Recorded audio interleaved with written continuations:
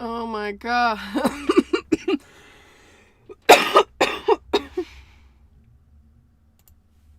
Oh my god. Pepperoni stream. We're doing this again.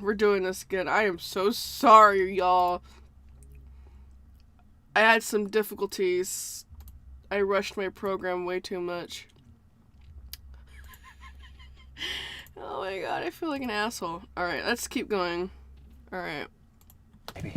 Maybe, right here, using just the corner of the brush, we'll put a happy little cloud. And clouds are very, very free. Very free. Just let them bounce around and play.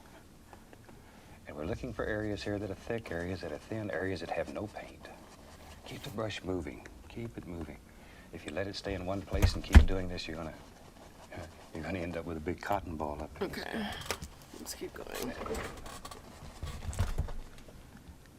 Okay, tell you what, let's go over to the other side here, maybe. There is a happy little Yes, cloud. it's going well, and I hope my dumbass. I have to get a picture of Jack, him all beat up and shit from Pinterest. It's your world. I have a picture of Jack all beat up. And you make your world the way you want it. Now, then I'm going to take a clean, dry 2.5-inch brush. I love how I made brownies last night. Blend the bottom of these clouds out without touching the top. So let's start right here and very lightly, very lightly. 3 hairs and some air. Just where the fuck is that image at? Canvas. Barely touching. It's an Blend the image bottom out, of him somewhere. leave the top of the cloud alone. Okay, let's do this one and work in layers. Baby! Okay, now let's fluff this cloud. Now watch what happens. We're going to lift this cloud up, and you're going to pull little stringy things of paint. Don't worry about them. Don't worry about them. I need to draw more Jack. Jack. It's gonna lead to my art style. And it brings Jack! all together. Okay, let's do that again over here on the other side. And this one where he's all beaten up. I got one where he's beaten up, and I got one where he's just like dead ass. Just like so. Fluff it up. Where's the other one? And then blend it. And this little son of a gun here, we don't want to forget him. I have an image of him all like beat the fuck up. There's 2 of them, and I have one of them out already. And then very lightly. Jack's always gonna get beat up. He's always the one that has bad luck. It's not fair. Got some beautiful, very effective little clouds. Okay, I'll wash my brush. And there's a screen if you in the bottom don't of this give me can the that I scrub one the I brush want, against. It really helps get the paint out of the brush. Yeah, I made brownies, and My yes, home is in Jack is the Fairbanks, key. Alaska. Ooh woo. So I'm sort of hung up on mountains. So let's build a fantastic little mountain here. We'll take some phthalo blue. Hold up. Some He's Van Dyke calling brown, me. And we'll use a little bit of alizarin crimson. So we have phthalo blue, Van Dyke brown, and a small amount of alizarin crimson. Now, the more crimson you put in, the more purplish your mountain's going to be. Pull this paint out very flat and just cut across it so you have a small roll of paint. There, right out on the edge of the knife. Let's go up here. Now you have to make some decisions in your world. Where is the mountain going to live? I'm going to have my mountain live right there. And you're really pushing this paint into the canvas. Really pushing it into the canvas. God damn, he pulls me to fucking ask me what's to eat. What's to eat? I hill don't or know. big stone. Don't. No, I don't know. I don't know. Okay. I don't know. Fantastic power. It's right here. Why do I have this picture of Jack all Okay, confused now, and you shit? scrape off the excess paint. Yeah, I'm looking for the one that I want. And the canvas. Because will keep I what it I wants. want to draw a picture of Jack The value is with in the bruises material. and blood and shit. Because I want to test out my bruising and my bloods. Because the canvas I know, is I wet, hate to do this to my favorite character, blue but slide he got all beat the over fuck canvas. up, alright? We all fucking know this. Just He pull gets it out. beat the fuck up pretty often in the show. It's kind of When sad. you're painting mountains, What the always fuck? remember, if you can see the entire mountain, it's always more I have distinct some at the top angsty than it is at the Jack bottom. too. Ooh woo. At the I bottom could of draw the some mountain, we angst have if mist I and want to. But if I can Now find... we have pollution. My All these God! things have a Oh, there it tendency is. to break up and I found diffuse it. light. Yeah, I found it. Okay, I found a couple images that You could can help see from me. that, the top of the mountain's very dark. It's very strong. And down at the bottom of the mountain, then it's very We soft, could call Jack the quiet, king of peaceful. fear if we'd And like. that's what we're looking for. Oh Okay, my now I'm going God, to go right dude, into my I have this titanium bond. We'll put a entire little snow on this board mountain. dedicated to Jack, little just bit of Jack snow. Hold artwork, that very and like flat. some of the Jack artwork I Very found flat, is just like we did before. immaculate. Like, And then oh, cut across it. baby, Get that you small don't little understand. Like, these artists are good, like at what they do, and I'm sitting here like, Next, we'll see bitch, which one of these peaks is I the should be farthest doing more. You know, I feel like away. I don't do Let's go enough. first. There, just follow right down the mountain. I found No Jack in a pressure. really, really cool outfit. Absolutely no pressure. Ooh! All that's touching the canvas is that little roll of paint that's on the knife. And then you begin thinking about where the light would strike as it just comes through here. Now, some people find it easier to put the shadow on first. Personally, I like to put the highlight on first, and then put the shadow in later. But either way that works for you. There are no set, firm rules in painting. You find what works for you. Yeah, it's because I'm not on the... There we go. Yeah, I know. And you can bring us down. That's because I'm in another tab, that's The why. whole canvas with mountains, which is You know what? Just for a second, I just need to pull out these references. Yep. And I have a couple of these fuckers. Let me add them to my folder real quick, and then I'll exit out from this thing. Sorry, I got a little... a little something something. Okay, give me a sec. Got that one. I got another one. I don't know a lot of people who do, I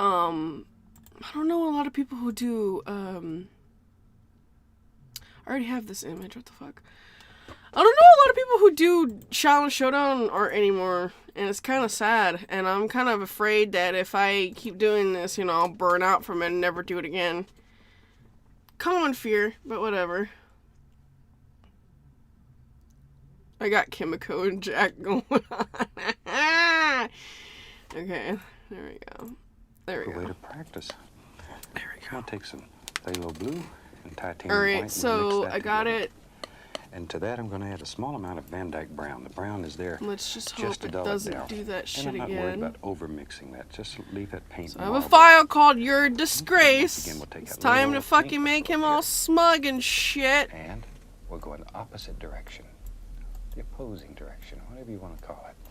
I have a couple of put in these some shadows. fuckers. There we go. And So, every shadow, as you can you can see a tell, little private this is highlight what I where mean you by won't new place. outfit It'll over just here by disappear. Jack. Haha. Look at that, look at that. I've painted for over 20 years and it still excites me to see these things happen. Oh, something, something. Unbelievable. You know what I'm Traditional painting saying? has So, suffered and- oh my gosh, it's been weeks. I'm not weeks and really weeks of painting. the Kimiko right When I now, got but finished, like, I had turned it to mud, or I was so I tired of really looking like at it, these I didn't ones. want to These paint ones on are it pretty anymore. sad. And this Imagine, offers imagine unlimited Jack freedom. having actual angst. Unlimited Like, freedom. no, I wanna what we're all see looking Jack. for. No, I wanna see Jack angst now. Right No, there. I'm gonna make it. Let's just sort of bring these together. I will Maybe make come right it. here Okay, and so just let it sort of work together. okay, I need this I one. guess so. Come right down. Baby, I'm a disgrace to everyone. And you can keep adding This is like one of my favorite, just wherever my you think there should favorites. be a So that's what I'm almighty gonna do. peak. That's These where are it for should the be. angles too. So There. clump And of on this dudes. series, we're going to try to. I'm gonna Yes. bring in a couple of friends. I think I'll bring in a There we couple of go. friends. I'm going to show you Let's some start. fantastic things that can be done. I always start. The more people that you see that can do this, the more you'll understand that you can do it too. There's no big secret to it. Bob Anybody Rush can do will it if they're show willing us to the practice a little bit. way. Now we'll take the large brush. I want to create some mist down here. So here I'm tapping, just lightly tapping a particular attention to the angles. Always follow the angles in your mountain. And then we'll lift up. This is gonna turn out really bad, I know. Very lightly. Lift upward. And look at that. Creates very soft, misty effects. Maybe, let's play a game. Let's play a little bit here. Maybe one of these peaks here. Show you how to bring the mountain. I know, Rose. Well, I tell you what. Well, I mean, we need more fucking angst and we need more, like, Jack. While I'm here. Like, just I'll take a Jack little of the in magic general. white and add it right into my titanium white. Normally, So it's a little bit thinner. when people Golden make an rule, OC, hand paint. they usually go for the good guys. Right across the mountain. But nah, bitch, not me. Not me, son. Annalise seems to go for the bad boys. What's up? So, just barely my touch. And this is a thinner paint. And it'll stick on top of that thick paint that's already out. Anna just went for the bad boys. It lives right here. And maybe Anna just went for the maybe bad. there's a happy little cloud that he sort of, maybe he fell out of the sky and he's just floating right Oh down my at the bottom of this mountain. god. I'm a loser, take the big baby. And just blend that. Look at there. Fluff it up. Fluff it up. No, I want more Very lightly. expression. Just blend all this I'm a together. loser, baby. Put a happy little cloud right down to the So bottom. why don't you kill me? And you can put as many of these in here as you want. And maybe, tell you what, let's just bring this one right down in front of the Oh my cloud. god, this is gonna be really bad. Just add it on and on and on, wherever you want it to go. Look at that. I make And sluts drop for a happy little living. shadow here and there. See how that shadow makes it just pop Squeakers. out? That's where it happens. Now we could spend the whole show working on mountains here, but I'm sure we want to look at some other things. So we'll just put some mist right here. Yes, Well, Anna's this is not all like using. other girls. She goes for the So bad all boys this instead of the fucking good ones. It's so funny because, like, Raymundo shows a little bit of interest in her, and Anna's just like, nah, son, nah. She's got eyes for Jack. It's kind of weird if you think about it. I mean, like, well, it's not really weird, but it's more so like, Tell you what, I'm gonna mix up. Anna We just use the same is the mountain type of color. girl who Put just some satin sees what green she into it, so sees we and have likes blue, what she brown, likes. She's like, oh, little bit of mama. and a touch of satin She's green like into it. Johnny Bravo almost, but not Just a that little. creepy. And clean my knife. We'll use the fan brush, and I just I guess I quickly lay a could. little on I here. don't know what I'm Now I want to doing have here. maybe like a little tree line going up the I side of don't this know mountain. what So the all I'm doing here fuck. with the fan brush is just touching, and you still need to follow the angles in that mountain. I'm not doing big old anime eyes, Always so follow the angles in that this is mountain. out of the question. And that easy, you can put a whole forest nearly just climbing right up the side of the mountain. I'm sorry, Jack. I don't like the eyes. I don't like where this is going. I don't like where this is going. Now I'm going to take a 1-inch brush, it's clean and dry, and very lightly, you can lift it straight up. Just straight up. Oh, don't start with that Alpha Sigma bullshit. Barely touching. Now this softens, Oh, brings shit. everything together. That easy. I'm probably gonna have to pull out some of my own You know, it's hard for me to references. believe that we're into our This 5th is gonna be series. difficult, cause why? I don't know. It's, I don't know. you can't believe I what wonderful don't things it does to know. my heart to know that you've allowed me into your home this many times, Okay. and you're inviting me back again. This is gonna be extremely hard because Literally made a dream come yeah. true all my life. I have wanted to be able to share I mean, I have my own references, my so views it's of all nature good. I have a couple with of everybody. them. I know that his And you've face allowed is me to like a do it. U shape, and I And have difficult with that. I want to thank you from the bottom of my heart. Is It's you. very special to me. Anna's like, Jane, let's I don't go know for- how to explain maybe her. I She's can hear chubby. this. There it is. You know it's there. Some happy little trees. Maybe he that could live be a way little. back It could here. be a little slimmer. And this is that same color. Same color. But and to like, Anna's There just we go. that girl. There we go. And all you're looking for is distant indications here. We don't Don't want a lot of detail yet. When things are far away, you don't see all the detail that you see when they're close up. Yep. So lack of detail Anna's sometimes just can be that as girl. important as detail. Just let these little trees grow wherever you think they should. This is okay, I guess, if you Don't want worry about to. covering up some of this because it's going to show through, and that's what makes it look real. Nature doesn't move trees just so it's pretty for you. They grow wherever makes them happy. I'm that girl. Yeah, very quickly here, we just drop in some happy little things here. Same color, same color. I don't know about Jack though. Like Jack's just got it going on. Jack's going on. Same old color. Very dark color. Let me try to. Now this fan brush has a Take little a white more on it. I want to put some little cartoony indications, approach. maybe a few little tree trunks back here. So all I'm doing is lifting upward, very lightly. I don't like Very where few. the shoulder's going. Don't get crazy. Don't get too many here. Just a few, just a few. And if you get one that's too light, all you have to do is rub it a little bit, and it'll pick up that dark color underneath, and it'll go away. Now then, let's put some highlight here. I'm gonna start with, this is cadmium yellow.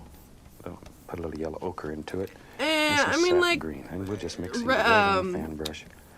I lot just of paint in the compare. brush. Oh my god, this Lot of neck paint. is not going well. Just work that brush. But you can see all the layers of color. And when you mix on the brush, you get all these different layers. You don't have one flat old dead color. I'm gonna try And we're to. looking for a bright, shiny color. Okay? Now we touch and push and bend upward. Fucking Just necks, bend that brush man. upward. You see how it's That's lame. touch it, push it, Oh and my bend it. lord. And that makes all those little grassy things. Way back here in the distance. Far, far away. Maybe it comes right down through wherever you want it. There it goes. There it goes, right up through there. It'll just revert to stage one. Right on up. And you just sort of make these little paintings up in your mind as you go along. I mean, you could just let go 'em happen. like. Now I want some reflections on there, so I'm going to touch a small amount of the phthalo blue. I want the reflections to have a little more blue cast to them. And go right up here, and I'm going to pick up a little bit of the color, and it's going to mix with the blue, and all of it's going I'm to just mix gonna with the do a magic chest white shot. and instant Okay. reflections. Fuck not. This may be one of the most fantastic things that happens in this technique. Is some of the most spectacular. I'm gonna reflections try imaginable. My damn easy. hardest to not like So give a easy. shit about like the actual thing itself and just form the Very lightly shape. So go try to do across. something This like will give that. it A watery. Do it! That easy. Dude, do it. Now then, maybe there's Fucking some stones draw. back here. So let's take some burnt Draw umber, Femboy Jack, And please. maybe Oh my ochre. god, I would love to see that shit. little ochre and burnt umber. Put a little titanium white in there too. What the heck? That'll be our highlight color. So I And don't then we really can care start how with just messy straight I go Van Dyke here. brown and put Let's in our delete base this color. piece of shit We'll just now. drop in some happy little things. I'm gonna try. There you go. Just let them happen. And painting should I make might you draw happy. Delilah in Should this bring a song stream. to I your heart. might design her because I cannot for the life of me All the beautiful things I that are just happening around can't you. decide her hair color or her Sometimes skin we look at color. nature I really want to to do like a appreciate light it. pink with a Sometimes purple or we- a red, but I'm not sure. We look I at it don't every know. day and we have a tendency to overlook it.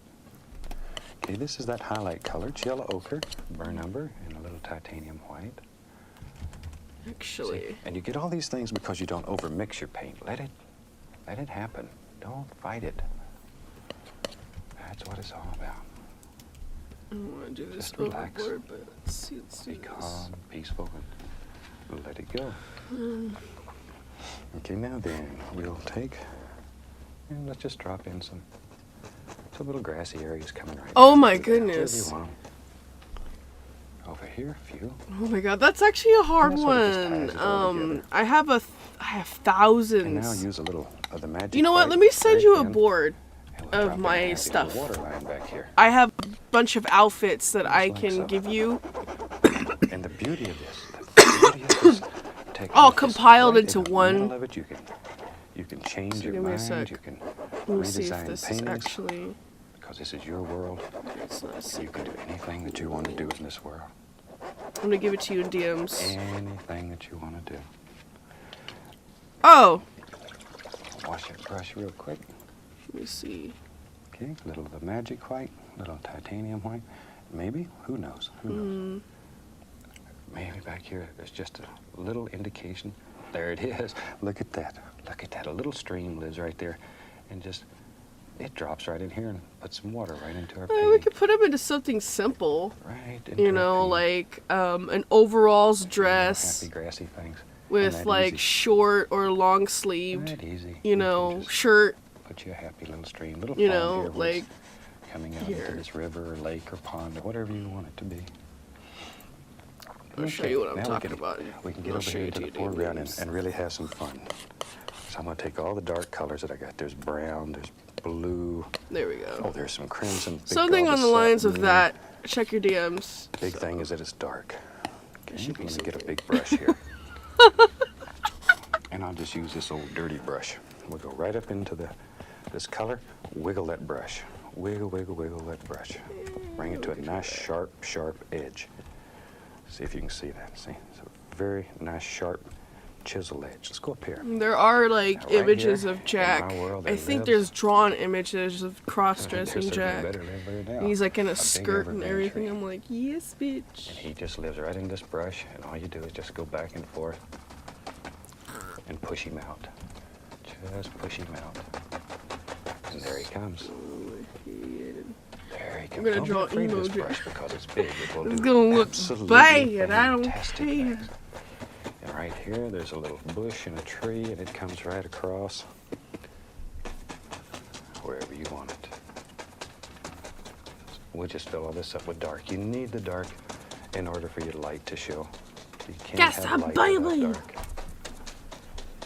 You know, it's just like in life. You can't know happiness unless you've known a little bit of sorrow. Draw the Lord, second give back. us all a little bit of sorrow, so we can know the happiness when it comes. Tree trunks. Little burn What? Doop, doop, doop, doop, doop, doop. There we are. That's Little crazy. highlight color. This is a little yellow ochre. Get it, Rose. Get it. Fuck. Yeah, I'm get it, gonna take a Rose. 1-inch brush, put a little paint thinner on it to thin the paint. Sap green and yellow. And let's just very quickly here I could just drop in fuck some him little up. indications of a Fuck it few up, highlights. Kenneth. Fuck Just it a few up. indications. Darker, darker, darker as they go down here. Okay. Now, if you have trouble making it stick, add a little bit of paint thinner or magic white. That'll thin your paint. There we go. Drop in a happy little bush right there. Kisses. This is sap I green. had to look add up a yellow. reference for that. Just drop them in wherever you want them. It's your world. Tell you what, I'm gonna add a small amount of Indian yellow,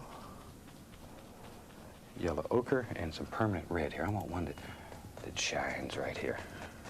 Just like so. I'm gonna narrow it down. And I really hope you've enjoyed this.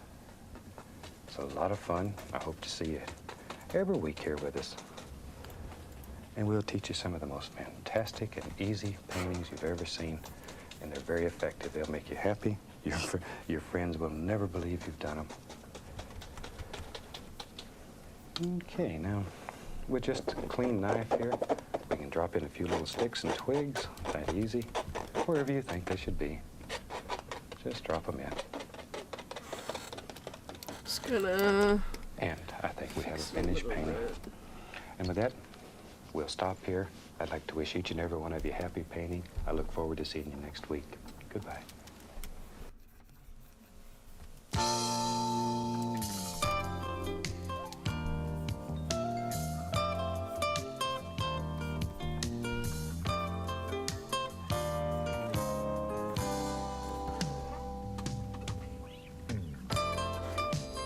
Okay.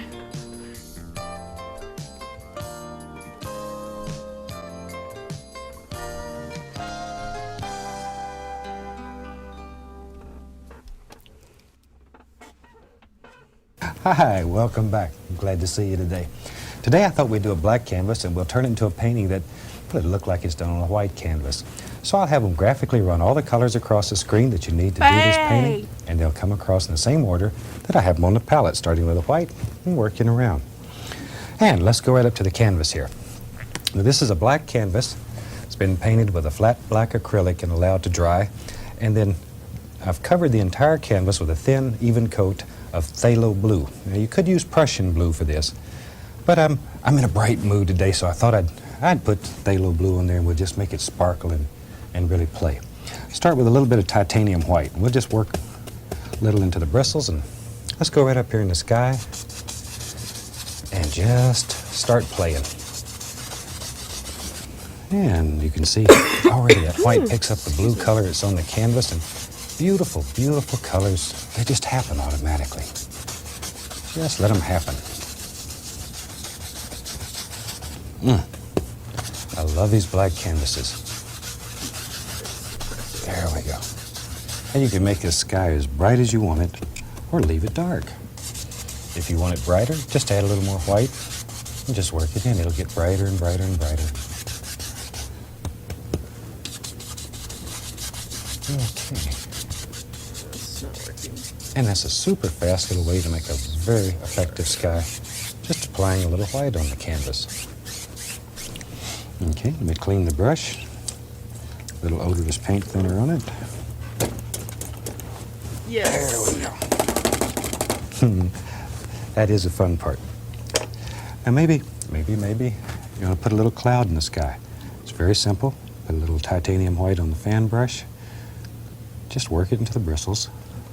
Okay, let's go up here. And very easily, just take the corner of the brush and you can drop in a happy little cloud. Just want to show you how to make one. And in your world, you put as many clouds as you want. Hell yeah. Okay, then we'll take the large brush and Make we want to many blend the clouds bottom as out you and want, not touch the top. baby. Very lightly, little tiny circles. Tiny little circles. Don't touch the top yet. There. Okay, and we'll lift that up and very lightly blend it. Very gentle. And it's a super, super nice, easy little way to make a beautiful little cloud. Maybe we'll have another one right here. And once again, in your painting, you put as many clouds as you want. Just want to show you how to do them. And how many clouds you have then is up to you. There. We'll Jack? fluff it up a little bit. And then just very gently, very gently. I can't remember. I think it was Jack's femboy. Okay. Oh, no. I was figuring out. Let's build some. I was figuring out colors for I'll use this old large brush that has a Delilah. little bit of blue on it. And I'll go right into some Sorry, shad yellow it's hard to not get and sap confused green. with Delilah Yellow with sap Dahlia. It'll just make a beautiful green color. Just load a little bit into the bristles. I'm just pulling it through the paint there. See? Okay, let's go up to the canvas here. I was trying to figure out her colors. Let's put a few little happy so tree indications I that couldn't, so I'm Just going to leave try me to back draw here. her today. now all we need is a Maybe. light color because we already have all this dark on the canvas, so we can get away with it. Now I'm going to begin adding little colors to the brush like yellow ochre, a little Indian yellow, without cleaning the brush. Just sort of play these colors back and forth. Let's put a little burnt umber in there too. That will tone it down some. There. You can make these colors as dull or as bright as you want them. Yeah. Happy little indication. We're not looking for a lot of detail yet. Just little indications back in here. And as many of them as you want. And layer them. That's what makes them look deep and gives the painting depth. Make layers and layers and layers of them. Let's add a little bit more of the brown color. Well, I was either thinking Burn, red burn, or maybe. like a nice dark red or like something or a nice dark purple. And let You some know of what the I mean? sky Something show around through. those lines. Just let it show through. Let it shine. I can't decide, but then there's also light blue. So I made a little chart on my Brighter? notes Gives it a little with more all the contrast. colors and stuff like that of hairstyles. Put a little darker one in front. And you just play back and forth with your colors. Light against dark, dark against light. Okay, let's go to the other side over here for a minute and drop in a couple of quick little trees and bushes. Just let them fall off your brush. And there's many ways to use this brush. This is just one. And I try to show you numerous ways to use the same equipment. And then you pick out the way you like, or use them all. We just want to give you ideas here.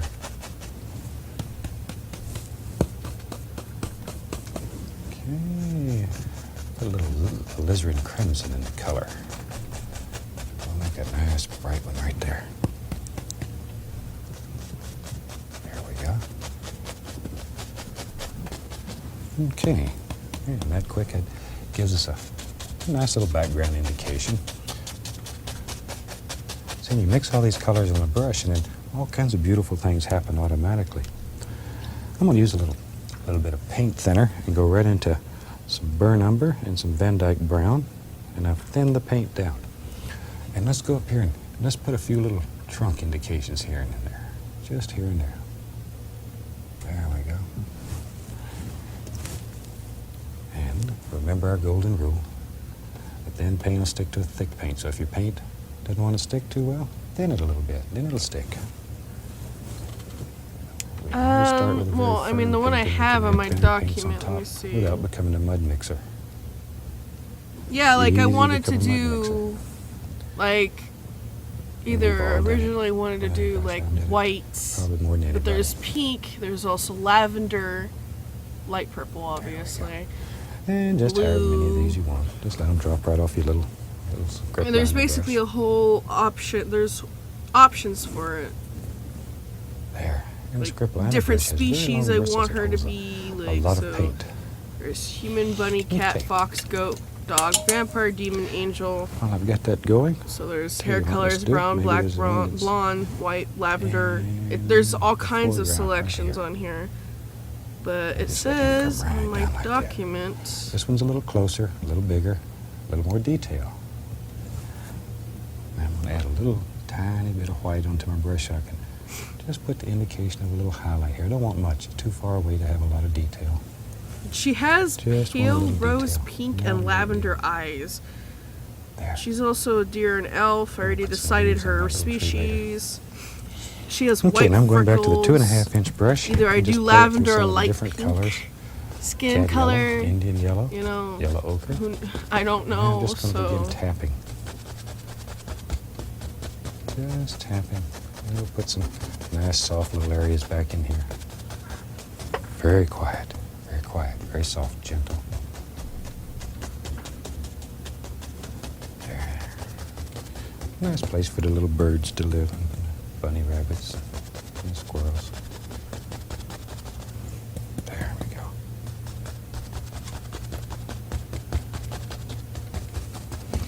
Okay. And this is one of the easiest ways there is to make very soft little grassy areas. choose my persona.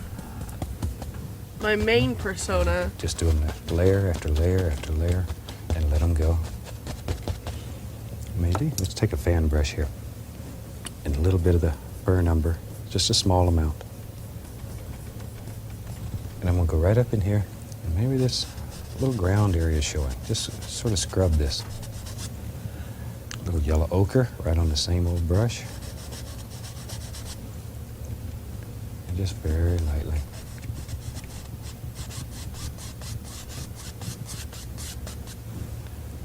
There we go. Just here and there, maybe this. Maybe it's an old dry creek bed. Maybe when it rains, the water comes down through there. Or maybe it's a little path. Maybe it's where the deer comes.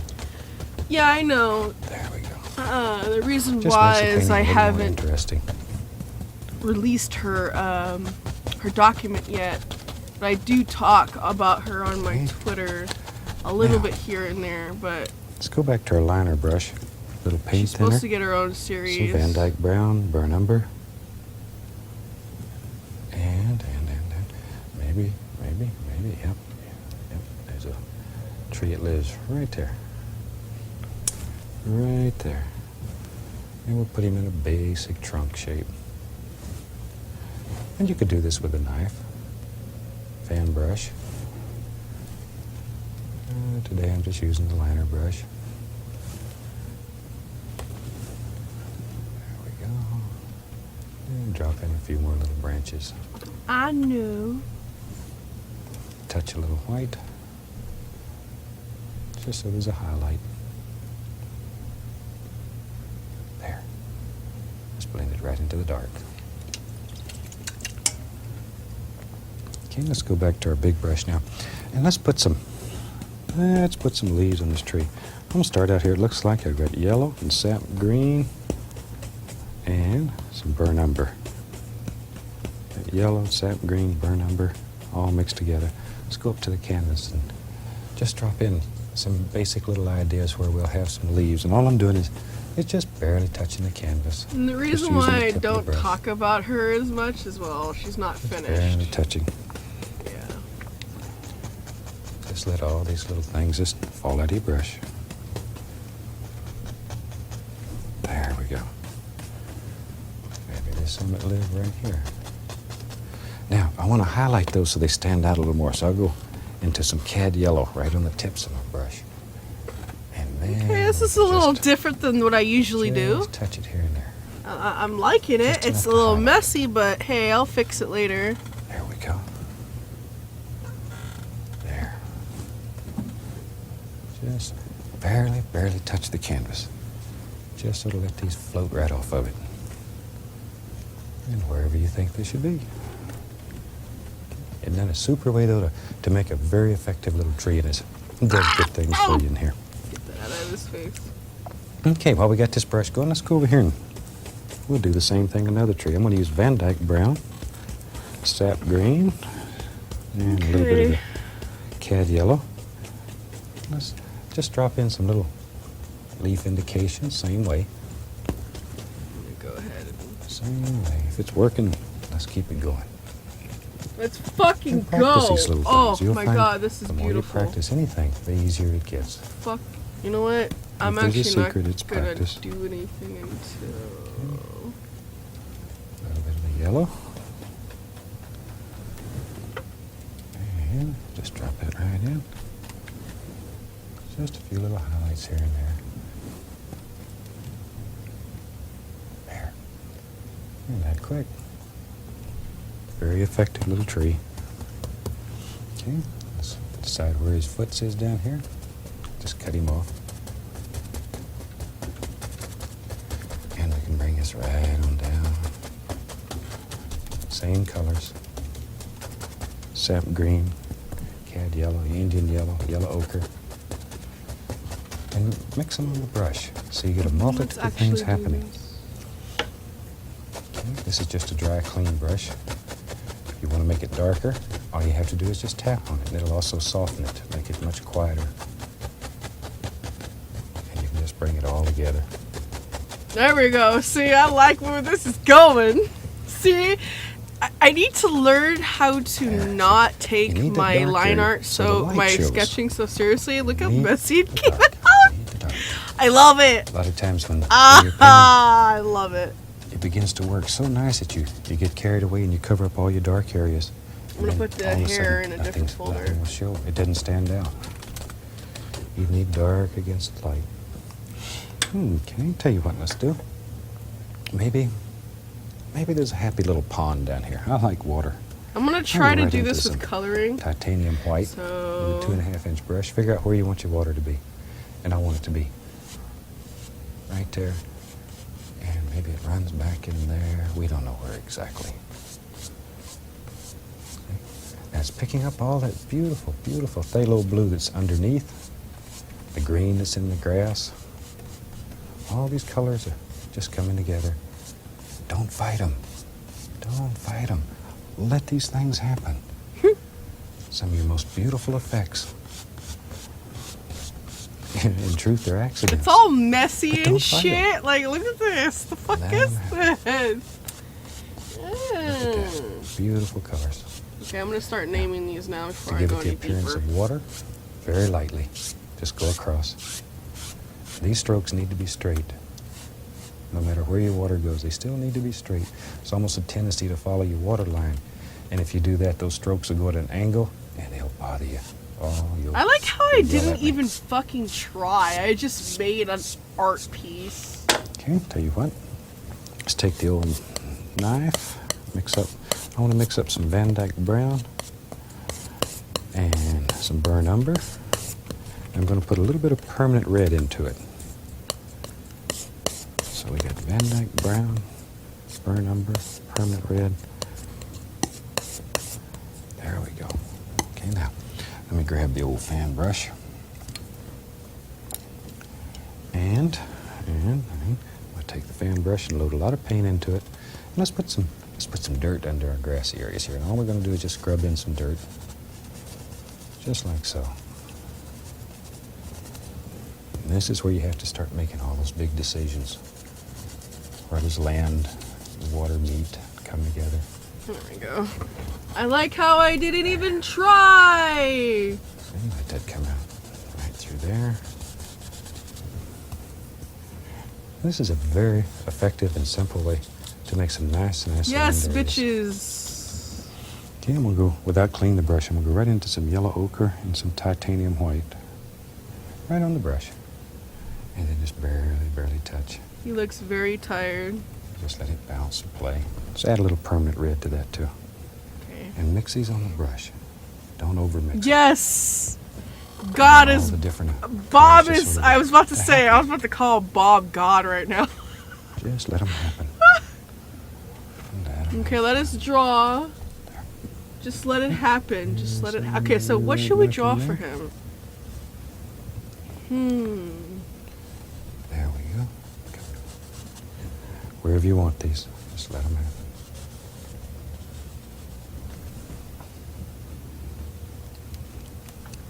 He's just a kid. It's a super nice, easy way to Why make you gotta beat very up on effective land him? areas and look like little stones, and works easy.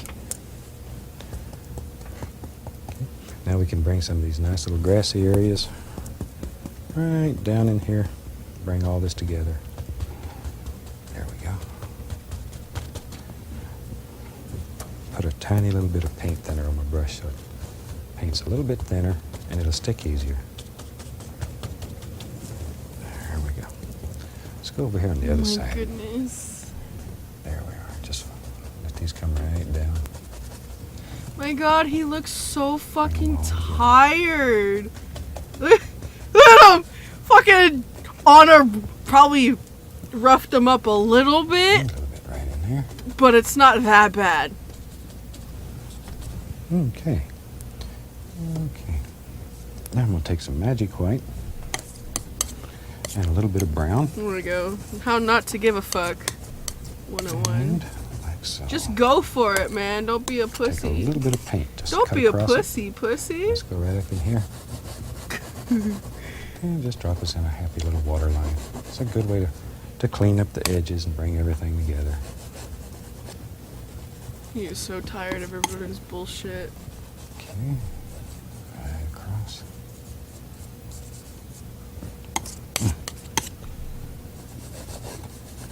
I really hope you paint along with me each week.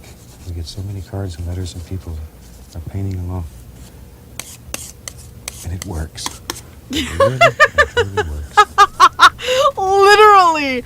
I'm gonna draw some tears on his face. Give me a sec. Tears of a clown. And another nice thing about painting, it doesn't matter if you're 8 or 80. It works just as well for There young we people go. as it does for Art of us clown. older people. Works just as well. There we go.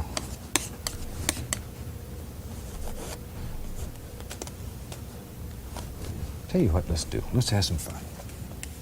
Let's have some fun. Let's build some trees.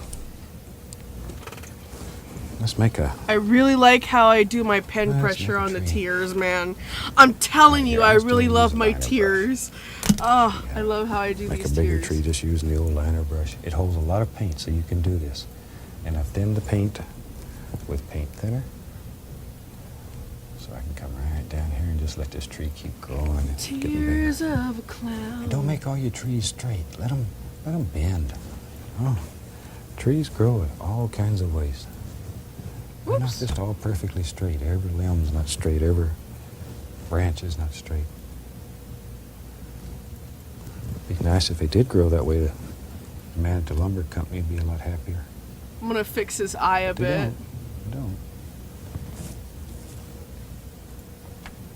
There. And we'll take a little bit of a light color, a little light brown, and just drop in some indications of some highlight here and there.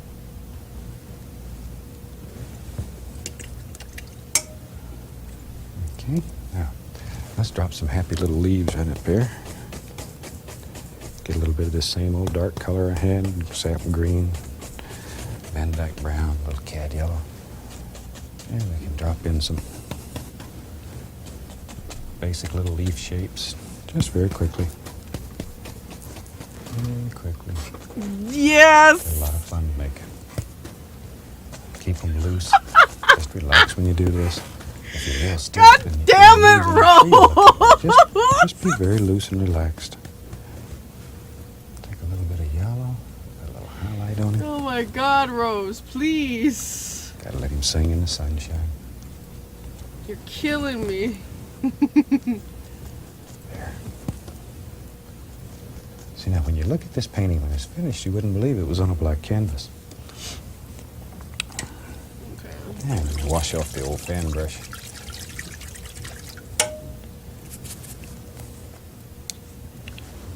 Gotta put some grass on his little footsies there. Tell you what, let's do. Let's go right into this. I'm gonna take some phthalo now green, I think I could color it. and we'll just mix this on the brush. Some phthalo green and alizarin crimson. That'll make a Because super, I'm that super nice fucking black lazy. color. Okay, alizarin crimson and phthalo green, and Oops. right here, right there. Oh, look at there. I know what you're saying. That Bob's messed up this time. Maybe. But I want a big tree right here. I want to show you how to make a beautiful big tree. Let's give him a big foot. Maybe out through here. We'll just let it come right on down. Very dark. I like how Bob This is Bob black. Ross is like, maybe I did, And this maybe whole I big did tree it. will help push Maybe I everything made a back mistake, and bitch. makes your perspective better. Fuck you. All right. Oh, when we make a tree, we make a tree. We make a tree. Let's give him an arm right there. Big, healthy arm. Strong tree. There we go, baby. There we go. There. Now we need some highlights on that tree. And we could use the knife or the fan brush. Let's use the knife today. I'm going to take yellow ochre. Just straight old yellow ochre. Put a little bit of burnt umber into it. Pull it out flat. Get a little Here we bit go. right out here on the edge of the knife. Okay? And let's just go right up in here. Fucking. It's just Let's touch. go. Now, because you have that little roll of paint on the blade, Let's do and the this part color dries, now. it'll have texture. It'll produce real shadows. You can feel it strong. There. And when you out selling a painting or two, people look at that and whew, you put a happy buck in your pocket. Happy buck. I had a little permanent red. Just smallest little amount. Just enough to spark it up a little bit. Okay, like so.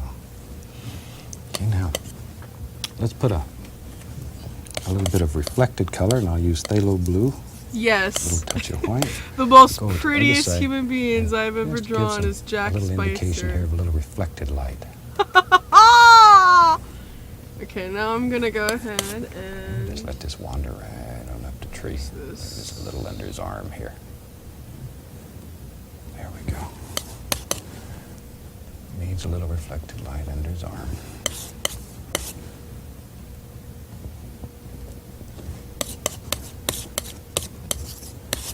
And just let this come right on down his little foots. Big foots. He got a big foots. Now back into the black color. And just that little roll of paint. And I'm just going to begin touching and bring all this together. And you just keep tapping, letting this color work back and forth until you get it the way you want it. And it's a very, very effective way to make a fantastic tree branch. Nice, strong trunk, but it'll really, really have texture to it. When it's dry, it is spectacular. A little touch of light right there. We got a pretty boy. Hey, pretty boy swag. Okay, now we can take it, put a little grass on his foot. Just a Pretty little here and boy there. swag. And I think we about have a completed painting. Okay, my best bet little is bit to of thin double oil. up the Little color, The hair. sign it, and it'll be all done. I really hope you've enjoyed this one. The old clock on the wall tells me I got to leave you, but I'll be back next week. So until then, happy painting.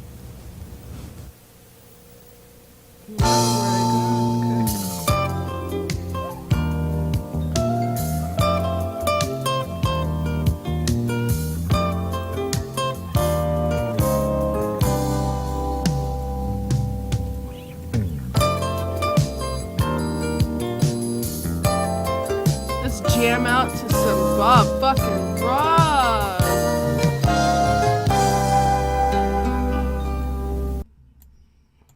It's still blood red. Oh, welcome So back. it's all I'm good. glad you could join me today. And today I have a special treat for you. I have a close personal friend that's going to paint for you today, and he comes out of Muncie, Indiana. I'd like to introduce you to Dana Jester. And Dana Yeah, travels all over the exactly, country like, teaching for us, and I today- think you'll find him a fantastic painter. This is So Dana, today thanks we're for being drawing here. I'm gonna pretty turn it over to boy you. I'll see you later on the swag. show. Okay, today what I've done, I've got the canvas prepared Let's try ahead of time. I've got a coat of magic white up here on the top, and I've used the magic black on the bottom, the And then base, we'll do only like a- magic black down here.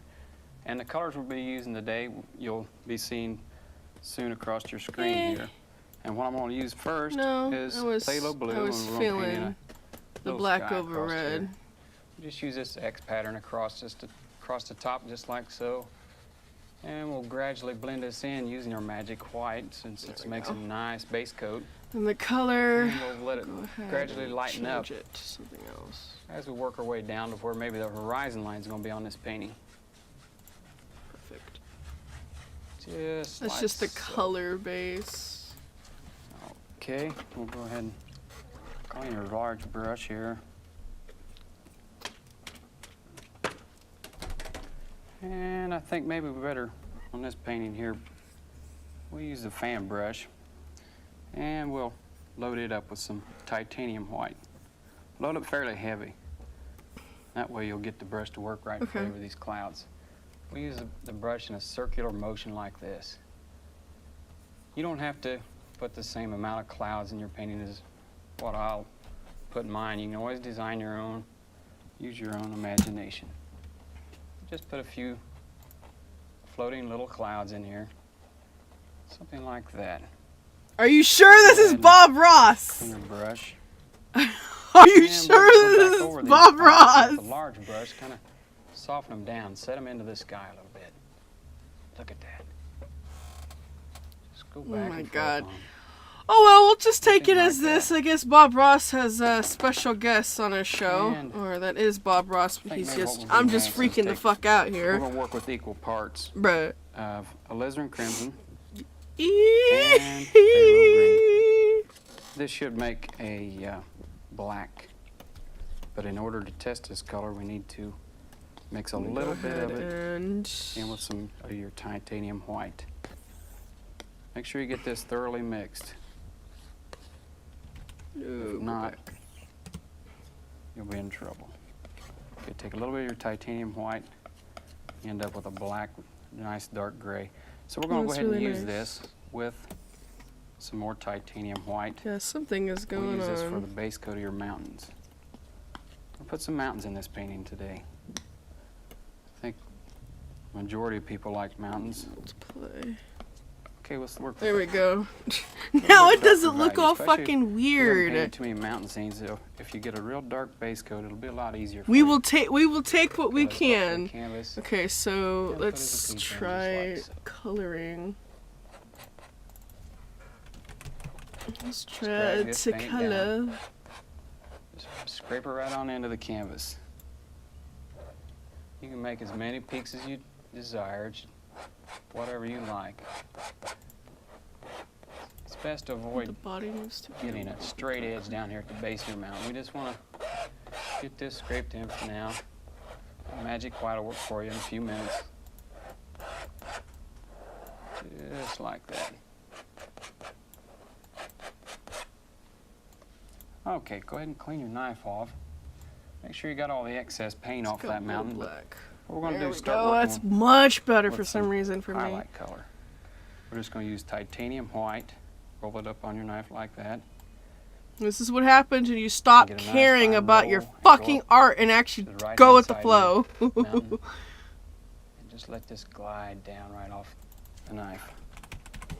Do it again here.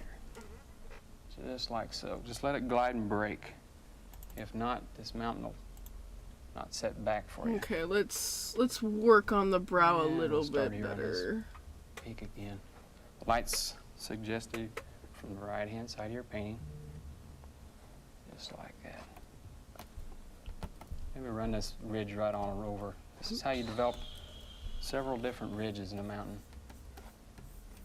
Just let her flow off your knife. Just like that.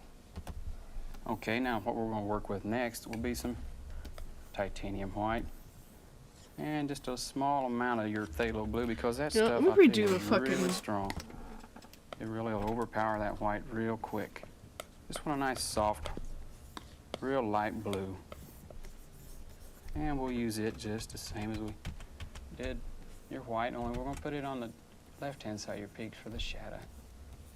Just fill in your little dark areas there. Go back and fill in all the left-hand sides here. This is where you develop your own mountain. Wherever you see a little ravine, that's where you need to put your shadowed area. Okay, no, hold up. Just like so. Sometimes good and Let's take a sometimes large it's brush and shit. soften this base of this mountain down quite a bit. You can pull this paint down, usually it's best to follow the contour of the mountain. It'll help the lay of the mountain real well. You just pull straight up and down, the mountain looks like it's just standing up on the canvas. Yeah, You don't those will want that to happen. actually do. You want that to drag right on out. But if you didn't have that magic white underneath here, it sure would be a problem. And see how nice and misty and hazy it is at the base of that mountain?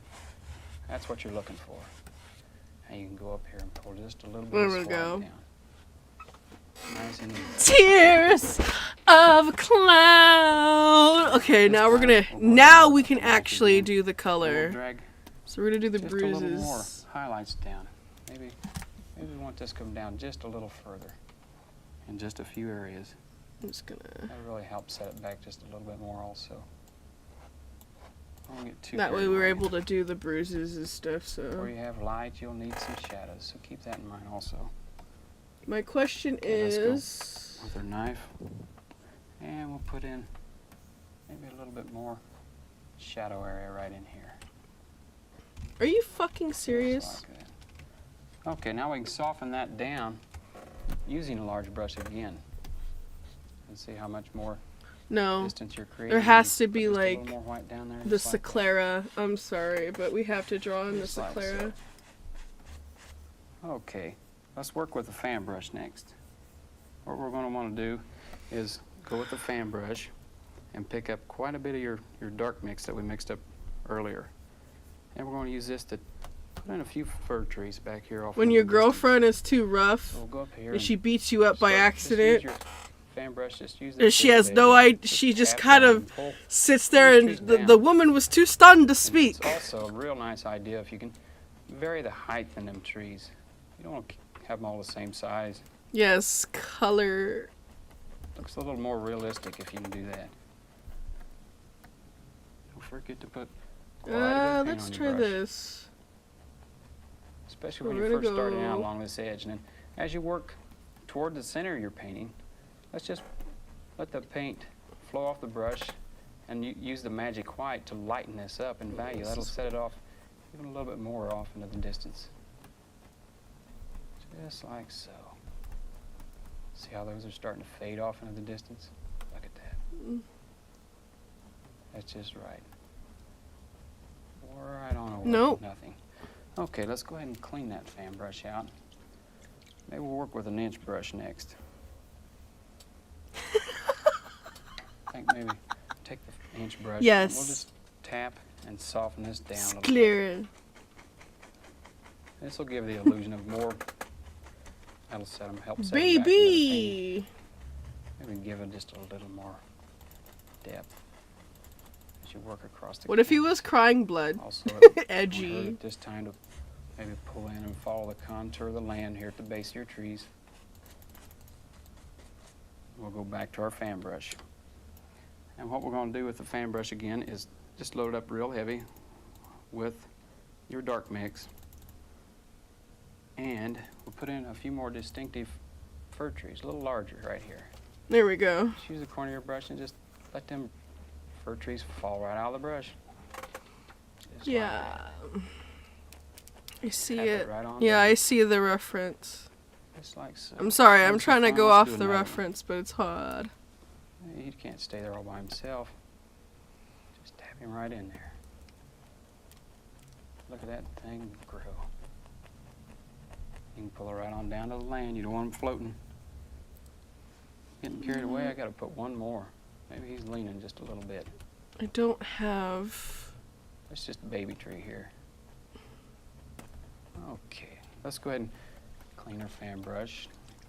Maybe we'll get some land for those fir trees to set on. And we'll go back with our inch brush and we'll just tap down just a little bit to create a little more distance in the painting. Something like that. Now let's go back with the old fan brush. A little bit of black, not much. We just want to tap, and press and lift to create just a little land underneath here. Just like that. Then we'll go back and maybe soften this up just a little bit more with the 1-inch brush. Even pull some of this down. Kind of taper that land off like it's a rolling hill. Gotta have a few rolling hills around this mountain. You don't want to be lonely there. Okay, let's go ahead and go back with our inch brush and just soften this down just a little bit just by tapping down.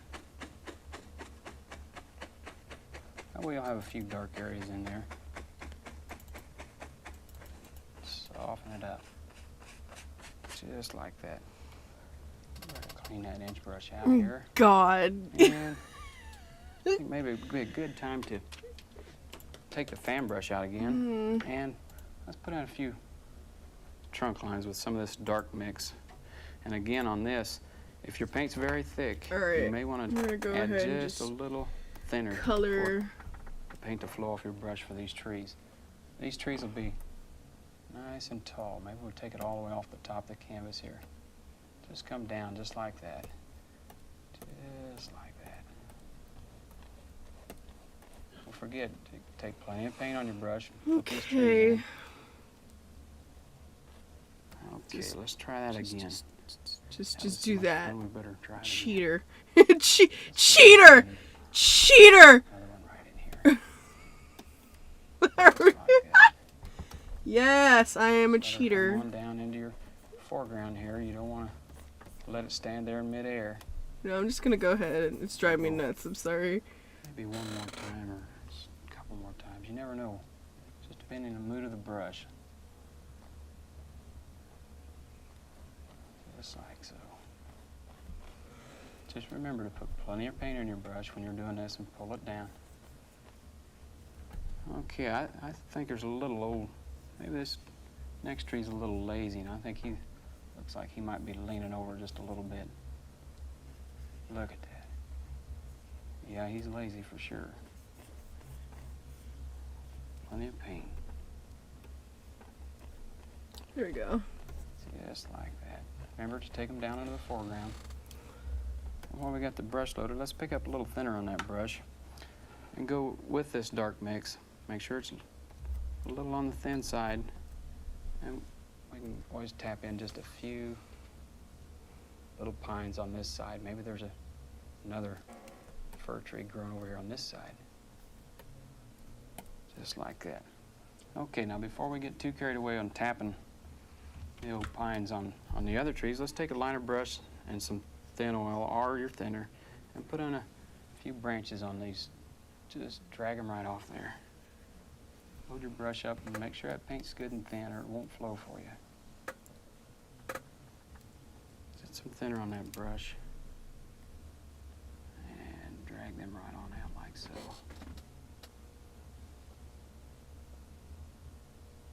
Just like that. Maybe these other... Is it? these need a few No, it's not. Shouldn't be branches on. glitched. Just like that. Remember, make sure that paint's good and thin. It won't flow off for you. You can also get a little carried away with putting too many branches on these trees, but you gotta have enough to make it a little realistic there. And it helps if your arm or your hand can get real nervous to make those branches kind of wiggly there, like Mother Nature creates them. Something like that. Maybe another one down in there. Gotta have a friend every now and then. Or if you take one clear off the side of the canvas. Okay, let's go back to the fan brush.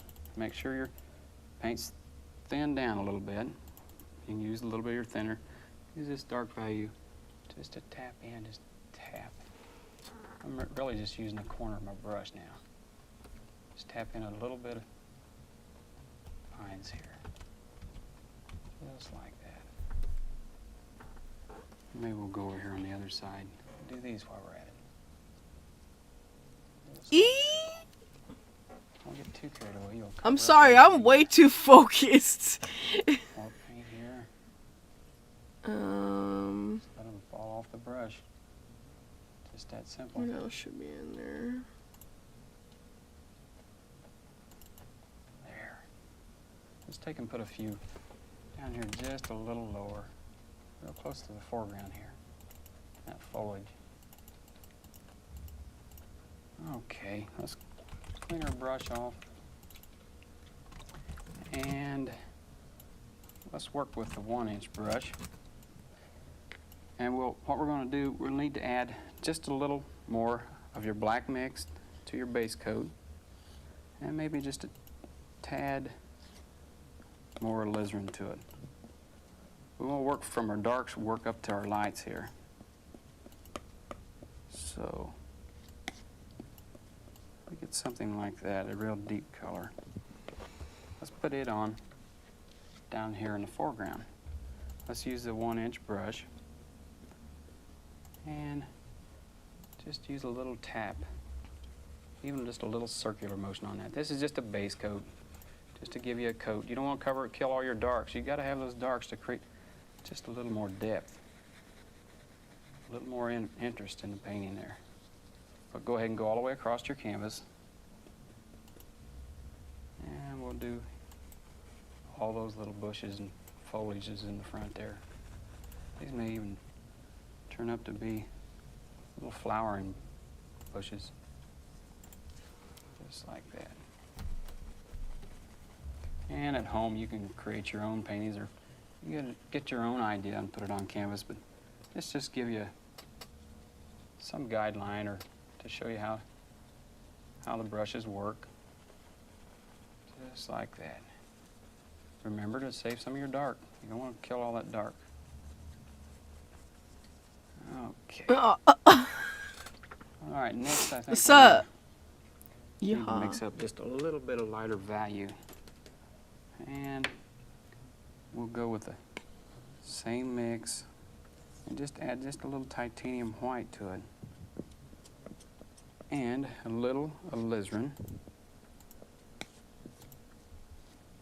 I want this to end up to a lavender or a mauve. And we'll be working with that. Okay, let's take a 1-inch brush and just dip it into your magic white a little bit, and then go through this color and pick it up. Yeah, just something like that. Then we'll go up here and we'll just tap on this canvas, just up just a little bit. And again, it's really important on this not to kill all your darks. Save some of your darks. Just go across the base here. And at this time you can press and lift, but we don't want to kill all your darks. We're going over the top of this with a lighter value than what I've got here. That'll really make them stand out.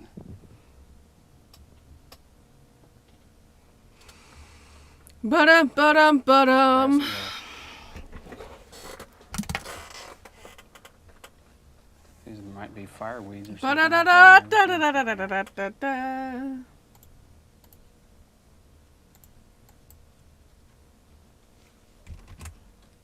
But remember, I'm saving some of that dark. I'm doing that for a purpose. When you look at this with the finished product, if you have some of your darks left, you'll create just a little more interest and it'll look a little deeper for you. Just like that. At home, you might want to take a little time and make individual Open ones, up my whatever you desire. thingy.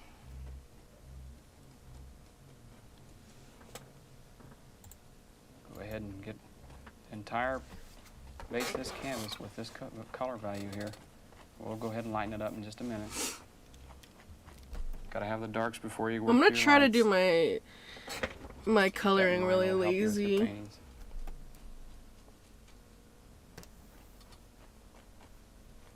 Cheating! Just like so. Okay, let's use that same mixture. Dip our brush into the magic white. And lighten this up a little bit, but we also may want to go just a little pinker. Let's add just a little more alizarin to this, so you can really see the color change when you go up to the canvas. Just press and lift again. We don't want this over the entire canvas now, or over each and every individual bush either. We just want to hit a few places here. See how that brings them out just a little bit more? Just like that.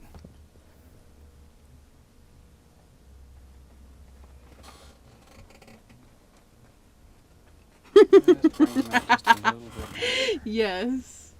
You can also add just a little more magic white to this. A little more alizarin to even make it stand out just a little bit more. Just like that. Just press it. Alright, let's go. Let's fucking Do each and go! every one because we're going Let's one more time fucking on this. go. Just a little bit lighter.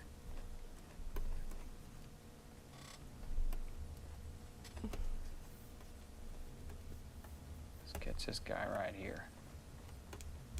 Look at that. You know what? Save some of the darks. A little more magic white. A little more alizarin. And just press them right in there. Look at these things grow. No. No, no, not yet, not yet.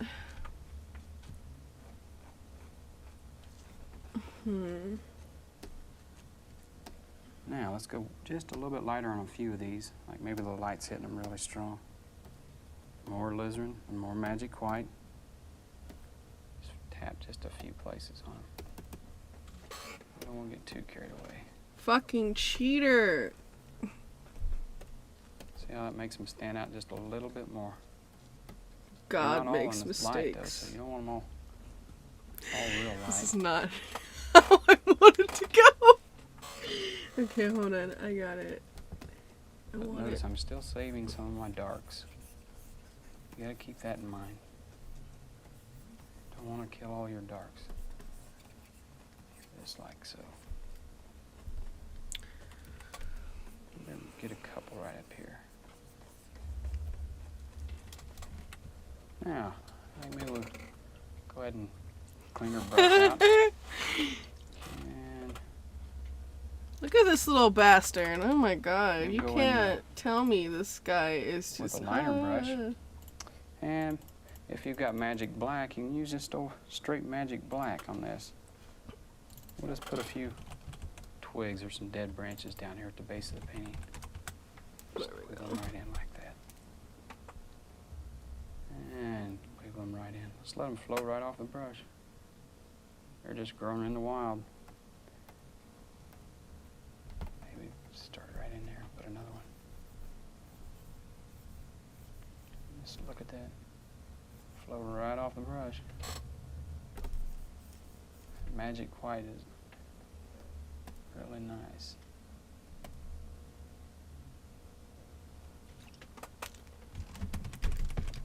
Okay. I'm going to take this one up just a little bit further. And something like that.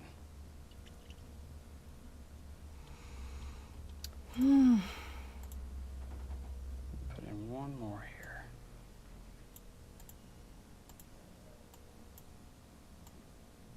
Just like so.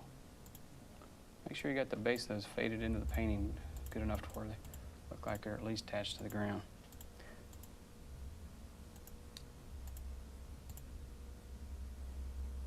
Make some real squiggly branches on some of these here. Just like so. Then you can go back and go over the ones here on the far right hand side and use some I just magic white and realized just I'm an barely idiot. go over them just to highlight them just a little bit. Just like so.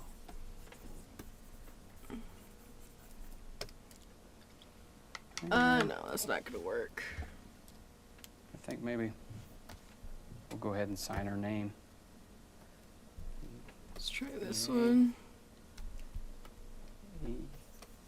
E-S-T-E. Okay, I think that one works. Didn't that That one works. Dana, we That certainly one- thank you for being with us today. That We one look forward to seeing you again. works. From all of us here, happy painting. God bless. You know, that's the thing. I could change the hue.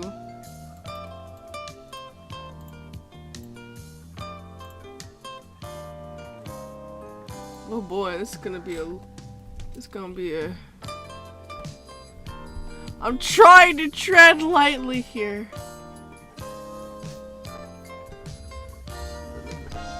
Little bit of blue. How's that? Welcome back. Glad you could join me today. And today I thought we'd do the little painting that's animated at the beginning of It's each show. Bob! And you've been watching that one every week, and it's a fantastic little painting. How do you I like think my you'll enjoy doing bruise it. so Now, far? we won't be able to do an exact duplicate because we never That just duplicate sounds anything wrong. exactly. But I'll show you each stroke and how it was done, and from there you can get the idea Okay, yourself so and make let's- fantastic paintings at home. And I'll have them graphically run all the don't colors that we're wanna going go to use too- across the screen. And then I'll do fix the colors bruise in a the bit, order but it that I looks have really them on good my right now palette, as we starting with speak. titanium white I added a and going little around. bit of purple and All right, now I've already covered the canvas with a thin, pinkish. even coat of magic white. it's not a lot of Wet, purple, slick, but you can ready to see go. a bit of bits Let's of get purple. started. I'm going to start out right here with a small amount of Indian yellow. Indian yellow is a very, very transparent yellow. A lot of fun to work with. Let's go right up here, and we'll start using just the little crisscross strokes. God. Just X's. This is the way the teacher used to grade my paper in school. A lot of X's. There we go. Now it's mixing with the magic white, and automatically it gets lighter in value. There. Just a small yellow hue in the background. Very little of this will show. Okay, now let's go right back without Let's go a cleaning the little brush. thinner. And we'll get a very small amount of alizarin crimson and just beat it into the brush. This assures a nice even distribution of color in the brush, so you don't end up with great big streaks in this. I'm going Once again, places. crisscross, little X patterns right on top of the yellow. And it's very, very easy to apply more color, but it's a son of a gun to take it off. So use very, very little color. You can always add more if you want it. There, all the way across. And blend these together. Just keep making the little crisscross strokes till they blend together, and you can't tell where one color stops and the other one starts. That's what we're looking for. Small. Now the crimson acts as a barrier because I'm going to put blue on the top. And the crimson acts as a barrier in between here to keep the yellow and the blue from mixing, because That's if way those two too- mixed, you'd have a bright green sky. Need and smaller. We don't want that. So Oh, I'm that's going right way into a too little bit of fucking phthalo small. blue. Tiny, tiny amount. Blue is so strong. Go right up here, and we make the little crisscross strokes, allowing the blue to blend right into the alizarin crimson. And where they meet, There we it'll turn go. sort of a lavender color, purplish color. And this is a I very love soft how I paint. do blood. Holy A lot of the things shit, we've dude. done in the You past don't have been very understand. bright. I wanna show love you my blood. That you can do very, Oh, very I soft, love quiet it. Look little at him, paintings. my They don't have to be man. bright. Some That's what people object happens to when bright you fuck colors. around with Annalise, though. This piece of canvas Hey, is he your was world. fucking You around can with. do Hey, anything you hey. wanna do. Jack gets himself Just try to show into you how, with give you Annalise. ideas. Trust me. They get into Just blend pretty all this much. together. I mean, well, they Still don't really using get little into crisscross strokes. really bad scraps, but they And do because get we're into using a very scraps. thick paint, you can do all this blending without it turning to mud. Yes, I'm killing See, it. my brush I down here. actually I added wanna some take a little dark more of red the with the crimson scrape, as you can tell. and just I love how it just Go can't. back and Oh forth. my god! Look at this guy. add a little bit down here. This dude's been through the It's in rough there. patches. We need more on this asshole. Just back and So forth. there's Have fun. that. Let it go. A little more crimson on the brush. Oh, cool! I can double it. There. And right into a little bit of the phthalo blue. And very lightly here and there. There we go.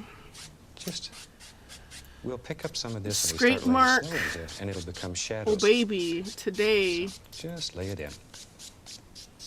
Now, Now we can if clean our I'm brush. lucky, Brushes are clean. if with odorless I'm paint thinner. lucky, Bloop, just got the cameraman over there and he's going to yell at me in a second. Okay, now we can just blend this out a little bit. there we go. As I say, this will end up being shadows under the snow, so we're not really too worried about it right now. It's just background color. Well, I love how my blood is coming out the way it is, because I realized pen pressure actually helps Now let's have in a some lot little of trees that are- cases that like are far this. back here in the distance, So as you could and tell, we'll make them a little different. I'm way than kind we of did make 'em. dipping I'm in. gonna go I'm right kind into of getting a out of little my bit of the comfort Van Dyke zone with the brown, very whole little pen color. pressure thing and trying Small to go amount for of color broke, I guess, if and that makes any tiniest amount sense. Of the burn umber. Like, I love how I did brush, his face. brush What the mix. fuck? But there's very little paint on the brush. Just back I and love forth. it. Now let's go right up in here, and maybe you gotta Looks make like all he's my been through decisions. hell and Maybe back. there's a little tree that lives right here. So we just take the large brush, and we're just using the corner. Let me see if We're I just can tapping. use any gold. See how that's doing? Let me see if I can use any gold. There.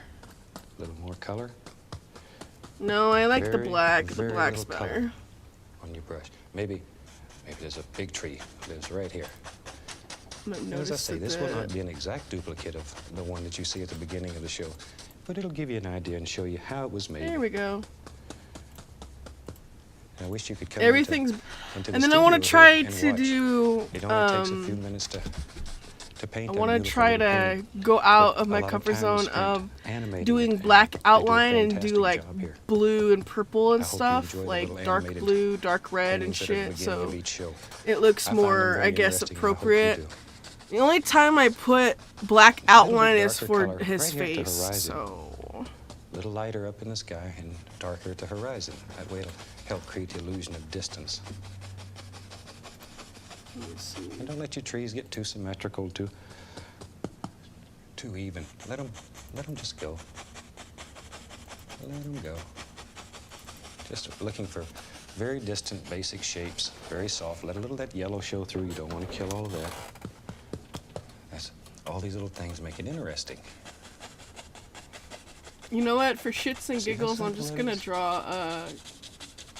Yeah, I was a traditional painter for many years, and I would have For worked. shits and giggles, for I'm just gonna days draw a with little one hairbrush, Anna Doodle putting all real that in. quick in the background. She's like, And "Oh you can no, achieve what a happened?" very gentle, soft effect using a large brush.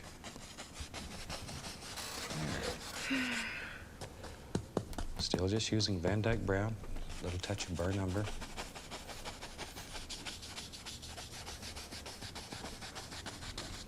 There we go.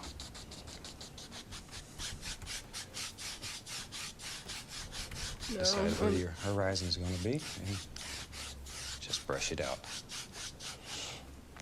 Now then, I'm going to take my liner brush and put a little bit of thin oil on it and go right into my brown. Turn the brush, bring it to a nice sharp point, turn it. Now, let's go right up in here, and we just want to put some little indications here and there of some little trunks and limbs. Don't want them to be too bright, too strong. These are just indications, just here and there. Just let them go. One of the questions I hear quite frequently, should I pull down or should I go up? It's sort of an individual thing. It will work either way. Let's take one right here, and we'll take this one and go up.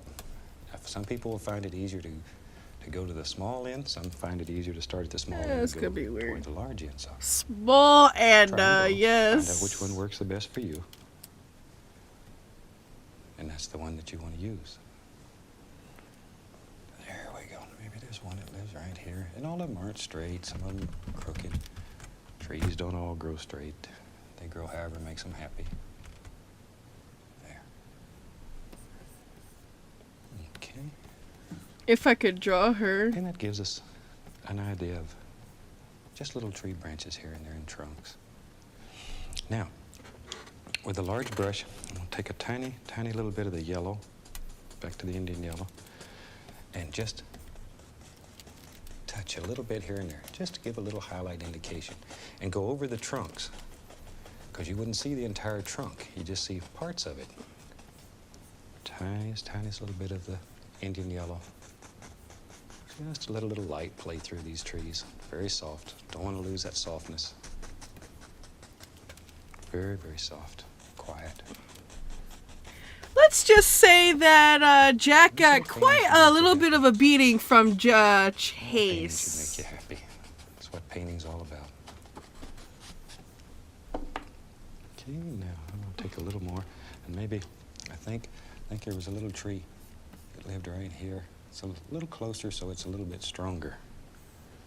By stronger, I mean it's a little darker. You can see a little Just better. little baby Anna. There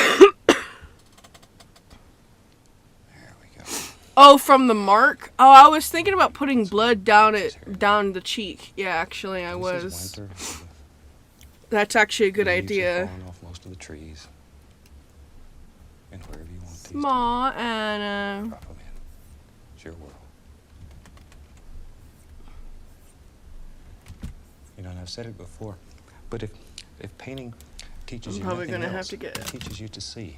Teaches you to see some Pour of a those little Anna in. fantastic things that are around us, and every day we walk by them and we never look at them. And painting will teach you to see these things.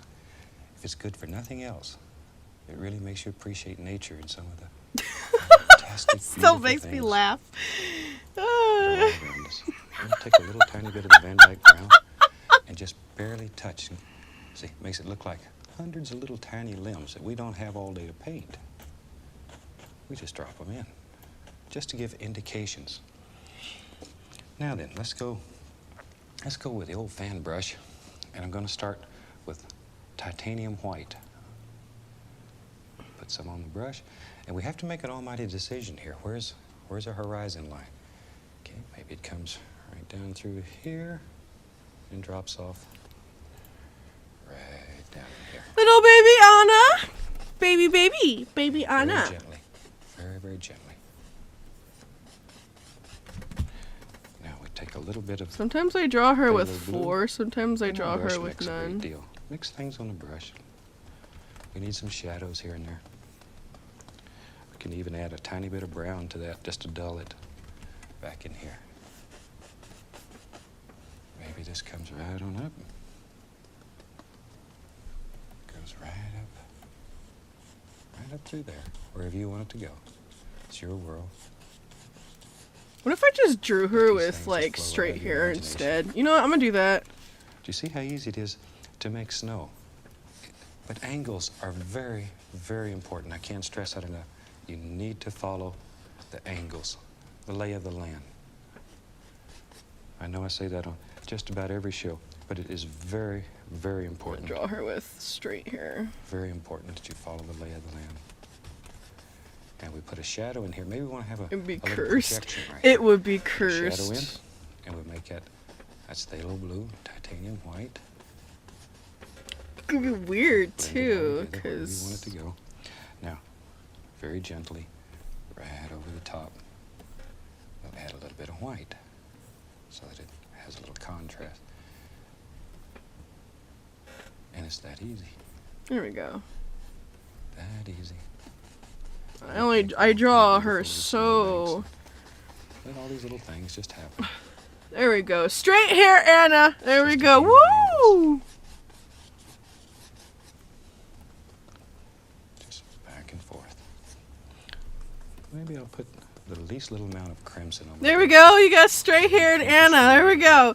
Look at her. She's so. Blue. And just a little lavender. Paradox. Ow, my. Okay, that hurt. Makes nice shadows.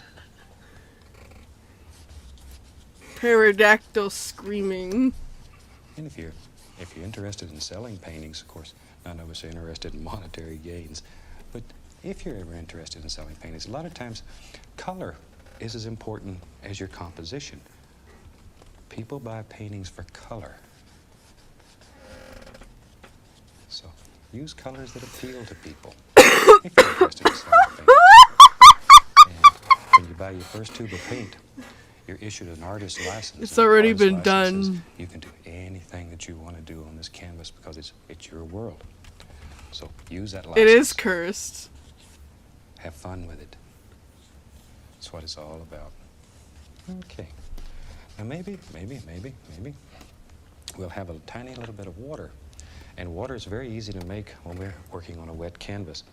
I'm going to take a tiny bit of the Van Oh, Dyke look brown how tiny she and is. the least little amount of phthalo blue. So Oh. I have Van Dyke brown. Okay, let me fix her hair phthalo blue. now. Once again, I've just brush mixed it. But very little color. Very, very little color. And figure out where you want the water to be here. And you touch and just pull down. Pull down. Let it go. Wherever you want it to be. Wherever. There. And you pull it straight down. No matter where it goes, it still needs to come straight down. Just like so. Imagine fucking Anna crying for Jack. Now, very lightly. Very lightly. Just imagine her crying for Jack whenever he comes to the Water. to her place all beat up and shit. Now, maybe. Right Oh along the my edges god. Here.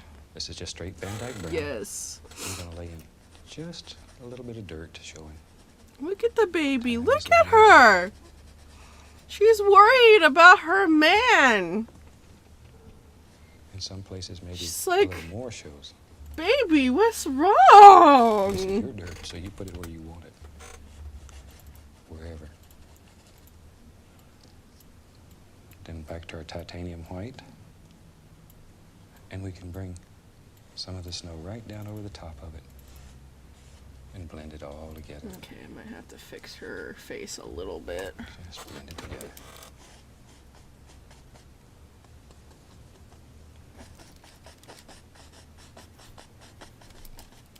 There. Isn't that a super easy little way to make fantastic, fantastic snow? Is that easy? She's like, I'm worried. Now, I'm going to take a little bit of the magic white, pull it out very, very flat, and cut across it. And we'll put a little water line right back here. And we're cutting into the canvas. Act just like you're trying to cut a hole.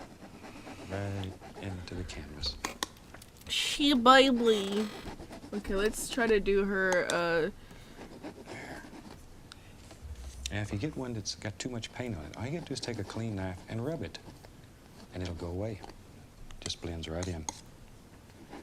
No problem. Just let it go.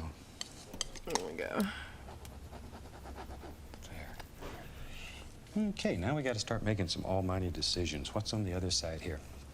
Now, if I remember correctly, on the other side, we have something that lives right about here and comes down there, something like so. And we'll just lay in some color. Then I'll take a little bit of the white, go back, and highlight it a little. Once again, Oops. follow the lay of the land. It's very, Oopsie. very important. You have to make these almighty decisions. Okay. Now maybe into this one. Quiet. Back to our brown. And lay in a little bit of brown so it's the bottom. And do this in stages here, because we're going to have things that are overlapping. Barely, barely touching. Ooh, that is so beautiful. Now, a little of magic white. And we can put in a little water line right there. Yeah. Now, back to our Van Dyke brown. And maybe right there, right there. There's a big old stone showing. There it is. And we want some snow coming down here. Go. Right Okay. on top. I think I put a lot of blood, sweat, and tears into this one, and I already did it with the Anna. Oh my god, I'm in love with this fucking thing. If it was You're clean a paint, fucking you'd be a disgrace. So, you need a good firm paint. It's the only way you're going to make all this stick. There. Okay. Pretty boy swag. Now then, I think in the one that at the beginning of the show, there's some big evergreens that live right here. So let's do a big evergreen. Pretty And I'm gonna boy take swag. some phthalo blue. We'll just use the brush. Van Dyke brown and a little bit of sap green. Just a little sap green. Because the green is a very dangerous color in Pretty this paint. boy If you swag. get it in your snow, you know what happens. You got green snow. So very little green. Mostly blue and brown. Very dark. Contrast. And let's go right there. Right there. Big tree lives right there. I use the corner of the brush and just sort of go back and forth. There we go. And that's how easy a tree is to make. Just push them right out of your brush. See, now a little bit of sap green will give it a greenish hue without it being a bright green. And you'll see it especially when I hit the white down here. There we go. See? It gives it a greenish hue, but it's not a bright green. Now, you know, trees get lonely too, so let's give him a little friend that lives right there. Now that you know how to make trees, shoot, you get carried away sometime. Can't stop. We just put a couple of trees in here. It's just to show you how to make a little tree. Happy little tree. Okay, now we can take here, and I'll use a little bit of the Indian yellow. Indian yellow, and the tiniest little touch of phthalo blue. And some brown into it. We want to dull it down. There. Don't want this too bright. Some brown there. So we've got Van Dyke brown, a little touch of phthalo blue, and Indian yellow. And we can come back here and highlight this tree. Just a little bit here and there. Don't want it to get too bright. Don't want to lose this beautiful darkness. You'll lose the contrast. This is not going the way I want it. Don't want to lose the Not the contrast. shading.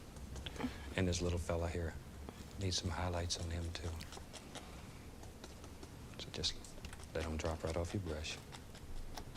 There. Okay. Now let's use the 1-inch brush, and I'm going to go right into the burn umber. And just drop some happy little bushes right here. Just like so. And we'll use another brush. And to that, I'm going to use white. This is titanium white. And a least little touch of phthalo blue. And a little bit of magic white to thin the paint. There. Thin paint will stick to a thick paint. Okay, pull that brush in one direction. A lot of paint on the brush. Touch and push and bend it up and make some beautiful little frosty leaves on top of these. You don't want to kill all that dark. Maybe they come right down through there. Okay. Now then. Nope. Let's put another little bank right there. And it doesn't matter if you pick up a little bit of that brown. There we go. And we'll take a little bit of the blue for shadow and lay it in there. Just, Super. Now, while I've got that color going, maybe over here, there's another one right there. I want to have a tiny, tiny little bit of brown right in there, just to make it look like there's another stone. And we'll just bring it right over, like that. There. okay. I guess I could stick with this for being a Now bruise. let's put some happy little trees in this. And then we'll go right into A little some bit of Van Dyke yellow. brown. Pull it out very flat. Get a little bit of paint. And maybe I think there was a nice birch tree that lived right there. And he had a friend that lived right there beside him. Just like so. And just with a knife. Touch. No. I told you. I'm trying. Well, it could either be one or two ways, I guess. Either Wuya or On the other Chase side, there was a Chokum. large birch tree. So Drop him in. Right up possibility. There's some Let him go things going on. off the top of the canvas. Anna would Want to never make him a little fatter, a would little never bigger, go cut him this closer far to though. us. She would probably Help like give the slap painting him depth. and maybe Make it like very pin him deep. down and shit like that, but Just like she would never go this Gotta far. have something to stand You on. know, so I'm gonna add a little bit to that layer. Now, clean the knife, and I'll take a little bit of the titanium white, touch and pull. Make it look like birch bark. Just like so. And even if she did, A little bit more of the white, like, even if she did go this far, and pull. she would. There we are. How do I even explain Okay, it? with Like, our she liner would brush, probably never right into some forgive brown. herself. This is a thin oil. And very quickly here, we'll just drop in some basic little tree shapes, little branch shapes, I mean. Just drop them in wherever you want them. It's your world, your tree. There we go. And I hope you've enjoyed this painting half as much as we have. It's a lot of fun. Teach you a great deal about how to use the equipment. And I think you'll like it. And as I say, it's a good painting to make a happy buck if you're interested. There. And put as many limbs or as few as you want. Some of them hang down. They're holding tight Yes, like me. pin him. Don't But let like you I feel said, them. Anna would never go this far though. She No, would with a big never brush. choke him or I'm gonna go right into some give him black eyes. Van Dyke Maybe like brown, a little few bit of burn under. scrapes, like just a scratching. little bit. But I don't Just think touch Anna the would edges. go that Just far. once again, to give I you mean, the I don't know illusion if she of a lot of would. little She's not that type. tiny branches that you can set and paint in. I You actually can like paint how in I all the added pieces, let 'em a go. little bit of This is yellow. It basically really adds that how we touch made of the little bruise. paintings at the beginning of Just the a show. little touch. It's not that much. Okay, and we'll But put in in my opinion, just a little weed. here I've and seen there. some fan works and I've seen a lot Little bit of of the people. light color. They highlight. will put Jack like this because the I'm using majority just a little burn umber. of it's just Jack abuse, and I'm just sitting here like, well, the only reason why I'm doing it is because Well, that I helps need everything out. some more And with that, I think you we'll know, call this painting bruise. I finished. need to do my From all of us bruising here, and my we'd like to bloods wish and you stuff like happy that. painting. That's why God bless. See you next week. I don't like putting Jack in this position. I really don't.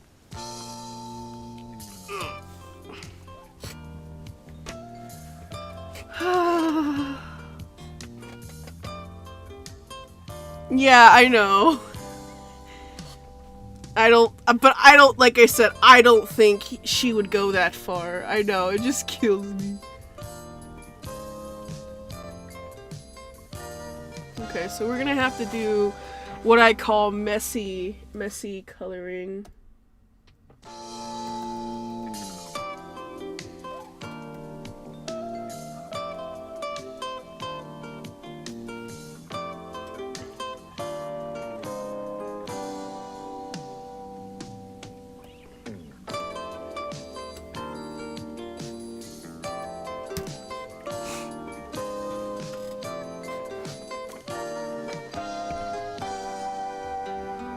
Let's just be like, Hi, I'm glad to see you again.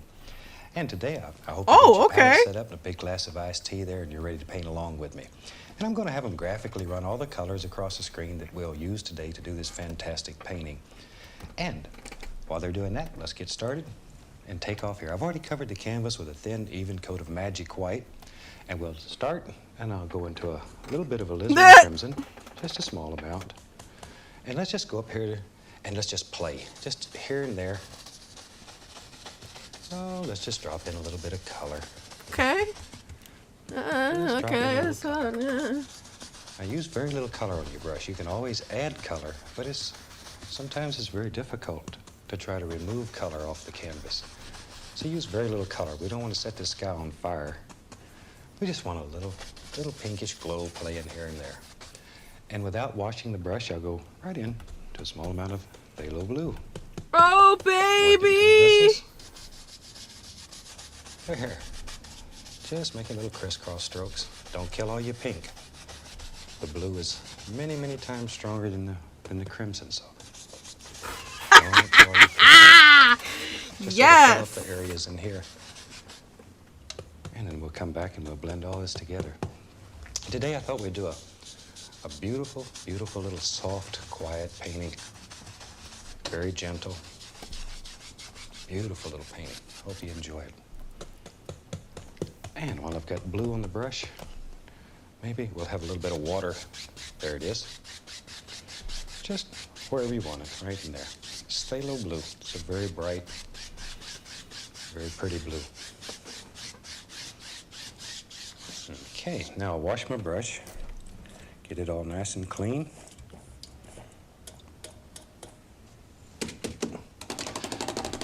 Ding, there we are. Now let's go back up in here and very gently we'll just blend all this together.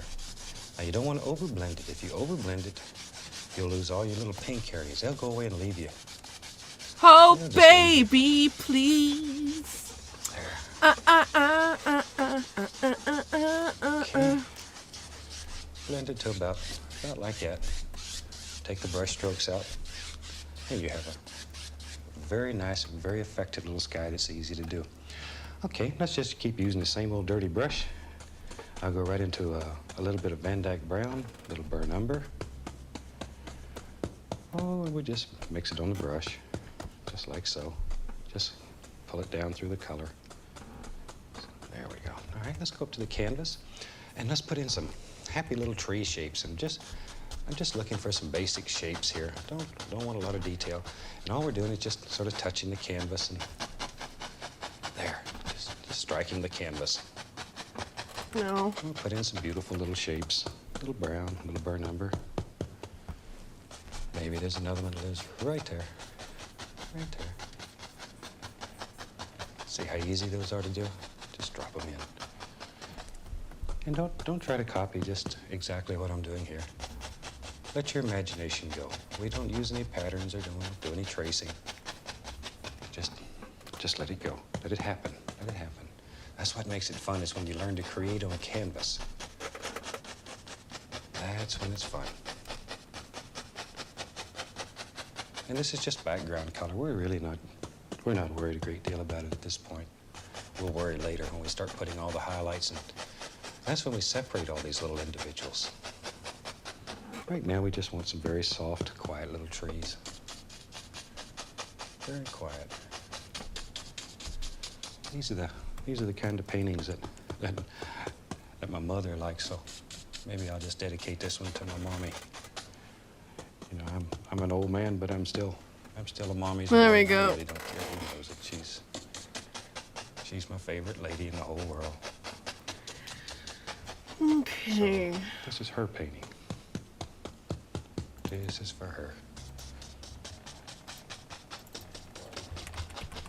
And a beautiful lady should have a Scarp. beautiful painting. Okay. Okay, that easy. That easy. We got some nice little background shapes. Man, that's just all we're looking for right now. It's just very basic little shapes. Don't want a lot of work. Have fun. Just drop it in. There. Already we're beginning to make out all kind of form. And we really haven't done anything. Okay, well, we got this color going, shoot, let's just have some fun here. Same color. And I'll just very quickly lay in some color right along here. And we don't care where it goes right now. We'll make all these decisions later. Just some dark, so when we start putting some light in here, all kinds of beautiful little things will happen. Boy, I bet you're sitting there saying, he's really messed up this time. And you may be right. Okay, let's take our liner brush, and I'm going to put a little bit of paint thinner on it and go right into some of the same color where it mixed together. This is the Van Dyke Brown and the Burn Umber, and I've made the paint quite thin with paint thinner, okay? Now maybe we'll go up in here, and we'll just put the indication of a few tree trunks here and there. And we're not looking still for a great amount of detail. Just wherever you think some limbs would show through, drop them in, drop them in. Drop them in. He scraped his cheeks. Oh, poor baby. Just here and there, wherever. These are your trees, so you got to make the decisions where you want them.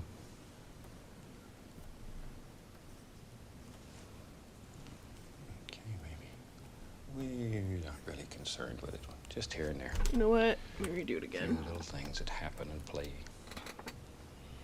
Okay, now I'm going back and I'm going to get that same old dirty brush. And let's go right into a little bit of, this little cad yellow. Yeah. Put some sap green into it. That makes it pretty. Maybe a little yellow ochre. Just brush mix these colors. Put them all together on the brush. Okay, let's go up here. And maybe right here. There's a little bit of light playing through there and just striking this tree. And all I'm doing is touching, tapping. There. That's all you need. Try a little Indian yellow. That's a beautiful color. Right there. Scarp! Right there. Okay. There you go. And come right Where's across the these tears trunks, of a 'cause you can see clown? the entire trunk. There's leaves on this side. Don't forget that. You don't always see the entire trunk. There's a little sap green added. And all this is done without ever washing the brush.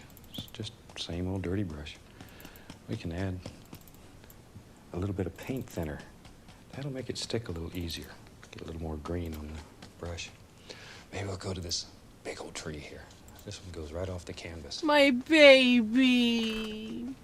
Now, when you're touching these, always pull them toward the limb in the center, because they all generate from that. They all come from that. So always go back to that. Pull your strokes toward the trunk in the center. Okay. There's one right there. There he is. I knew he was there, but you did too. You did too. You just wanted to see if I was going to get him. Sometimes I forget. A little of the yellow ochre, and maybe go right in here. Wherever you want them, just drop them in. See how easy these are? You know what I should Really do? Nothing to them. Ooh, There's one. I know what to do. Let it sparkle in the sun. Less and less color as it comes down, so it gets darker and darker automatically. That way you don't even have to think about it. It just happens. Let's go to the other side over here. Maybe way back in here. Barely touching the canvas. He scarfed his cheek!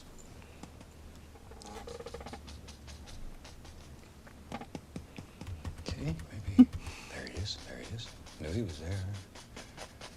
Okay, nice big bushy thing lives right there. You see, you don't have to spend a lot of time planning this and drawing it all out and worrying about it and then trying to stay in the lines. Shoot, you make your own world and make it while you paint. There.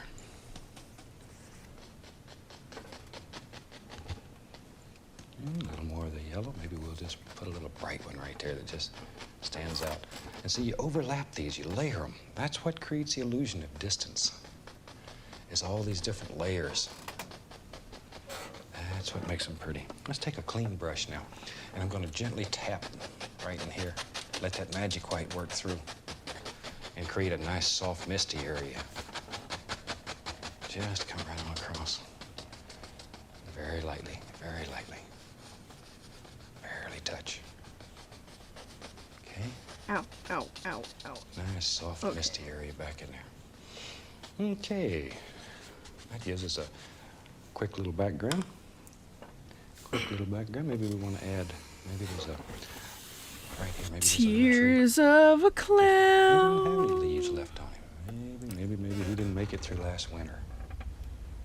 You know, every year there's some trees that doesn't make it, and they're part of nature. Don't avoid dead trees in your paintings. They're beautiful, and you see them in nature. So put them in your paintings. You make them look realistic, and they're a lot of fun. A lot of fun. A lot of fun. There. Okay. And you can put as many limbs out here as you want. Just there. You can get carried away and spend all day just putting in all these beautiful little limbs. And that should be enough. Give you an idea how they're made, and you can have fun with them. So let's go in here. I'm going to take a little bit of the yellow and the green. All the different colors of yellow and sap green, they're all just mixed on the brush right here. Just tapping, see? See there? Just tap. Okay, let's go up to the canvas. And you got to figure out where the land is here. And the lay of the land is very important when you're doing this. So follow those angles. Decide where your land's at. And then the angles, they're very, very important. I think the texture Can't brush stress has that made enough. it better. Don't kill all this dark. You put the dark in here so this light would show up when you put it on. Got to have the dark in there so the light shows. You know, it's just like life. You have to have a little sadness in your life so you know when you have a happy time. If everything was happy, you wouldn't know. You wouldn't know. But you have some sad times in your life, and then when you have a happy time, then you know you're having a happy time. So it makes it fantastic.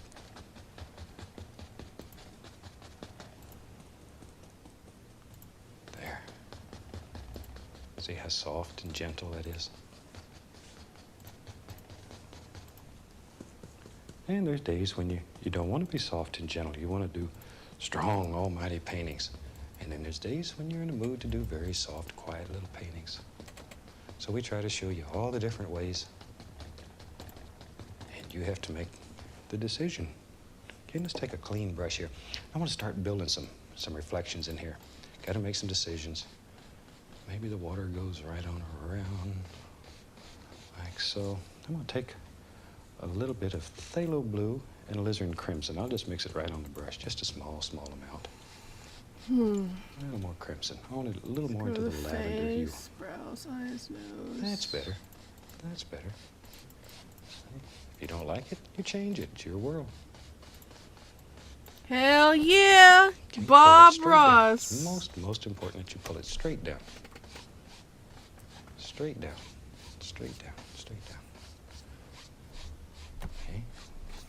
Now, very lightly, just brush across. Instant water. Isn't that fantastic? Now maybe, let's play a little bit. Maybe you want to reflect some of the light areas from the sky. So you go right in here. Here's a little bit of titanium white, and maybe there's some white color. Shoot, wherever you want it, drop it in. See? See how easy that is? And you go back, and once again, pick up a little bit of that, pull it straight down. You can do this till you get it any way that you want it. If you want to show clouds and all kind of things reflected in there, go across. Let me see if I can. And that easy. That easy. See, now you have a little light area out here. Okay. Add a little bit of paint thinner onto my brush so the paint will stick a little easier. Then we can come back and begin filling in some of this. Got to make decisions. Where does this go? There it is. That's where it goes. Wherever you want it to go. Wherever. Maybe. Put a little green in it. And I'm just varying these colors back and forth, the yellows and the greens. And just let them have fun. Yellow ochre. Once in a while, a small amount of permanent red. Permanent red is very strong, so be careful with it. Okay, let's take a fan brush now.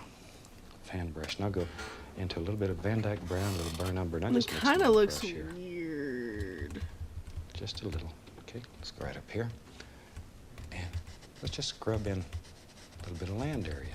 Maybe there's a little dirt back in here, wherever. You know what? Wherever. Just a little. Goes right up. Oh, there it is. There it is. Wherever. Have fun. Let it happen. There it is. Just let it go. Let it go. Okay, I'm going to take a small amount of yellow ochre with white on it. Yellow ochre and a little bit of white. We'll put a little bit of highlight here and there. Just a little highlight. And just let that sort of wander back. Now don't kill all the dark. Don't kill it all. Leave a little dark showing here and there. Okay, here's a little right there. And wherever you want it to go. All right, then we can clean up some of these edges and we're ready to make some more big decisions. I'm adding a little bit of titanium white to my brush. Just a little white. Maybe there's some sunlight that plays right there. Right there. So add a little white. Makes that area stand out like it's It light. is. Maybe I it comes out hate across it. and hits on the other side. It's the same color. I've just lightened the value a little. I'll try so it that again. stands out. Makes it look like sunlight playing through there. I'll put a little Van Dyke brown and then go right into all my greens and yellows. I want it to get darker because I'm going to There we do, ooh, this. And that There we way, go. the trick There we is go. I have another Messed it layer. up now. And what I do is I take. Messed it up now. See? Just I make a just take decision. this. Let it I happen. smudge it. Let it happen. Come right Oops. across.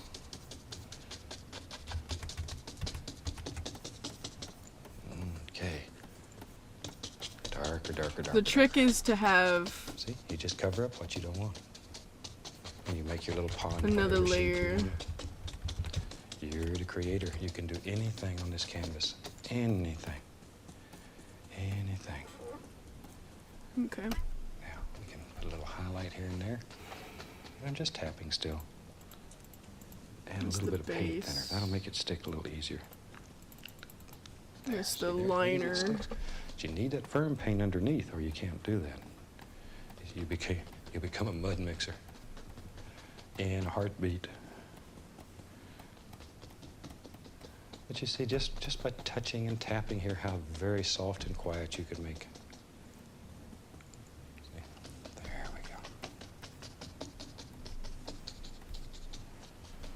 go. All right, maybe, tell you what, let's play.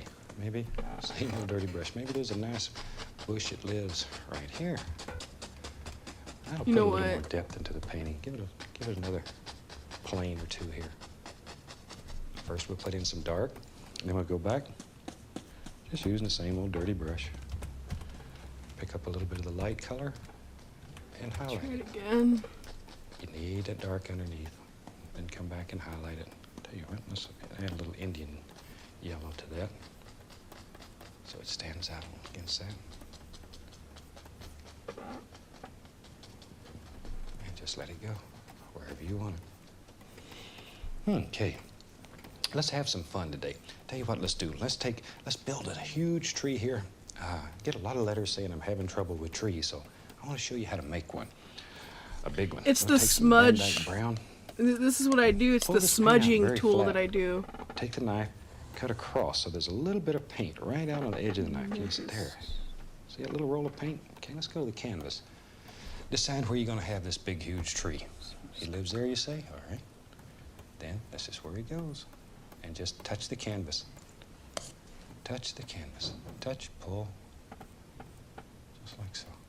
Maybe it goes all the way off the canvas. All the way off. And then you have to determine how thick he is. So just pull this, pull it, pull it, pull it. I know. You got that instinct. Especially when you're working Now, on, you better pull from the opposite direction, but if I do especially that, when you're you're working not gonna be able to see on what I'm doing, so I'll just do it this traditional, way and leave and you this side think so you're it'll on, guide you. But when you're doing it at home, turn the knife you that way think and you're pull it. on, digital That'll art make a that little. edge nice and smooth. Okay, maybe, tell you what, let's do. Let's I make it don't even think bigger. this is gonna go well. This is Maybe, not maybe, going maybe. well. Maybe there's another arm. There it goes. There it goes. Right on off the canvas. Your tree, so you give him as many arms as you want. Okay, let's see. See, touch, pull it that way. I should be able to see it over here now. Touch. There we go. Okay, now let's put some arms here and there, limbs. See, I call them arms. Okay, you know what? Let me try These are my friends. to do I'm this. crazy. I go out and talk to them sometime. You got to make friends with what Let me you try it the way that I understand did it. for, Look at it. Spend some time with it. Enjoy it. Enjoy it. Okay, maybe tell you what. There's a. I'll bet you. There it is. I knew there was one there. Lives right there. So it's one of the things. you know When I what? was Let a me young remove boy, the tears real quick. My mother spent a lot of time teaching me to appreciate nature and the beautiful things that God had given us. And I'll always owe her for that.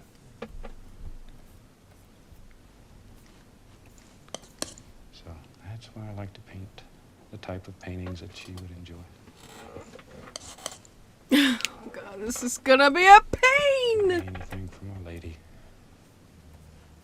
All right, now you can put as many You know, lines it's out not here gonna as you work. want. Let them go, let them have fun. You know what I Just should do? wherever. You can spend There we Spend go. all your time just making limbs. But it helps to give your painting a lot of character. It makes it beautiful. That little roll of paint on the knife, it's all that you use. It's what creates all these effects. Okay, that gives you a good idea. Now you can take your liner brush and put all kind of detail in there, but there it is. Let's take some permanent red and some brown and mix it together. And let's highlight this. Gonna still get that little roll of paint. Let's go up here to the canvas and put a little highlight. And all we're doing here is just touching the canvas. Let the canvas take off what it wants. It'll give you back what's left. You don't even have to worry about it. Let the canvas do the work. All you have to do is drive.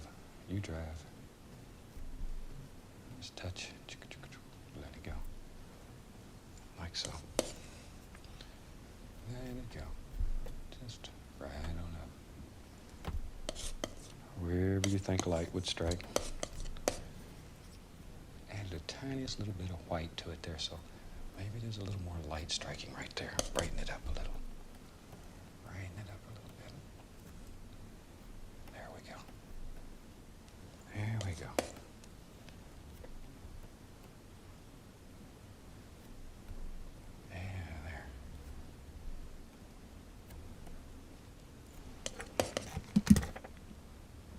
There, all right. Okay. Now on the other side here, let's take a little bit of the blue, with the smallest amount of white in it. Very little, like so. And let's go up here, and let's put a little... I know, blue that's over what on I this was side. thinking. Give the indication of reflection. It's a little bit better. It's a little bit better. And it's very, very You should pretty, try very putting a effective. dot of black at Helps the give end that of tree each limb line of depth. tears. Okay, let's go right in here. There we go, a little bit. Doom, doom, doom, doom, doom. Right on up the side. Let me pull out my Athena. And I really hope my arm's not in the way there. A little bit right over here.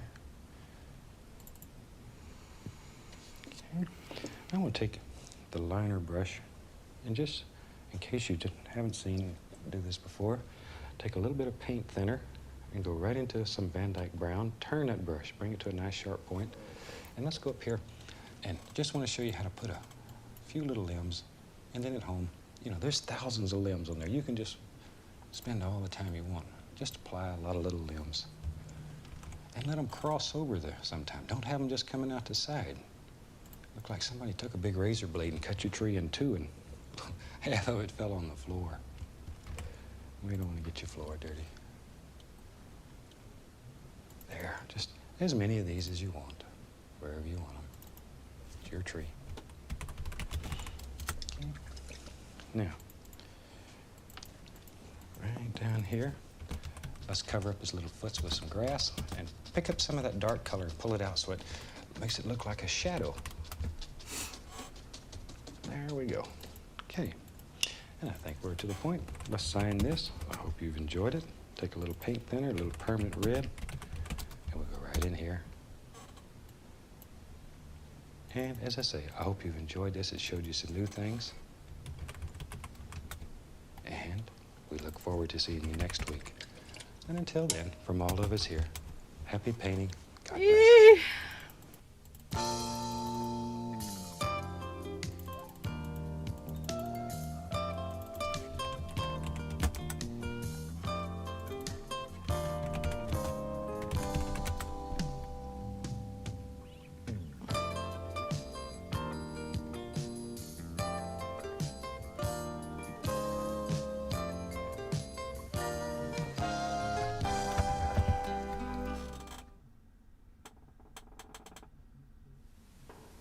Welcome back. I'm glad you could join me today. And today I have a special treat for you. I have a lovely lady that comes to us out of Fort Lauderdale, Florida. Okay. She's going to do a fantastic painting for you. Give me a sec. I'd like to introduce you today. I just Audrey worked Golden, my a ass longtime off friend. on this I thing. think you'll enjoy watching her as much as I have. So Audrey, we'll turn the show over to you, and I'll see you when the show's over. Okay, thanks, Bob. Hi, and it's good to see you. The first thing I'm going to do is I'm going to put some magic white on the I should put on a canvas, different shirt. Give me a sec. cover it 3/4 of the way, Try to find like a and better leave the shirt. bottom blank. And as I If not, progress then I'll just sit my through the fucking ass painting, down. you'll understand why I'm not putting magic Ah, I white found a better shirt. at Yeah, the bottom shirt. of the canvas. While I'm doing this, you'll see the colors. If people that would ask I'm- me, I'll use in where this did painting fucking Jack go get his across your bruise screen. from? I'd be like, well, that's from Chase Young, not from Anna. Anna would be like, Anna would know. Paint with the magic white. Make sure you cover your entire surface I'm gonna lazily put with an even coat some shine in the hair. down, and just Oops. stop about 3/4 of the way down.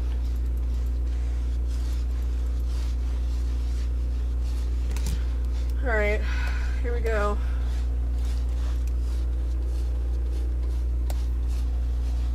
So let's see what we got. All right, I've got a good coat of the magic white on the canvas, and now we'll start working Oops, wrong tool. on the top part. I'm going to take a 2.5 inch brush, and I'm going to load it up with my alizarin crimson. Be careful, because we just want a light coat of pink through the middle, and you'll notice that You know the what? alizarin crimson This is not gonna be perfect. And it This mixes with entire the thing is not magic perfect, white. but who cares? produces a real pretty pink color. I'm doing a Florida sunrise. One day I woke up early in the morning, This actually might take a took my different. camera, and went out and watched the sunrise on the beach. Yep. So that's the type of picture I'll be painting for you.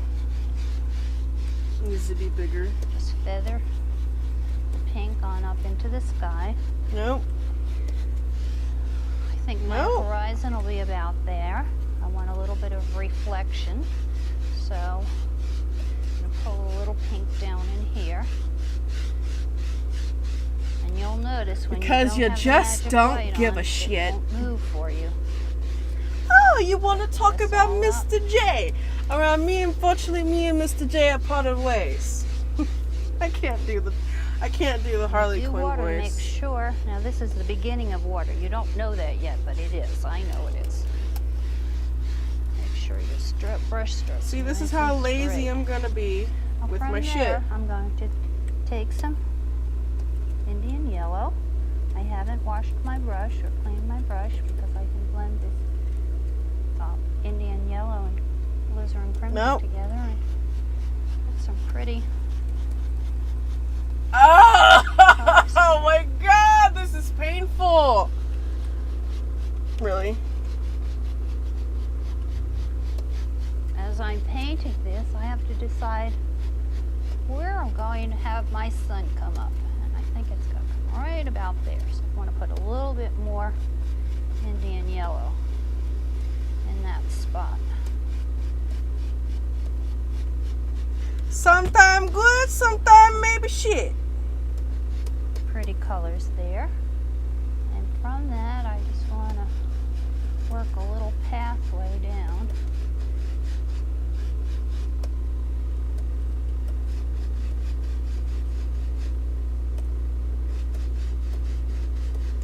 This will be the reflection of my sun.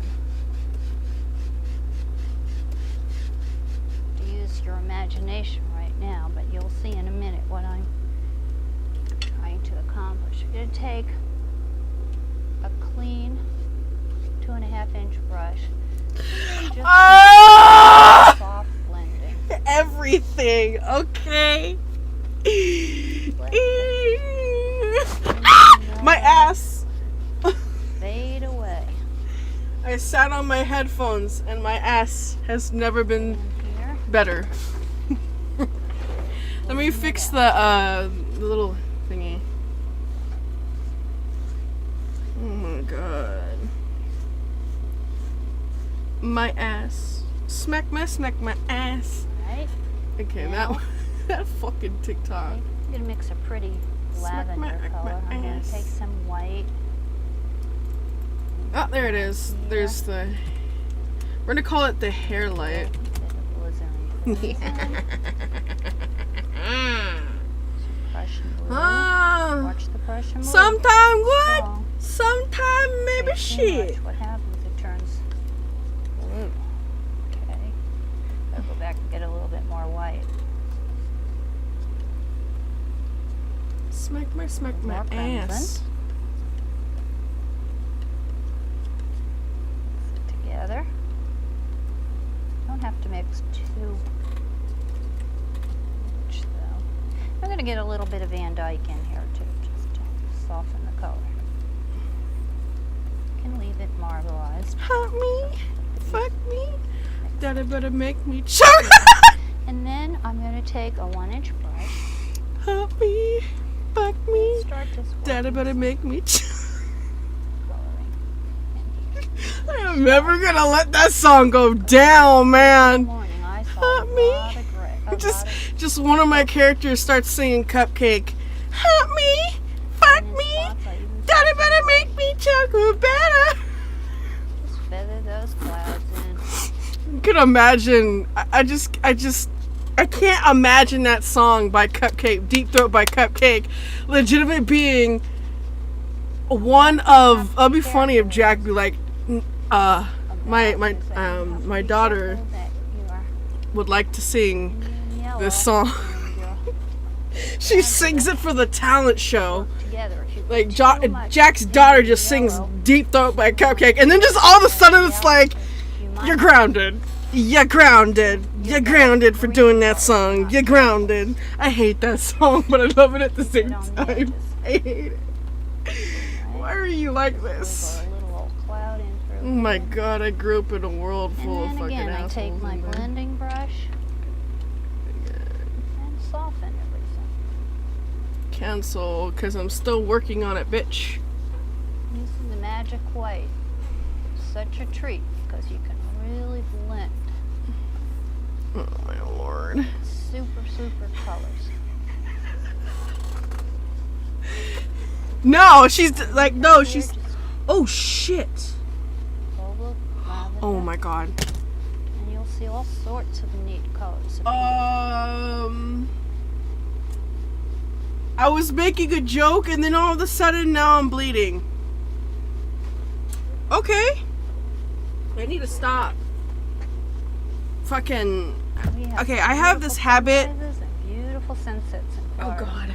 I have this really bad habit of scratching myself Colors in the sky, like, sometimes on the you can't legs believe what you see. until like the You scabs tell are me gone. that It's gross, I people know, say but math, I can't still, help it. like, But it does. I wasn't Alright, expecting now I to want like to bleed on my put a legs tonight. little This bit of is Van real Dyke fucking brown. profound. I just started bleeding on my leg and I can't. That's the problem. I keep scratching my leg and it's just like, Gray.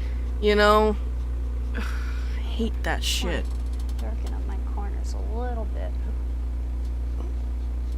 I'm talking about my leg. Again, this Van Dyke will just work. I have this with a scab real soft look. on my leg. I think on my left leg or my right leg. I can't remember.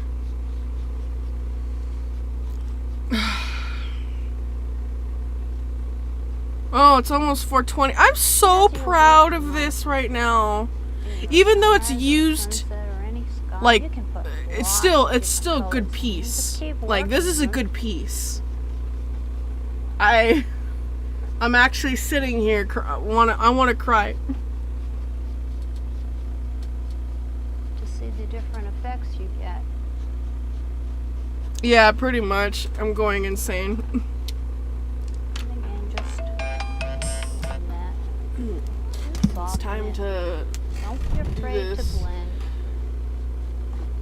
I was making the joke, and then all of a sudden I notice I'm like bleeding on my leg. That's really fucking nice.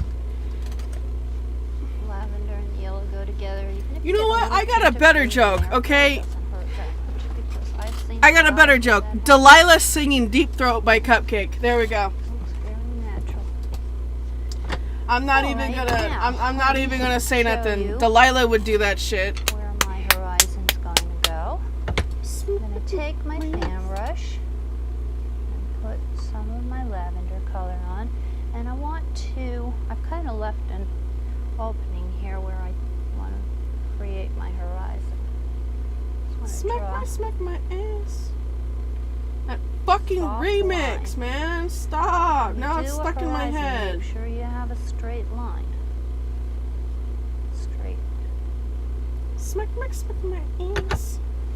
Okay. This is really, I got that song stuck in my head now. Just Thanks, gonna tell TikTok, me you where little I'm fucking going. bum. And then taking my fan brush, and I just want to make You know, let's just pause Bob Ross here.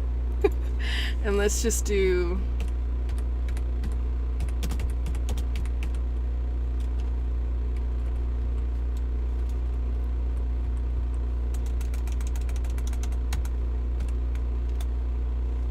Let me see if I can find it. Hold on. Where's my. Okay. Please tell me that this is it. I'm gonna end up going insane if I don't find this. Oh god, I'm so sweaty, what the fuck?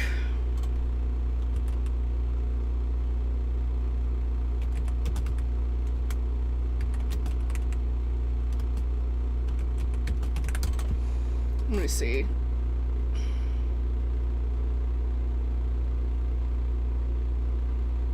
Is that it? Yes, it is! Роскомздрав не запретит. Smack my ass. That's the fucking remix I can't get out of my fucking head now. Let's do it one more time. I swear to God. Роскомздрав не запретит.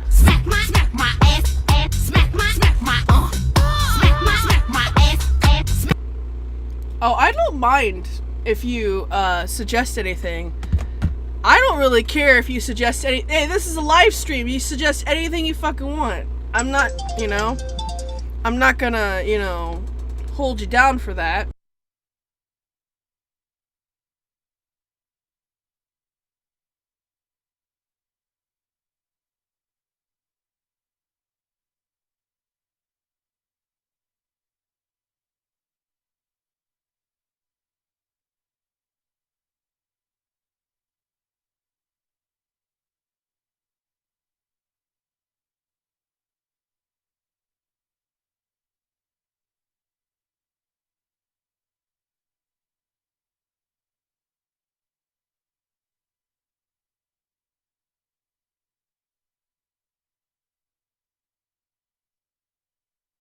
I'm sorry. Little lines across. Oh, it's a. Okay. Now the pink from my sky is reflecting into my water. And when you do this, don't cover up the pink. That's going to be the sky reflecting. Keep your lines straight.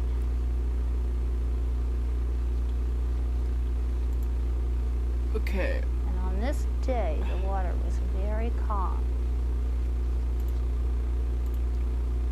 So, there weren't many. There were some ripples, but there weren't very big waves. So you just want some real soft lines in there.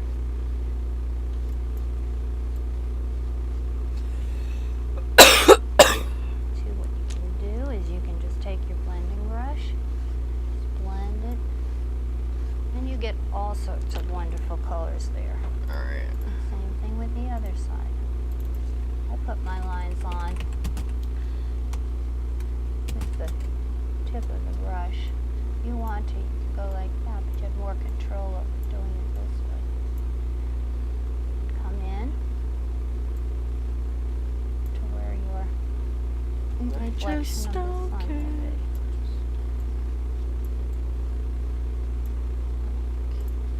It still looks pretty abstract, doesn't it? But you'll see as we go on what's going to happen.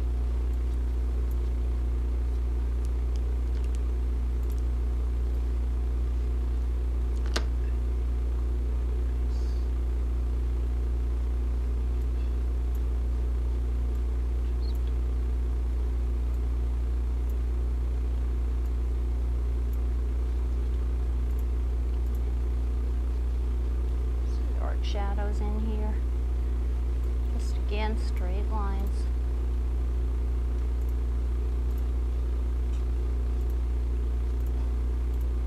A little bit of Van Dyke, a little bit blue, a little bit of crimson, all mixed together to give me a darker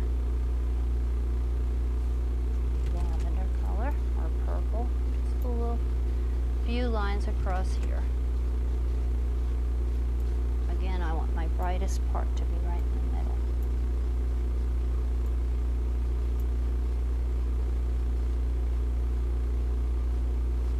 All right, now the next thing I have to do is I have to put my sun in. Take a little bit of white on my fan brush. I'm just going to decide, look at it, see where my sun should be. It's going to be right about here. Just place it on there and just with the fan brush, pivot the fan brush. It'll pick up some of the orange. That's fine. Otherwise, if you just make a round white dot there, it looks like you pasted it on. So you do want it to blend in with your background.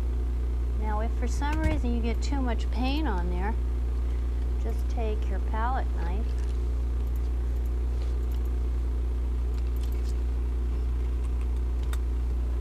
scrape a little bit of it off. Because what I'm going to do is, again, I'm going to take my brush and blend it. Okay. Okay. Ah! Get Okay, spots. let's Smooth do it. this. Smooth the paint. Now, sometimes when I have students doing this, we don't always get a round circle. So what I tell them to do is just pull a cloud across it. Look at And that this way you piece don't of have art to that I worry did. Ah, about getting I see the 9+ messages. Holy shit. break the edge of the sun up a little bit. Especially at sunrise, you won't see. The sun keeps popping out. Alright, behind let me the try clouds. that. Sunrise. And then we can put a little bit over here using the fan brush. Do little soft clouds here. Just blend them in. Okay. Holy shit, I have a lot of people messaging me today. Okay, now if you wanted to make this a sunset, I would just put more color into it. You could really get this to be a Boobies! bright. Oh, sky. boyfriend and girlfriend Don't are be afraid so to try cute. different colors in your skies. In my version, I call them You Keith don't and have to Lily. stick to blue with white Well, that's clouds. what the fandom calls them, but the F and F, All right, the now I've got my sun the in original there. I've got creator the beginning of some of F and water. F is like, no, they're just Take boyfriend my and girlfriend. knife. And I'm just like, okay, but to us, it's Keith and Lily. I mean, it fits them, and they're so cute. I love. Oh my god, I should be playing F and F. You know what? Yeah, we'll do that later. I'm gonna do that on Twitch later. I'm going to use some magic white here. God, there's a lot.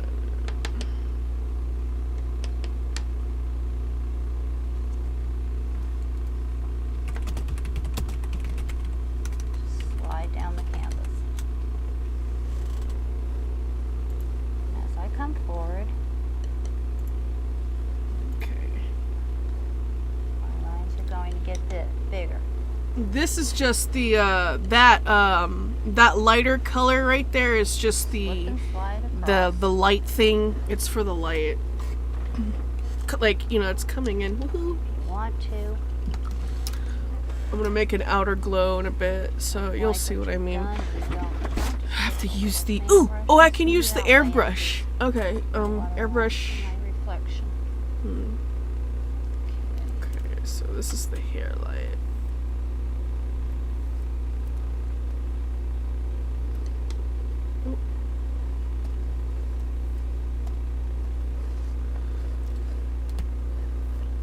There we go. So we've got some water, we've got the sun, and we've got the sky.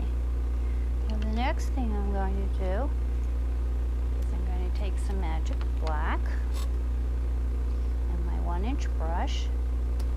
I'm going to start filling in down here. This is where I left the canvas dry. And if you wanted to, you could use your 2.5-inch brush and get it finished in a hurry. Or just put this in. Now I happened to be sitting on a sand dune, so I want to get a little bit of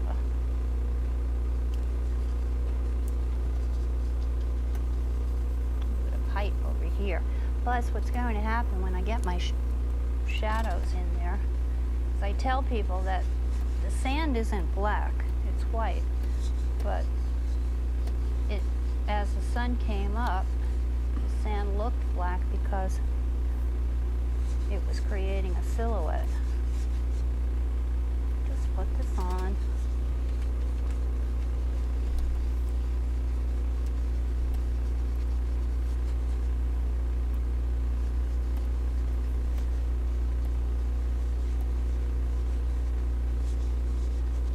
Cover the bottom.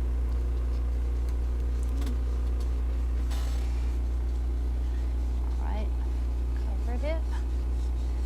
And now, take my fan brush, and I You want know, some of the let me see if I can listen to metal, but you know, because Color YouTube and its from the stupid copyright bullshit. water in my magic white. Now You know, and I that wanna was a keep clean this fan one up. brush, but what I'm taking is I'm taking some of the magic white from where my water was and So, actually just give me a sec. blending it right down into my sand. My thing might freeze. I apologize. A natural highlight from that. Go up a little bit higher. Because that paint is still wet. Okay, let me see. And that's where the sun would be shining on the sand. Works down. Well, I guess we have some Let's make that a little bit non-copyrighted higher. metal music. I guess. Down. If you want to call it that. I mean, I have a Now with my fan brush. hold on. Let me I'm Side of looking it. something up real quick. Pinterest. Pull up You know what? I'm just going to put this for you guys. some While we grass listen that to. we're going to arrange.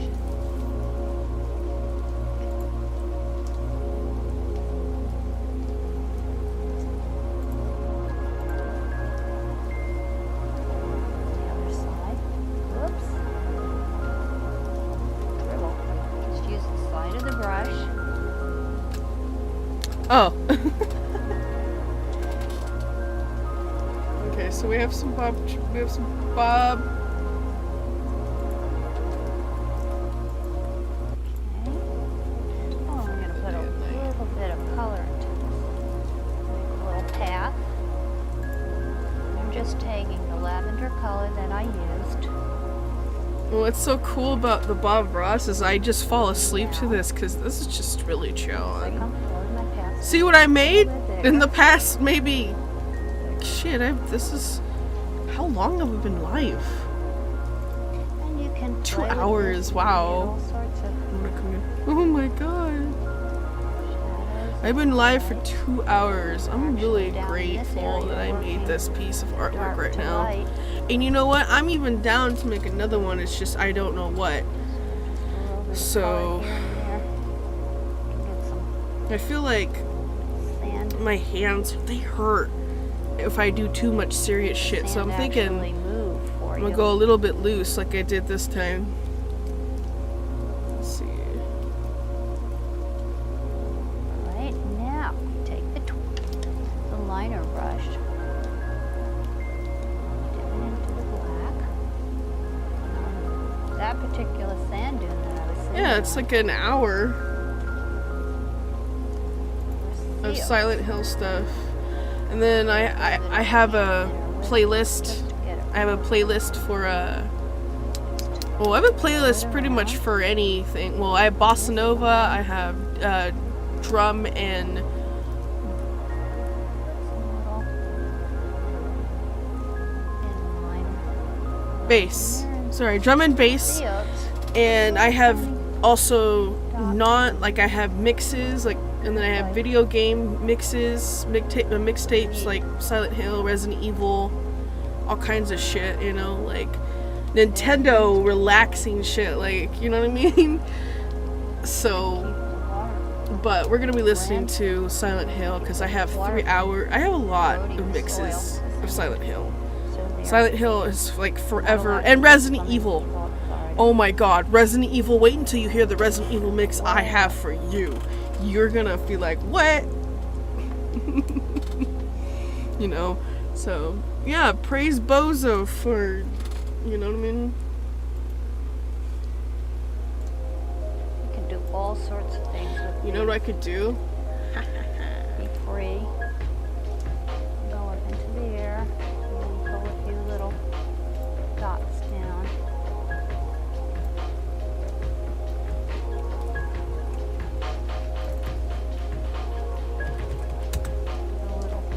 Few little pieces of grass here.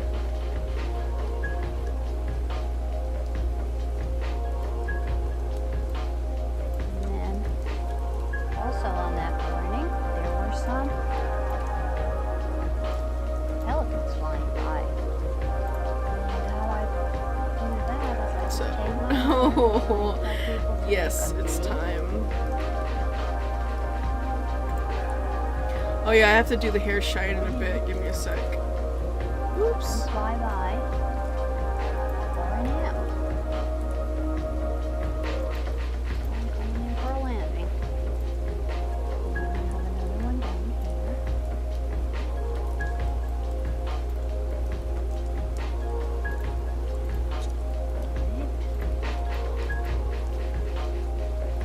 Clean my brush. And just a little lavender as a highlight.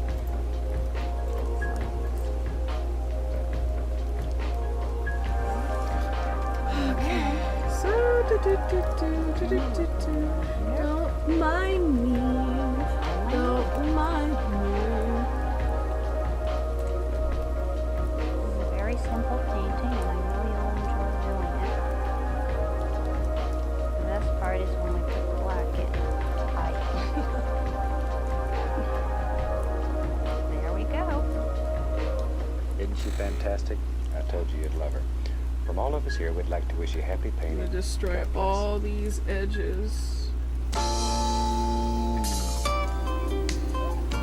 Okay.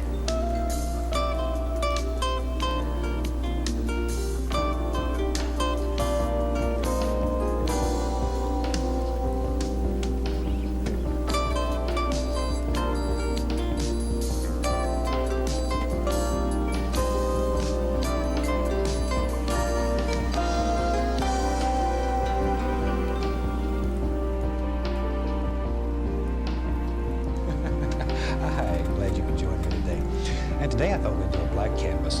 And I've already taken and covered the entire canvas with a layer of sap green and phthalo blue and just sort of mixed them together on the brush. Now I'll have them run all the colors that we're going to use today across your screen, and they'll come across the screen in the same order that I have them on my palette, starting with white and moving around. And while they're doing that, let's go over here and do a fantastic painting together. And as I say, this is sap green and phthalo blue covered over a black canvas. We make this canvas black using a flat black acrylic, paint the canvas, let it dry, and then we put the color on top of it. Now we don't allow the color to dry. The sap green and Prussian blue are very wet. I put them on just a second ago. Okay, let's go right into some titanium white. We'll start out here and just And load don't the be bristles full. embarrassed. A lot of paint. A lot of paint. Maybe we'll do a little bubbling stream today. That's always fun. This is a fun little painting. Let's go right up to the canvas, and maybe there's a light source right there. Just pick out a little spot and start making a little crisscross with X marks. Alright, let's And fix blend that. outward. Just let it go. Have fun. There. But you can see how when you apply a little white, all these beautiful colors just happen. These black canvases are so exciting. They're a lot of fun to do. A lot of fun. I don't want to have all this real even. I want to just have spots here and there. I don't want to kill all the dark in places. Add a little more white. Go right back here. I want this to be the lightest area. And get progressively darker from there on. Not feeling it. .com. And just blend it out. If you happen to get a hair, just use a corner of your brush and blend it away. Okay. Very lightly, just barely touching the canvas here. You know what? If you And don't that'll give us like a little light something, source do right it there. yourself. Sap green, phthalo blue. Okay, I'll wash the brush. And we wash it Bow! with odorless paint thinner. Never baby! use turpentine. Turpentine smells bad, number one. It leaves a residue in your brushes. It Baby! rinse it out with soap and water. See, And this I is don't how recommend you wash these natural if you bristle want brushes something, with soap and water. you gotta do it your Okay. fucking self. Today I think we'll take a 1-inch brush. I'm gonna put a little paint thinner into the bristles. And let's go right into a little cad yellow. Got a little sap green to throw in there. It's too far back. And I'm just going to load some paint into the bristles. Just go up here to the canvas. And maybe, there's just some little indications of it. We don't want definite shapes here. I just want background foliage. So just touch here and there. And we'll sort of vary back. I'll begin going into maybe a little yellow ochre. Okay, there we go. Pink and yellow.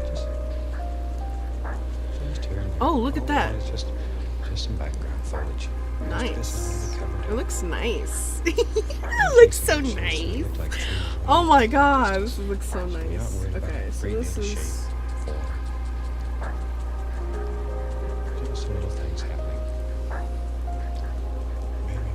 A little bit of opacity. If you want it to have it real color. If you want it to be really watercolory, you just have to lower the opacity right here. So, but I'm like, nah. Just go back into some.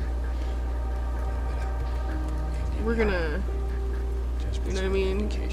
Have it this Using way. just the corner of the brush and just barely touching, letting the brush sort of bend downward just a little bit.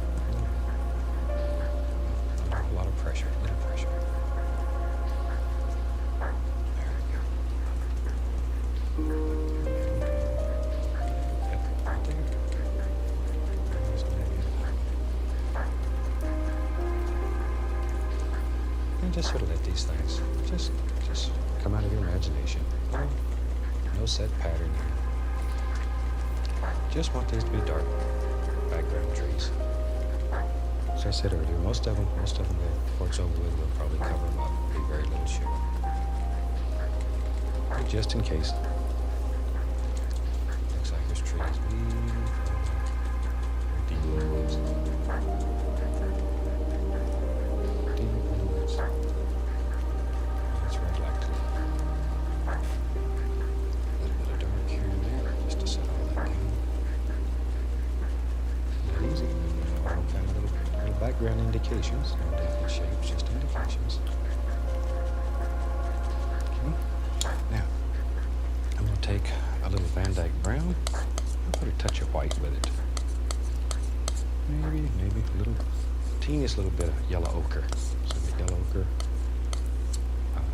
titanium white, little Van Dyke brown. Let's go up to the canvas here.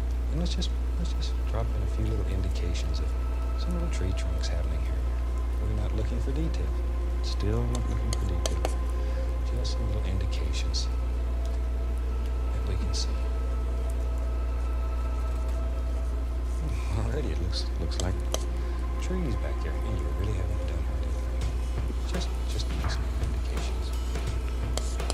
Really worried about detail. Jack's homepage. What the fuck? Because when things are far away, I'm seeing if this you could can't see work all out this for detail. myself, but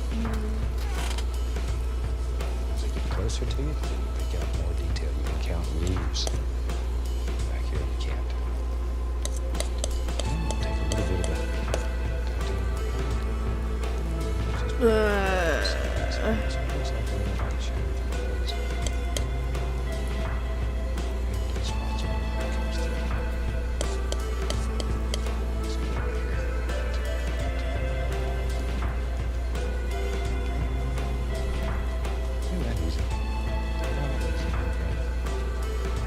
Just something that gives us an idea. A nice little soft background. Let's go. Use the same little brush here. We'll go right into a little bit of the cad yellow, Indian yellow ochre. Just mix them on the brush. Maybe a little satin. All I'm doing is just tapping. Like so. Let's go up to the canvas. Maybe there's a little yellow.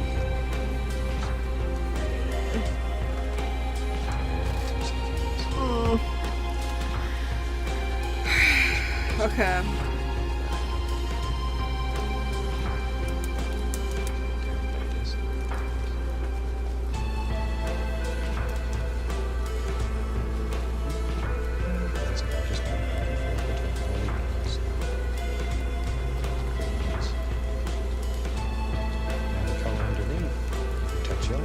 Automatically it'll turn blue. That's nice. Is that green? Blue. So you touch yellow to the either one of those. Choose it. Very pretty. Let the canvas do the work. It comes down.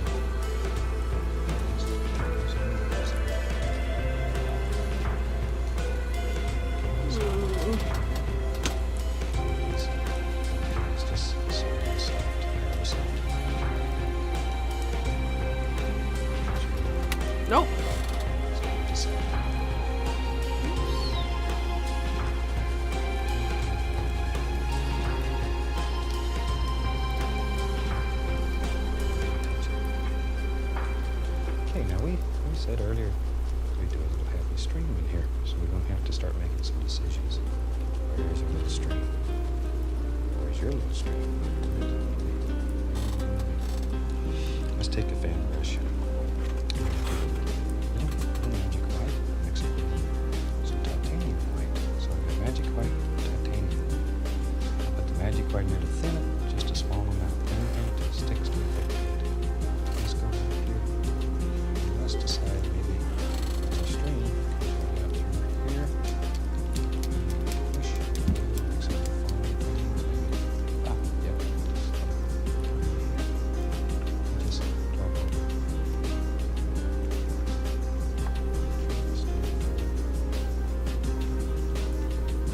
Splash. Push up hand so it bends up. Rub it. Anything you don't want, you just rub down.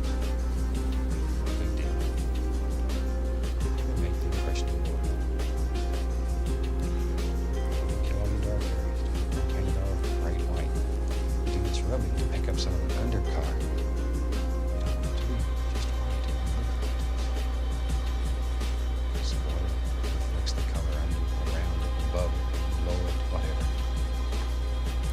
It's really good that you have pure white water. You have to make a decision. How fast is your little stream? How much current's in it? Is it hitting rocks and stones? All of these things. You have to make these decisions. This is your world.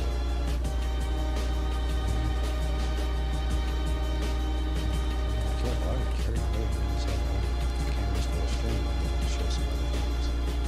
I'd love to do these little streams like this. A lot of fun. Of course, I'm an absolute fanatic for water. I love water. It's beautiful. A lot of times you have little stones underneath the water that you might not be able to see them, but they're there and they affect the water. The water hits them and bubbles over them. Maybe it comes in both directions. Who knows? Who knows? Stone under there that causes that water to do that. And you can make that effect just by pulling with a fan brush. It looks like that water surging over a stone that's underneath. So it's a lot of fun. Just play with it, experiment, and you can make as many of those as you want. Maybe there's another one right there. We don't have any stones right there. So there's another one here. Okay. Another one. And just drop it in wherever. It makes your water much more interesting. Okay, I say I'll get carried away here and cover up the whole canvas with water. Okay. So let's put in some more little soft grassy areas. Maybe they come right down. Like here. And you don't care if it gets in the water. You just take your fan brush and rub it a little bit and it'll go away. Just becomes part of the water. Now, if you really want to show some light striking through here, I add a little titanium white. Same color, but just changing the value, the intensity of the color. So it makes it look like a bright spot when the sunlight's hitting.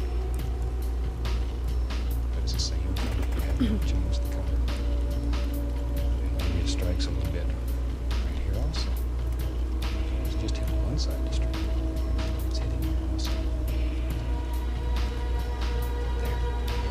Okay, that shows you how to do that. Let's get a little more sap green, yellow. Let's just drop these areas right here.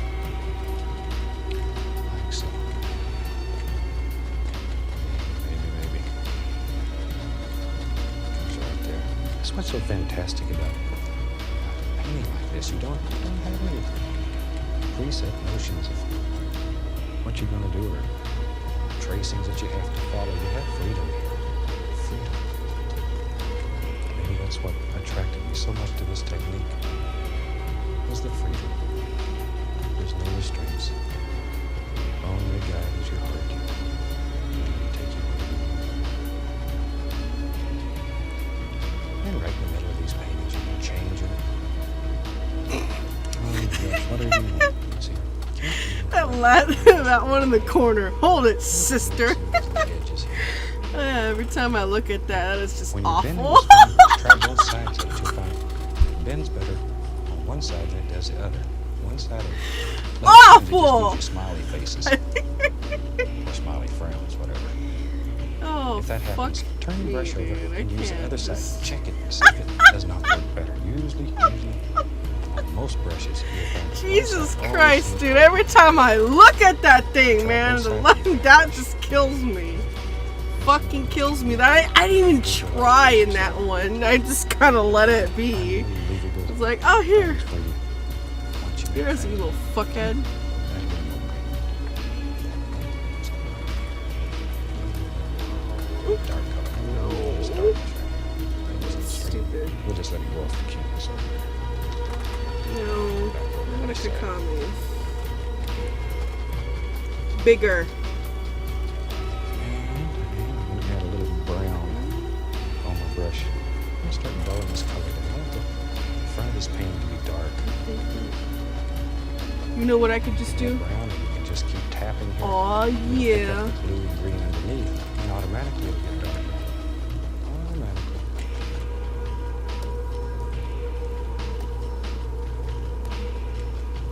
There. Wait. Okay, let's take our fan brush again. See, I told you this was going to be a fun little painting. This is one of the Wait a minute. Wait a minute. Just add a little gold Yes. fun things happening. I could feel it to me now. Yes! Okay, cool. Lose all your dark. Alright, there's water. Kakami in the background. Keikiyami. Sorry. This water's I hitting. keep pronouncing it. Oh, just all kinds of beautiful. Yay! Okay, now we have it off. Just let 'em go. Now we could just like, Just let your hand go. Take your hand after it. I like that. Yay! I like that. That's Safe as cool. we can find it. Peachy. Let 'em happen. Learn to use what happens. That's when the fun starts. Alright. And then we'll go back to more big brush. Just bring some of these little grassy areas in. Right on down. What? Right on down. There it goes.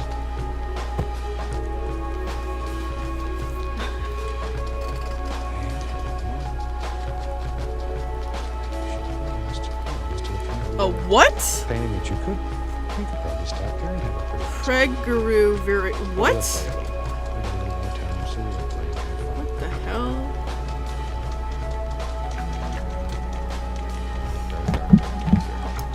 Who's that? No, seriously, who's that? Now let's tell you how, let's do this. We'll take another fan brush and maybe we'll let's put a little bit of dirt around the edges here. Go right into some Van Dyke brown and burning brown. And I'll just mix it right on the brush. Just back and forth between the two. Brush. Okay, let's go to the canvas. And wait a minute. There it is. Right here. The stone. The stone there. Drop it in. Maybe some dirt in here. Make a decision. Drop it in. Don't like it? Change it. Change it. It's your strength. Your dirt.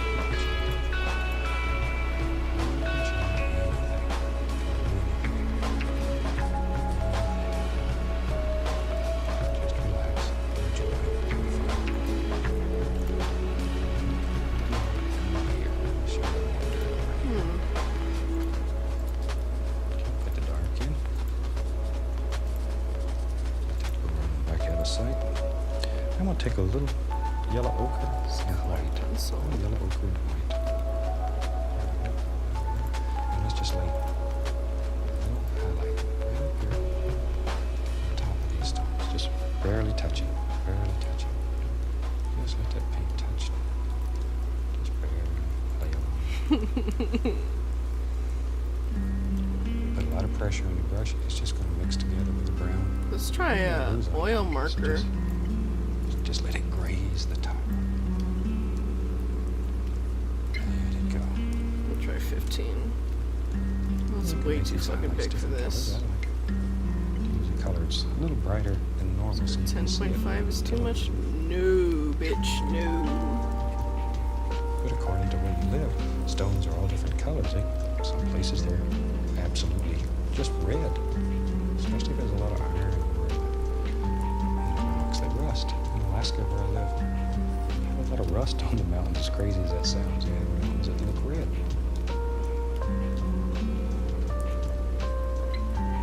Sometimes in the summer, the fireweed is Alaska state flower. The fireweed will go up the side of the mountain and make What whole the mountain look red. fuck? It's beautiful. Oh my god. I don't, honestly, I'm gonna be real here. I don't think I want to deal with anything that's political. So, that's a yikes for me. Most independent plant I ever seen.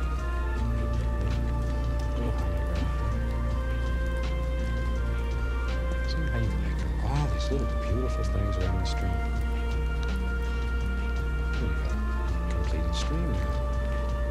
Okay, let's have some fun. Shoot up this well. I'm gonna go back into this fan brush and load it full of paint. A lot of brown. Maybe a little tree or two. Let's go up here. I think there's a nice tree that lives. He lives right there. See there? We know he lives there. It's just the right place for a tree. Just the right place. Maybe he's got another arm.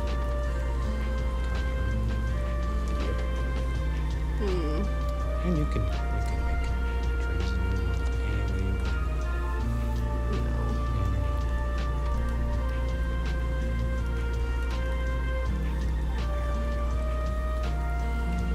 Little sticks. Use a liner brush and make some more detailed things later. Okay, let's go to the other side up here. Maybe there's a nice tree who lives. Where does he live? He lives there. He lives there. Wherever. Let's make him come down a little further. Isn't it fantastic? You can move a tree that easy. Pull him forward, push him back. Make him strong, make him weak. Tall and short.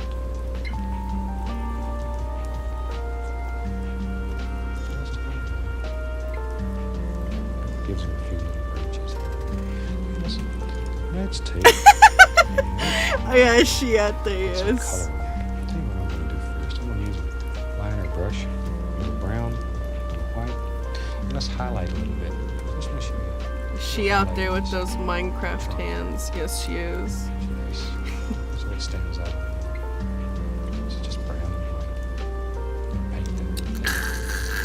This is ridiculous. The tree. And you could do this with a fan brush. Let's go with this other one here. Very quickly. Just drop in. Some indications back here where the light's playing through. Hitting the old tree trunk. Making it shine. I'm going to go into some sap green with a 1-inch brush. Just plain old sap green. Just to get some dark color up here. I'm just using the corner of the brush. And all we're looking for here is just some basic shapes. Just some basic shapes. Strong. You got to decide how big his tree is, how strong it is. Was it a good year? Was it a bad year? A lot of water, a lot of rain, no rain. See, all these decisions you have to make. You have absolutely unlimited power on this canvas. Maybe that's one reason that painting appeals to me so much. It's the only place I got any power. I go home and my wife didn't give me any Oh power. my god, this is already giving me a headache. When she sees it, she'll kill me too. Okay, I'm going into a little yellow, a little green.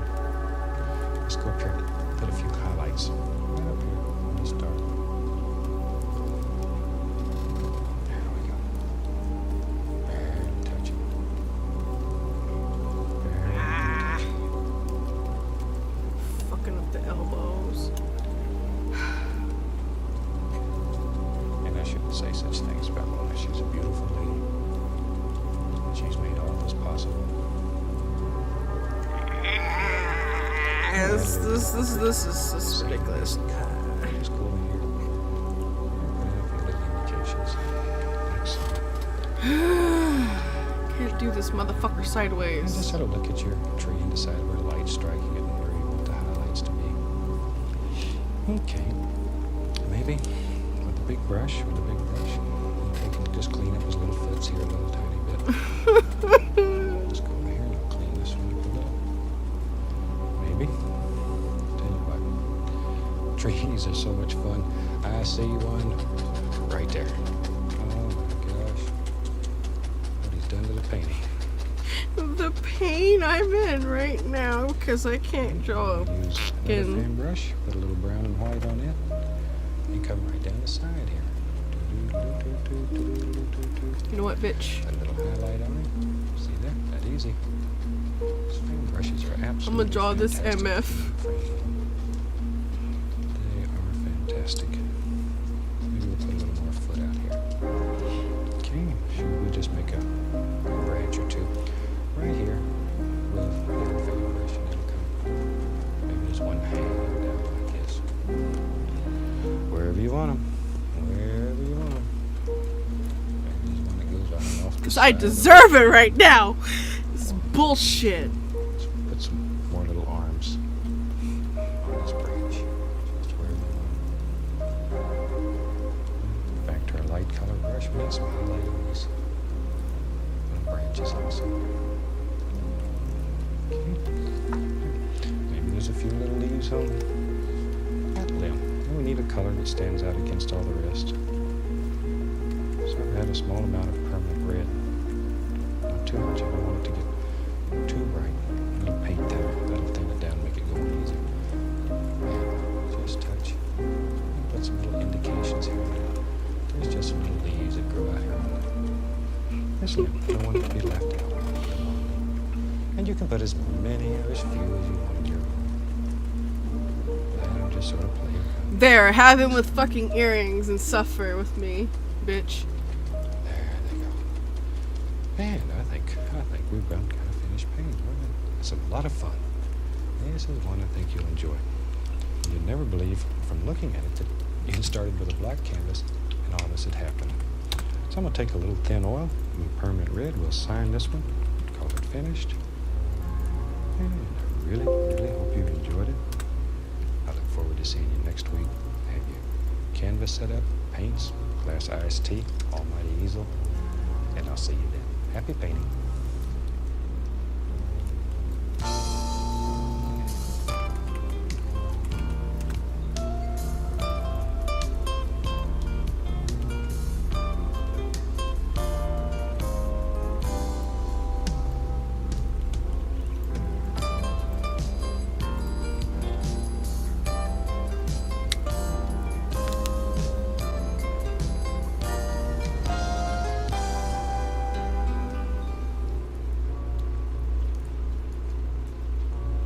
Well, hello. I'm glad you could join me today.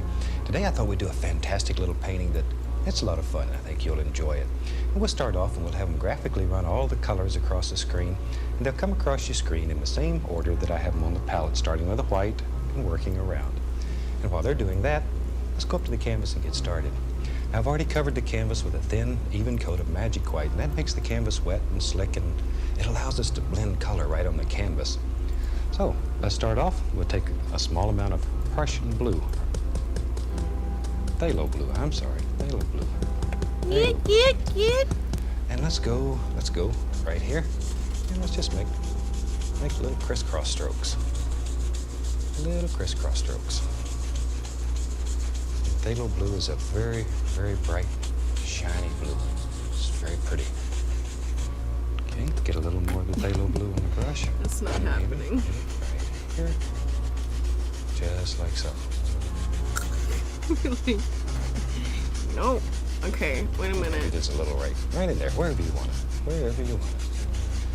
Okay, there you go. While I get a little on the brush, we'll have some water in this painting, so I'll just go ahead and just do like so. We don't know exactly where the water is going to be yet. We're not really worried about it. We'll make those big decisions later. Okay, let me clean the brush. Scrub it off We're right just there. gonna do this to him. There we go. Let's go right up here. And we'll just blend this.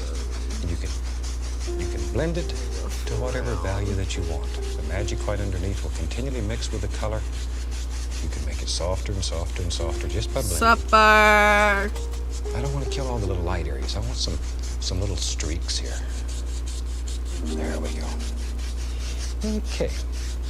And that gives us a very effective, very quick little sky. Easy to do. And we're all ready. Okay, let's build a happy little mountain back here. We'll go right into some Van Dyke Brown. Van Dyke Brown, and let's Okay. put a small amount of alizarin crimson. A little bit of burnt umber into it. Okay.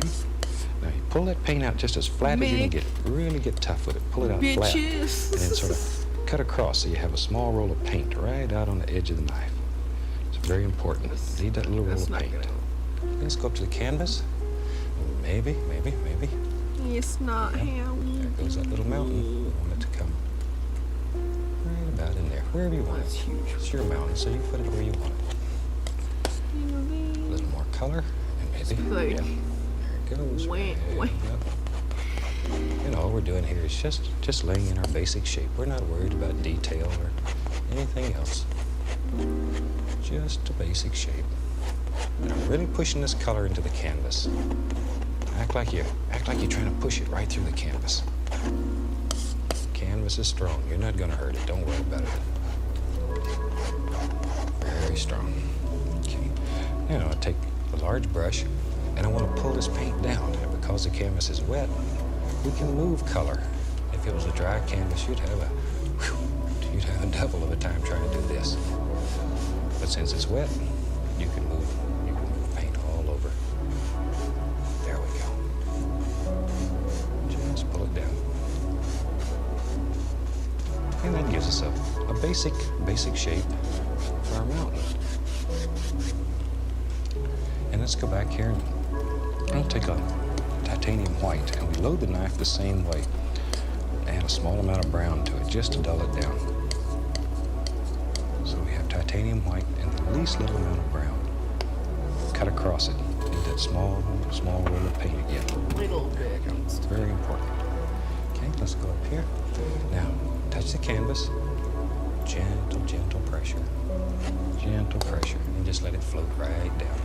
Think where light would strike us. Just let it float. There. No pressure. Absolutely no pressure. Just pretend you're a whisper floating across the mountain. If you apply a bunch of pressure, it's going to look just like Oh the my last god, I think I need to fix his hair a little bit, but I think, yeah, we'll work on his hair. Can't say that enough. Gentle touch. Maybe. Yep, there it is. Comes right down. Put a little bit more of the brown in there. There we go. Now, just bring it down. Okay, we'll take a little more of the Van Dyke Brown and make a darker color. And let's go right up in here and let's just begin adding some shadows in here. Just here and there. Let them fall off your knife. Still no pressure. No pressure. You want that paint to play, you want it to break. So all those little things happen automatically. You don't want to have to worry about them. Let it happen. Say it over and over. We don't make mistakes. We don't make mistakes. We have happy accidents. And the worst thing you can do here is good. No problem. Okay. Maybe over in here, put some more of the dark color. It's going to be a nice dark shadow right in there. He's a fucking dweeb. We'll just let it go. Have fun. Begin playing back and forth Might between have to shadow and fix highlight. his goggles. And just sort of visualize these things in your mind. Just sort of visualize them in your mind. Let them flow right off your knife. Okay, maybe. There it is. Right there. See, that's simple. That's simple. You can make some beautiful little mountains. Just let it go. Let's go back into some of our darker color. We need a little shadow back here. And you can just play. You can really spend some time here and put detail in that you just wouldn't believe could be done with a big old knife in a very short time. Okay, that'll give us a good idea and show you how to make these kind of mountains. There. All right. Okay, now I want to make these mountains a little bit softer. One little mist at the bottom, so I'm just going to take the large brush and just gently tap the bottom, just the bottom. And this will make them very soft, quiet, create the illusion of mist down at the bottom. It's most important when you're doing this that you follow the angles. Follow those angles. If you don't, you'll just beat them up and they'll go away and leave you. And you don't want that. You want the mountains to stay with you and be happy to be with you. Want me to become your friend. Fix them right now. Just blend the bottom out. Okay, maybe let's grab the old fan brush here. Maybe in this mountain, let's get some sap green, little sap green. Maybe there's a few little bushes and stuff that try to grow up here. So let's go right up here and let's just touch. This is just straight sap green. Here and there. Oh, there he is, little old bush and tree. It's trying to make it up here. But life's tough up here on top of this mountain. So there we go. Put a few of those. Right here. There we go. There's some more. And just sort of, still you want to follow these angles. You don't want to lose these angles. Wherever you think something might get a little foothold there and grow, just drop them off. And it makes it a little more exciting, a little more interesting. Just use a corner of the brush here and you can just pick up, make it look like little, see there? Easy. You can just make all kinds of little things happen. Wherever you think they should be. There's one right there. That's where they ought to be. Where you decide. Because this is your painting, your world. Let it happen. Maybe, right in here. All kinds, wherever. And we can take our large brush and just gently tap a little. Be careful here. You don't want to hit that green, pull it all up into your mountain. Just want to make some nice edges underneath. Okay, that'll give you an idea of how to make a super little mountain. This painting I took from a photograph that a friend gave me that was taken in Arizona. I always thought Arizona maybe was nothing but deserts and beautiful reddish colored mountains. But it's not. It has everything. It has it all. Okay, we'll just use this same old big brush and we'll go right into, let's go into some sap green, a little bit of alizarin crimson, Van Dyke brown. Just mix these colors on the brush. Load a lot of paint in the brush. Pull it through the paint. Pull it through the paint. Okay, let's look at this brush. Look at the end. Tremendous amount of paint. Okay, and there's a rounded corner because you pulled in one direction. You want that rounded corner to be on top. Okay, let's go up to the canvas. And maybe there's a nice tree that lives right there. Right there. And you just push, bend. And all we're doing is putting in some background color. We're not looking for shape, detail, anything else right now. All we're looking for is just background color. And we'll come back in here and we'll put all kind of highlights and leaves and all the beautiful little things. Wherever we want. Just looking for background color. Okay. See, all that gives you a good idea of where you're going and what you're going to make. This is where you lay out some basic shapes. And while I have this color on the brush, I know this is going to water. Not working. Why is this not working for me? Why are these shoulders not working for me? But even in a stream, these shoulders. You have dark color that's reflected. You may not see it because the water's I'm about to go bubbling, ape shit right now. But it's there. There's still that dark color. And you need the dark so your light will show up when we highlight the water. Let's just go across. It'll help give it the impression splash in the water, make you feel better. Just go across, instant water. Okay, now we can go back in here and we can begin working on some of these pretty things. I'll take a little paint thinner on my brush and we'll go right into some sap green and then into a little cad yellow. So we got sap green, cad yellow. And I want to keep the greens pretty dark here. Pull it through the paint, one direction, just like we did the big brush. See? And then I turn it over so that rounded corner is on the top. Okay, let's go up here. Maybe right in here, there's a happy little bush. And I'm just barely touching. Just enough to bend the bristles, the smallest amount. A lot of paint on the brush. A lot of paint. And we can go into some Indian yellow, yellow ochre, a little bit of that. Just to break it up a little so the color's not all the same.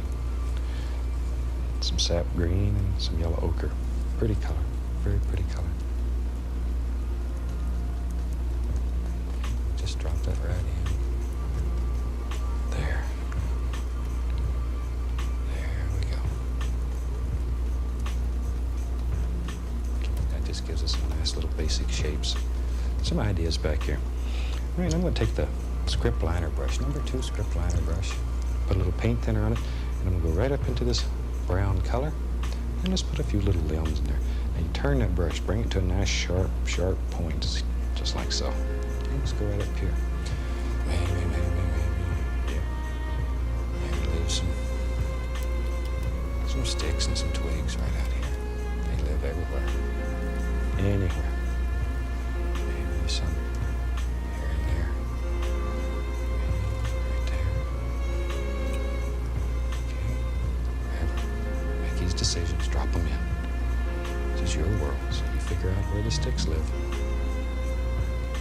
Okay, now without cleaning the brush, I'll go right into a little bit of white. And that brown here will make a whole new color. Okay, let's go right up here. And we can put some in that are a little lighter in value, and they stand out against the dark. If they won't stick, add a little paint thinner.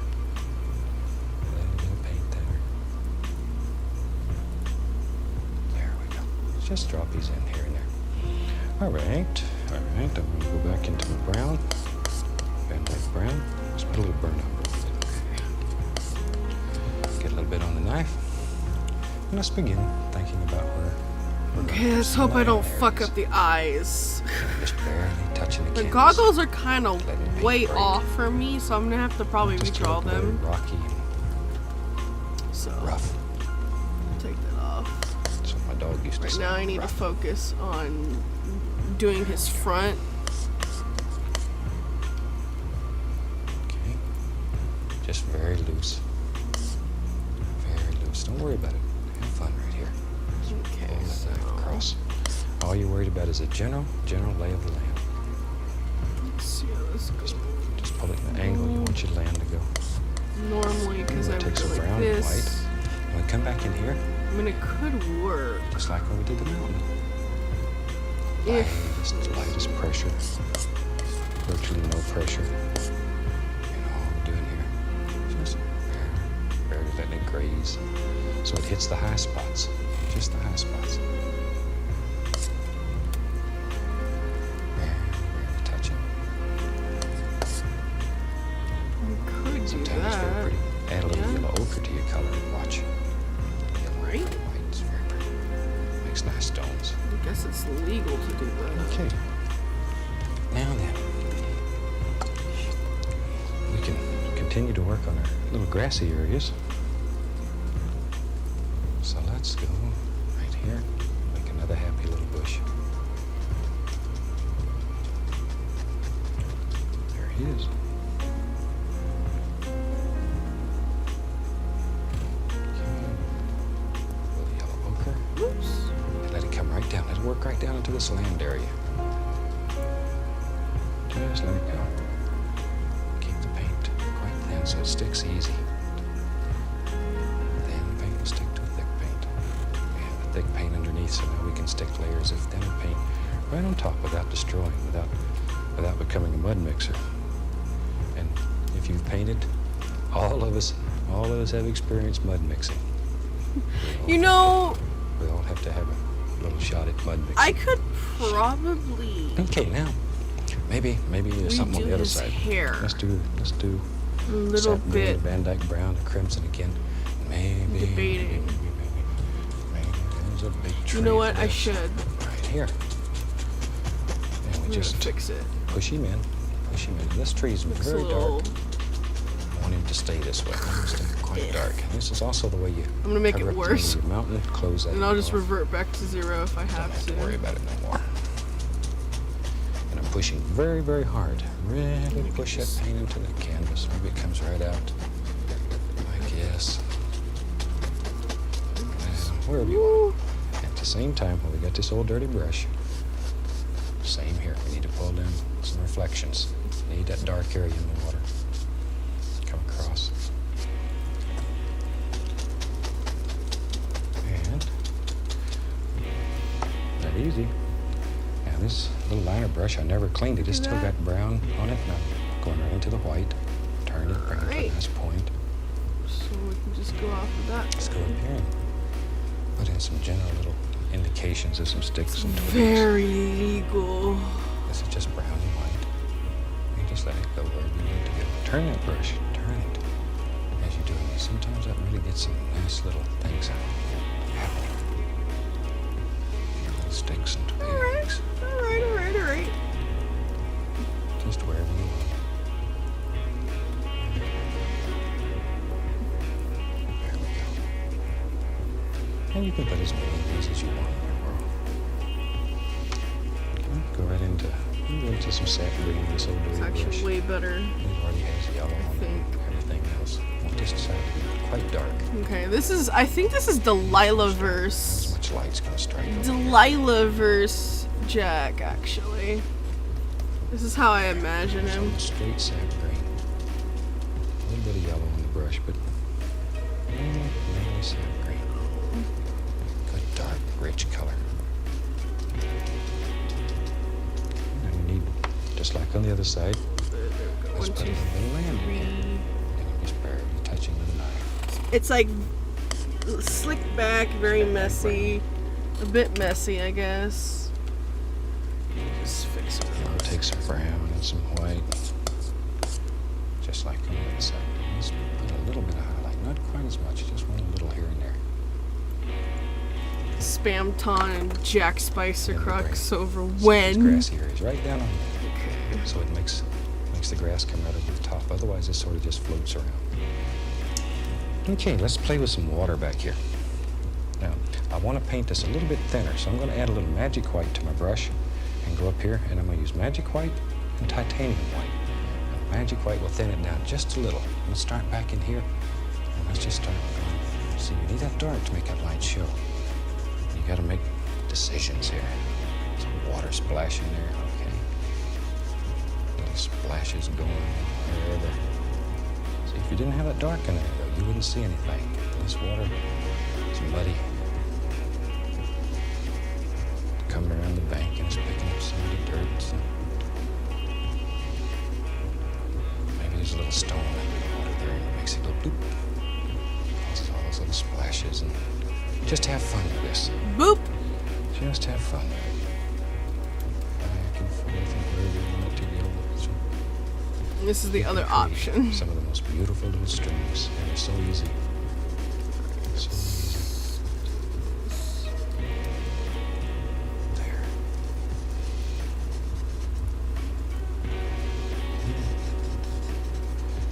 Maybe a little bit of this blue showing out here. And it's getting a little Or- wider here, so the water wouldn't be as rough, wouldn't be as turbulent. Or we can have emu. Just a few little ripples here and there. Don't want too many. It's gonna look So like this is really shit, clean up but the who edges of the dirt cares? too. Just let it go there. No, All kinds I'm of not little feeling it. splashes and fun little things happening I'm not here. feeling it. It's your stream, so you can make some decisions and put them wherever you want. Wherever.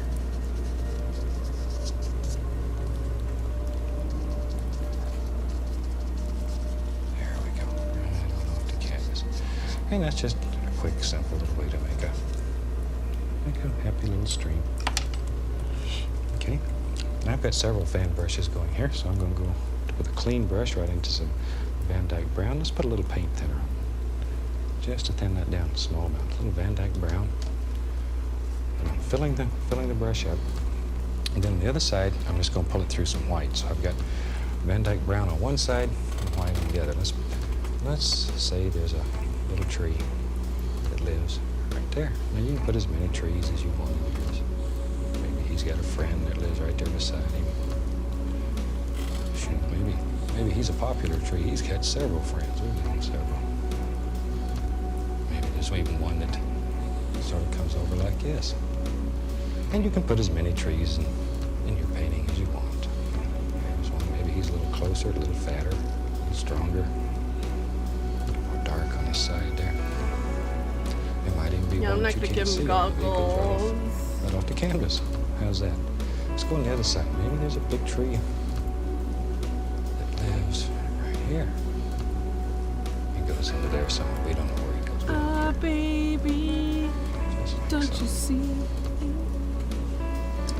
I'll take a little 1-inch brush and cover up his foots. And same thing over here. We need to have a little grassy things around his foots, covered up, make him fit right into the painting.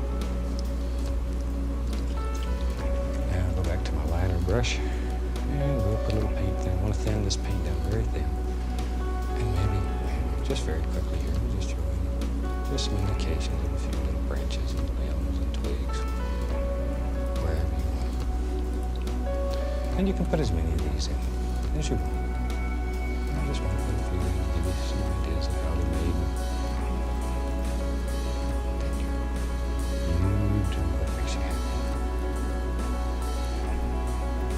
Got Just tea. try to give you some guides here, some ideas, and really turn you loose. That's where joy of painting comes in. You don't have to worry about it anymore. You just let it go. And there'll come a time very soon that you really don't have to think about what's happening. At least on your palette, you can spend all your time composing, and you can compose while you paint. I used to spend as much time trying to figure out what to paint as I did actually painting. And this way you can compose right on the canvas. Right on the canvas. In there. Here you go, blap. Have some of them go across the trunk. That way, they're not all just on the sides. And they need to get a little thicker when they get toward this trunk. So just wherever you want them. Wherever you want them. As many as you want.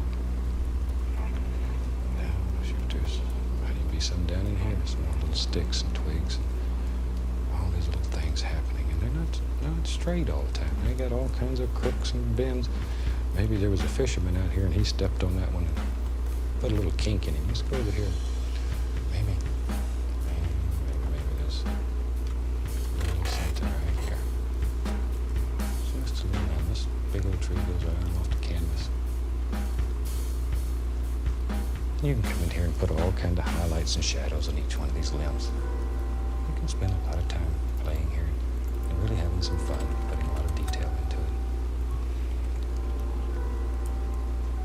I think we're about to get to Fresco. If you want to put the indication, because there's always hundreds of little limbs, you can just take very lightly. All right, here comes the eyes. People think you've really worked for a long time. But I think that'll give you an idea. So let's sign this one. Use a little permanent red. Sign it right here. All finished. And I hope this one is. Hope you really liked it. You enjoyed being with me today. So from all of us here, we'd like to wish you happy painting. God bless. See you next week.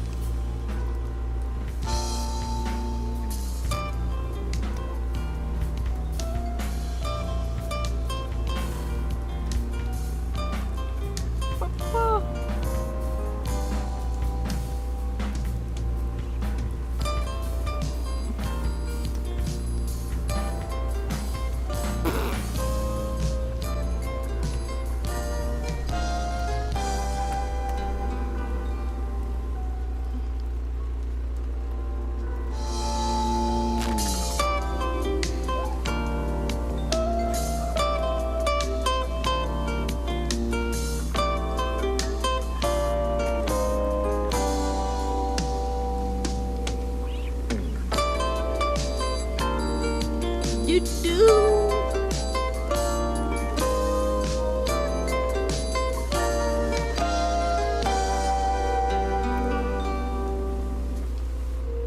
Welcome back.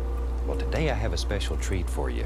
You know, on the first show I told you I was going to bring some friends in and let them show you some fantastic painting methods also.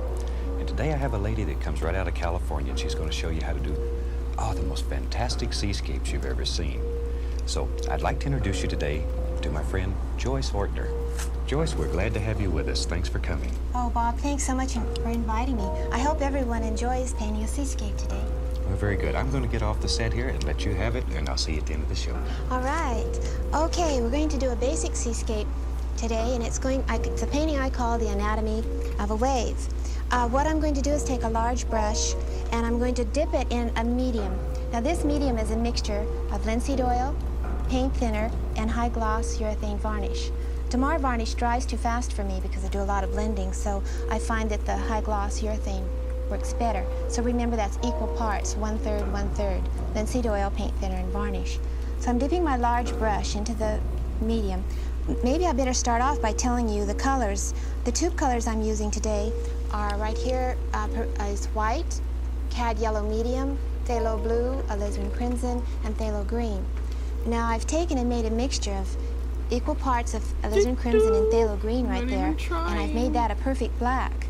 And you can test your color by adding white to it in a pile here, and you want to achieve a perfect gray. Now if you have too much red, you'll have to add more green, or if it's too green, you'll have to add more red. Now this is a wonderful color because that color will help you control the strong phthalo colors that you've got on your palette today. All right, I'm going to dip my brush in the medium, go into my white, pick up some phthalo blue, and I'm going to start right in on my sky.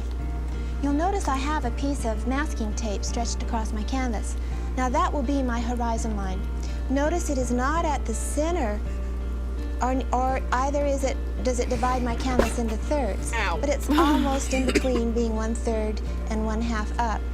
Now I've marked this at 7.5 inches. This is an 18 by 24 inch canvas. The top of my tape is 7.5 inches down from the top. Now that's going to be the horizon line of my ocean, which we always want it to be perfectly straight. All right, I've got my phthalo blue and white on my brush, and I'm doing the X stroke that gets that paint really into the weave of your canvas. I'm probably not going to draw the Now you can goggles, relax and but, really yeah. enjoy this painting because it's a lot of fun, and you can really learn a lot because it's going to teach you how the motion of the water works. Now the top of our sky is going to be darker than the rest, and will get lighter as we get towards the bottom of the sky. I'm going to pick up more white. Fix the eyes and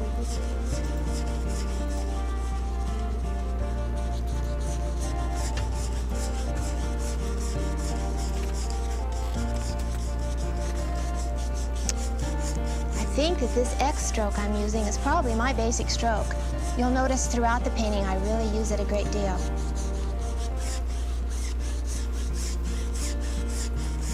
Now as I get further down on my canvas, almost to the horizon, I'm going to pick up white, go into my alizarin crimson, so I get a very soft pink color.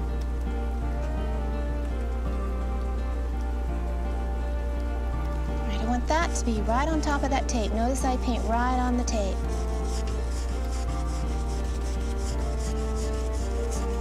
I'm going to go all the way across my canvas, right on the horizon. A little more medium, a little more white, a little more pink. Remember, anyone can paint. Just takes a little practice, a few simple tools, and maybe somebody to get you started.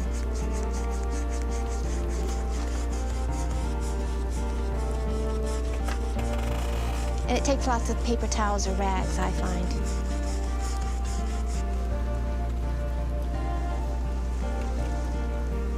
beep beep. Back into my medium. I think I'll put a little more color on the sky at the top. I'll bring the nose down a little bit.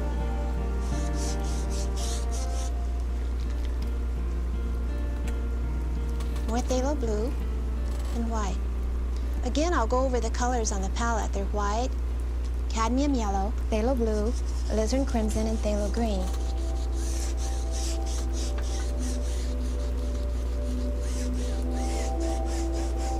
All right, this is what you call blending. I'm going to really merge these colors that I've got on my sky so that it's a very subtle graduation from the blues into the pinks, which makes a lavender transition right there. We know that if we take alizarin crimson and phthalo blue and white, we're going to get a soft lavender here.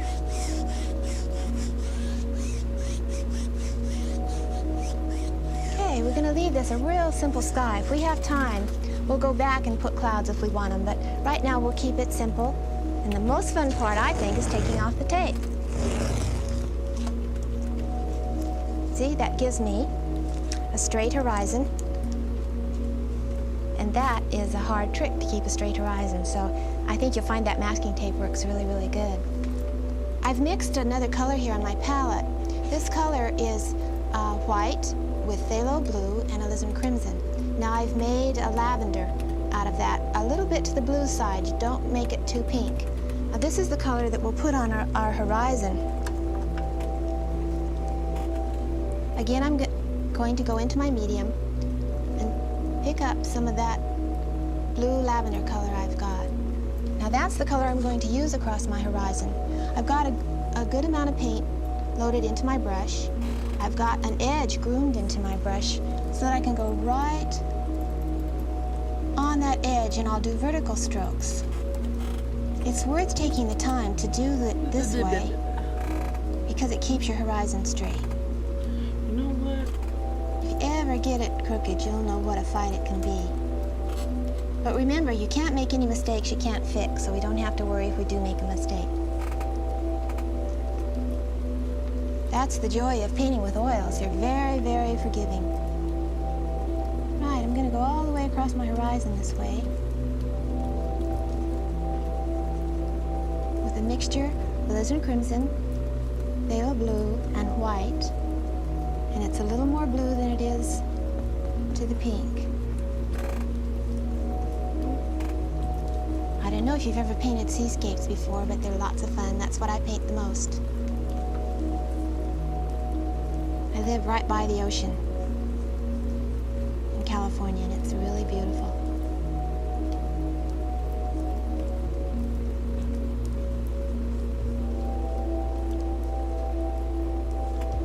Got a little bitty dippy-doo in my horizon. We can fix it, right? We can't make any mistakes we can't fix.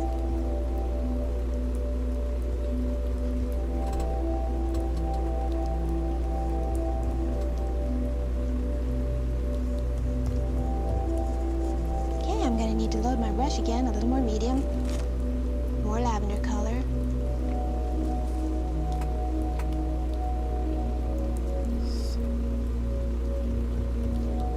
Now this part of the painting is really underpainting.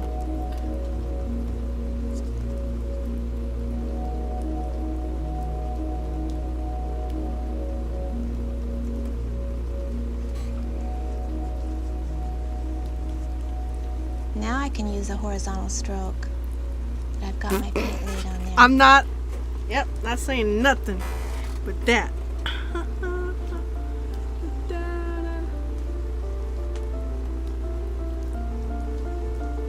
I'll go back pretty soon and soften that horizon, but right now I'll leave it. Now the next thing I'm going to do is I'm going to put in what I call the baseline of the wave. Now this is really important. I think this will help you with your seascapes a lot. I'm dipping my brush into medium, and I'm picking up that very, very black color that I mixed. Half phthalo green and half alizarin crimson. Now this line is going to be straight, but at an angle. I'm going to have it start right about here. And notice the angle is dipping down. This adds interest. We don't want everything to go straight across in this painting. We want to have a little bit of an angle on this.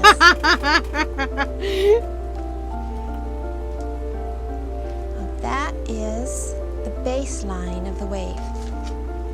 Now remember, this painting is called The Anatomy of a Wave, so that's exactly what we're going to do. we're going to learn the anatomy of a wave. We're going to take a neutral color like that lavender and draw our wave in so you can really see how the wave works. It's the base of it. Now this is what you call a breaker or our major wave.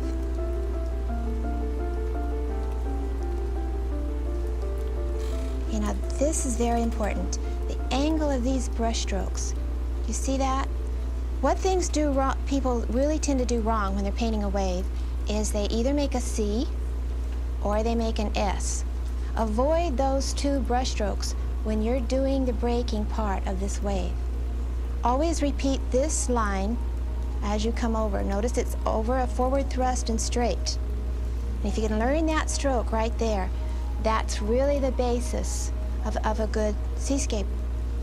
Okay, so you want your baseline straight at an angle and these strokes over and straight. All right, I'm going to pick up more of that Yes, we lavender. are. And I'm going to use it as the underpainting for the foam on this crashing wave. See that? It's going to come way up there and break the horizon.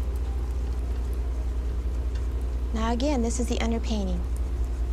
Now what you don't want to do is to pick up a bunch of white paint and start making foam. In oil painting, it's nice to go from dark to light.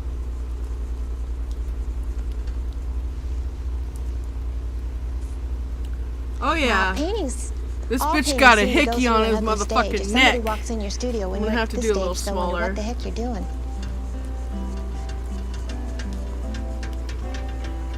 You can just tell them that that's the anatomy of the wave.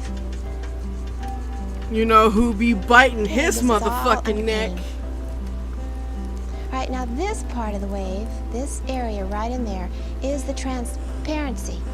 That's when the light's coming from behind the wave in the thin part of the water and it's shining through the wave. And that's what people love in a seascape. There we and go. they think it's really magic. And you're going to find out today Baby's that got- it's baby's easy got- to do and baby's got- it makes it's really fun. Okay, what we're going to do now is we're going to pick up straight phthalo blue and lay it right on top and overlap this black from here to the edge of the painting. I'm picking up straight phthalo blue. And I'm going to go right over the top of that black. I'm going to have to keep picking up paint.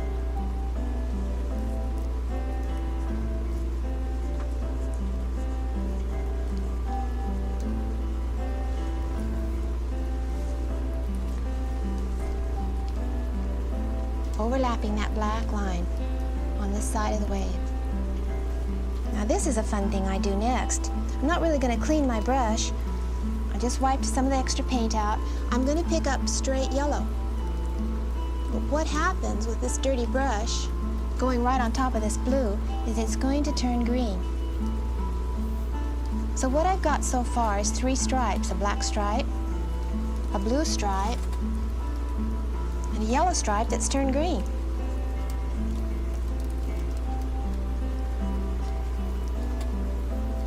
All right.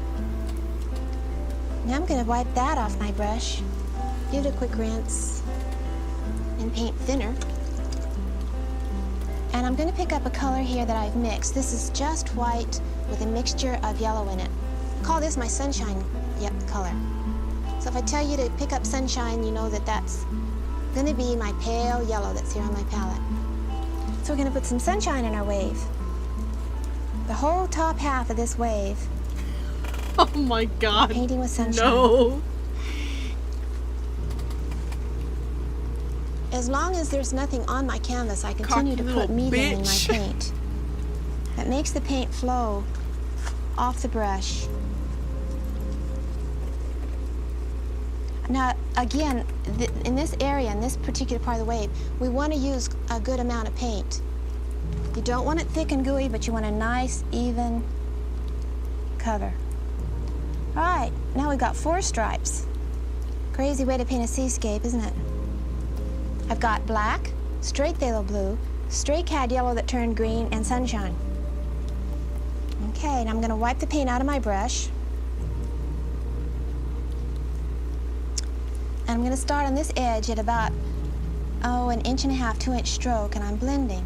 I'm starting at the bottom and just going back and forth until those colors start to mix on the canvas. And as they do, I gradually move up to the top of the wave. Look at the nice colors I'm getting in there. Getting blues and greens and... See that? And I'll continue to move across the canvas doing that. Wiping the brush at each section.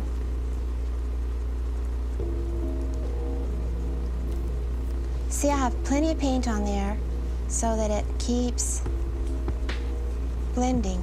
If there wasn't enough paint, it wouldn't blend. It would leave many more brush strokes than this is. Now, we'll smooth this out in a minute, but right now, this is real important. This is the eye or transparency, or think of it as an egg shape. You want to blend with your brush stroke right up that egg shape. Now, what everybody does at this stage that is a mistake is they want to make it too steep. I can't tell you how many times I have to say, lay that stroke down. Keep it parallel to the baseline and lift it up gently. And then as you go out towards the edge of the wave, you lay it down more and more. Keep it gentle.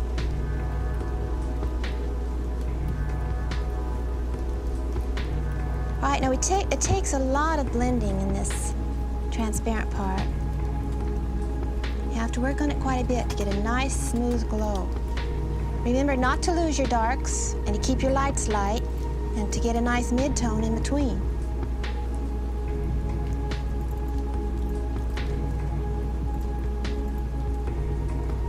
Actually, I'm doing that X still. Do you see that when I'm going back and forth with my brush?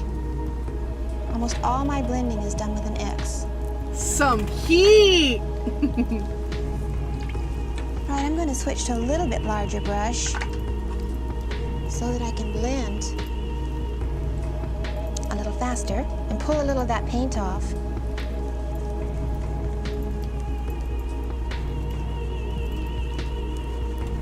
As I pick up some of this paint, I'll clean my brush up there. How's that? Use some of that color.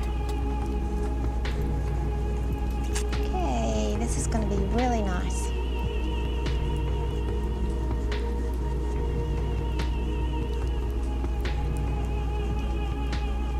Remember, this is the most important part of your painting, so you want to spend a little time on it. Try to make a real gradual blend on this. You can go back and add more sunshine in this transparent part too to give yourself more light.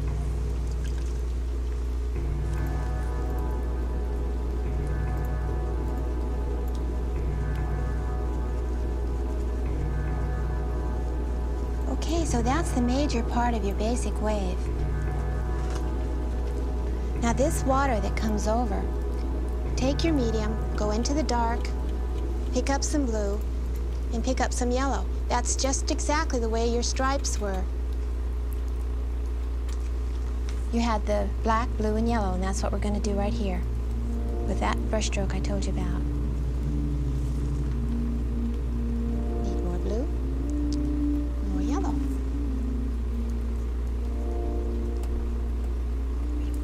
Keep that stroke straight, remember that. It's real good to put a smile. If you want to have a happy painting, you need a smile, right? So I'm going to take some yellow. I'm going to make a smile right there. Now that smile will show when we pull that paint over the top. Pull it back that way. Going to pick up more blue.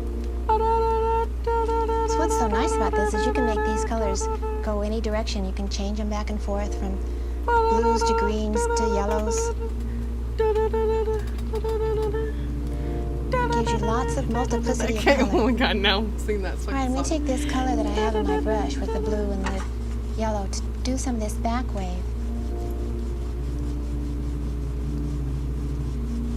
Now this is a swell that's behind the major wave.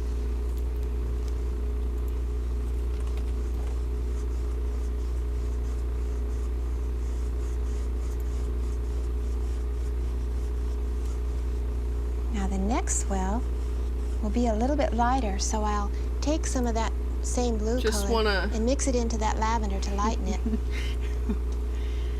Yeah. Put in another swell.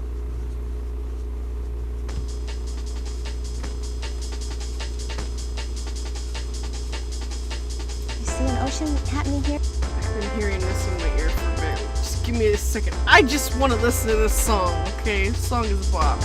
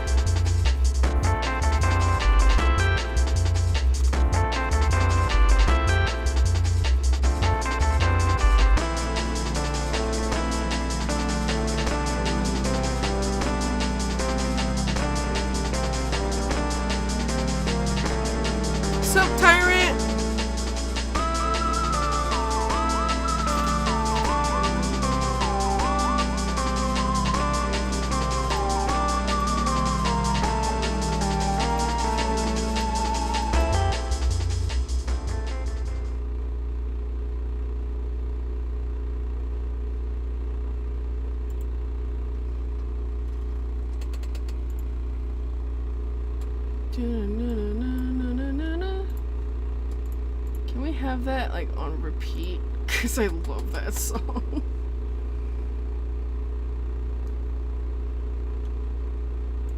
We've been watching Bob Ross stuff for a while now. I'm gonna go ahead and close this now. But we can listen to readings now. Hopefully. Actually, we're gonna listen to this song for 15 minutes. Yeah, you bitches are gonna suffer with me.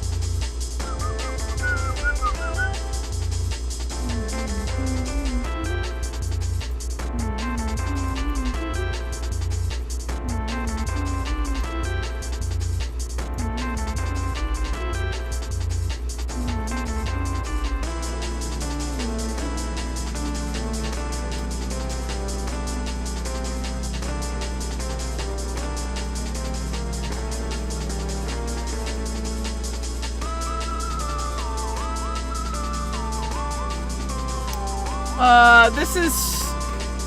Hold on. This is Bomberman Hero Music Redial.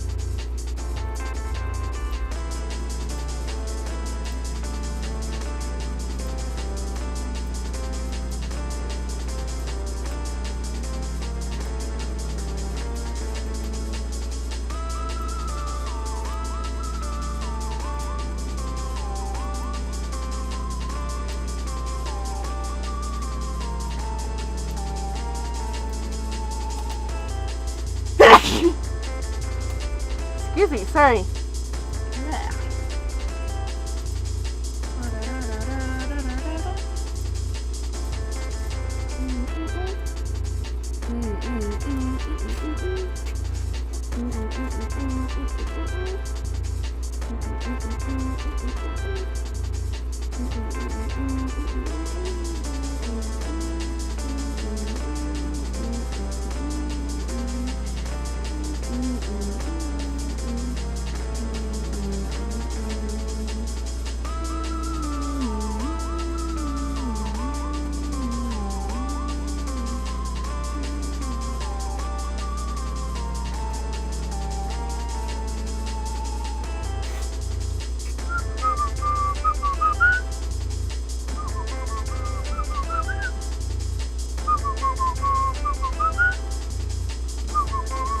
I forgot to do the goatee. I'm a dumbass.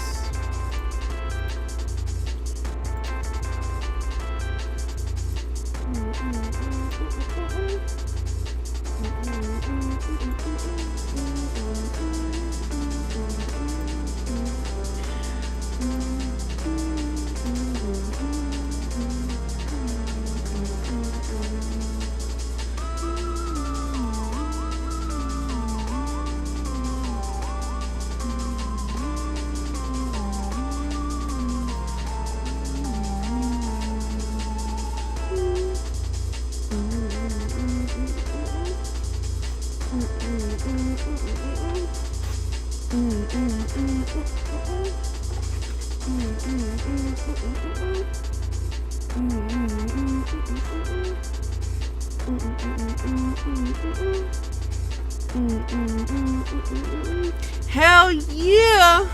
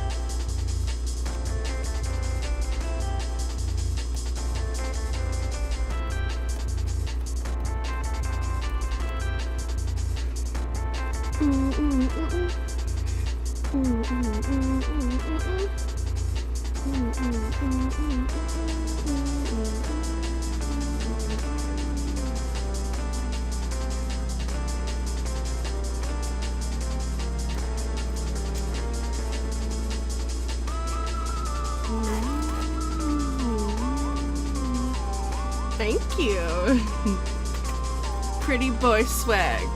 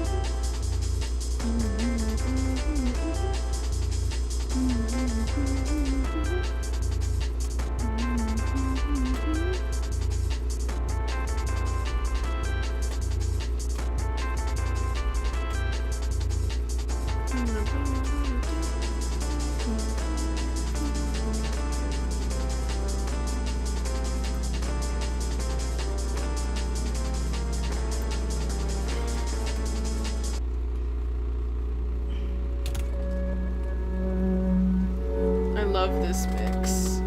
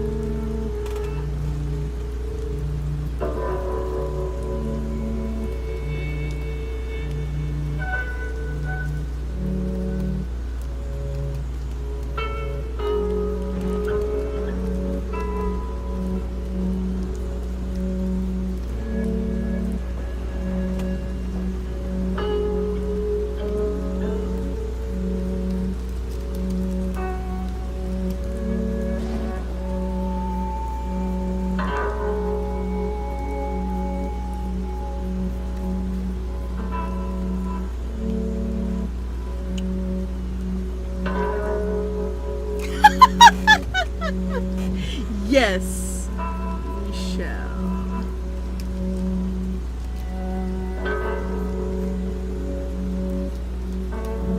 Yes.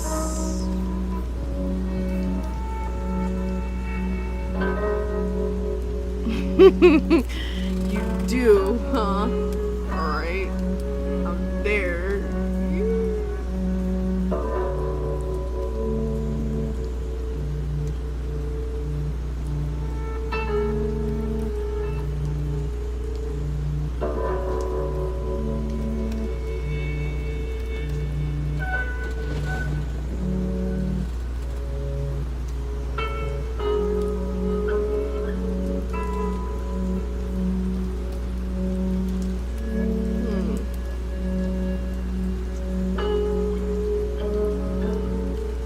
Hold on. To the side.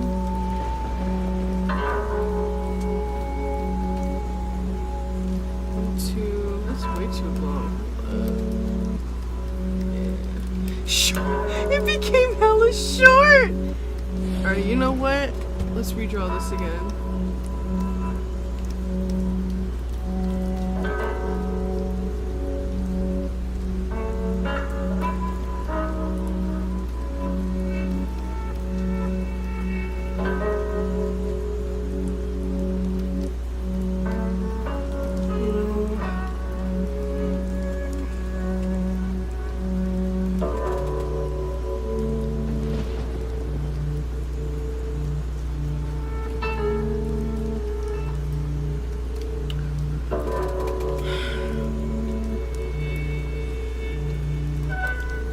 Art is pain.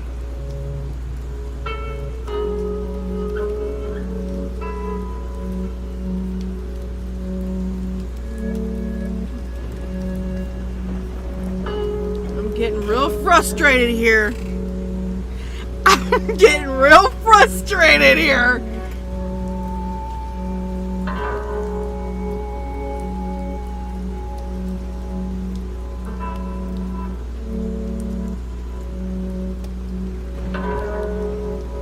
Got goddamn Minecraft fingers going on here. Thanks a lot, Rose.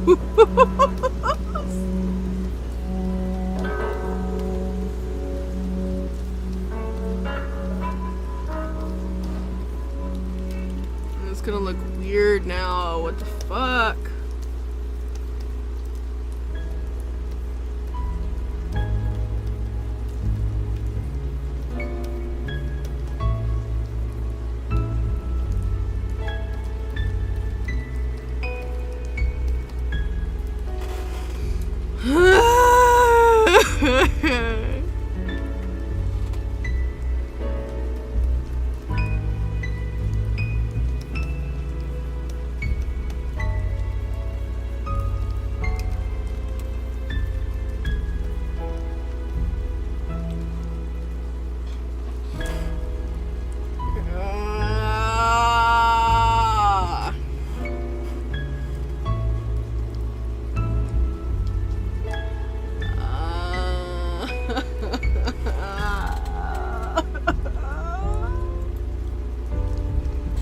My God, how do I do this?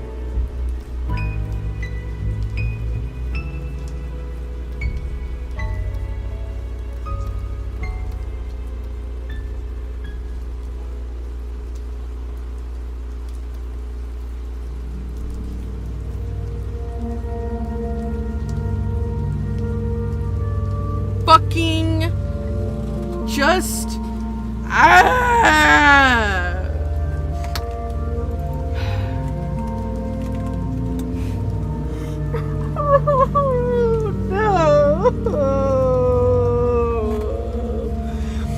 In the cycle of an artist, you must have one breakdown after a goddamn art piece.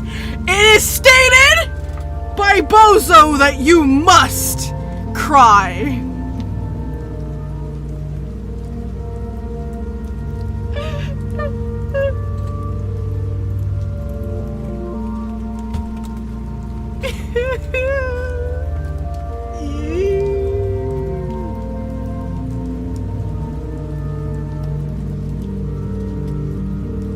work on his fingers later.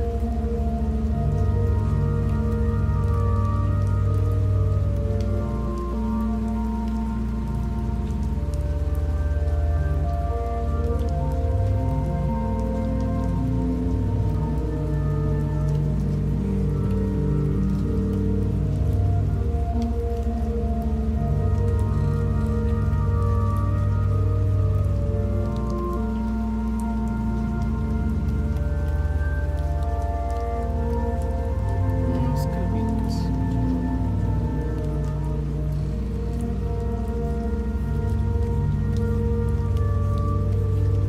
Yeah, that's way too fuzzy for my ass.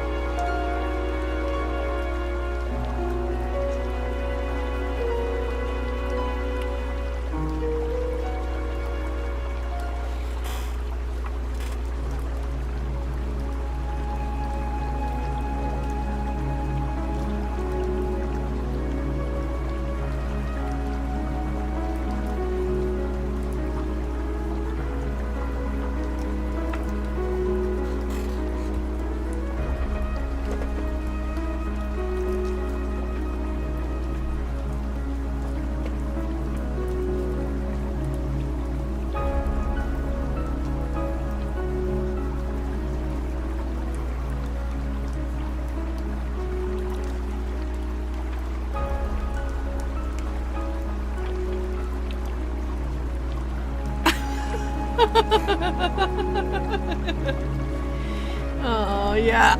I see that.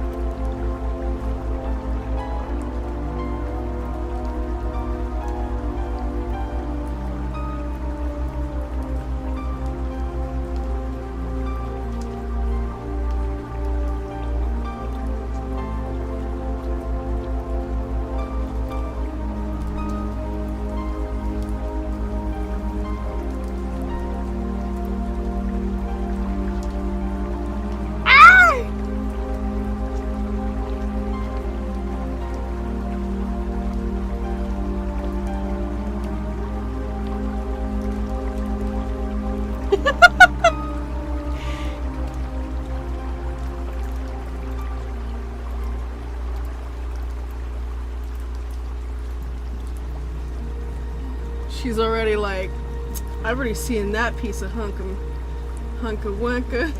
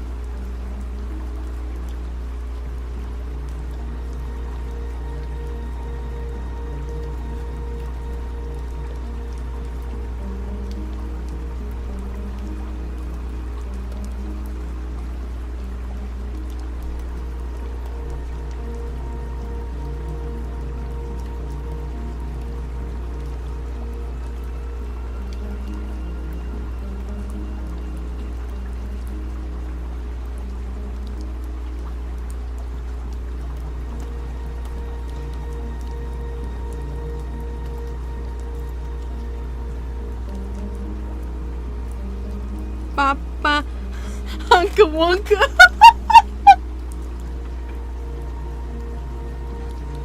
Oh my god, someone just kill me with the mallet right now.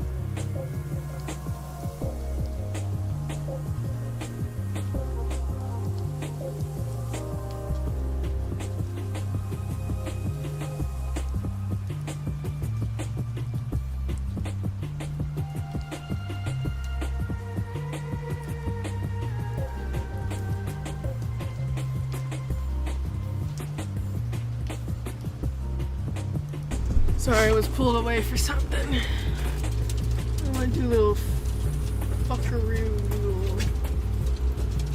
Here comes my dogs.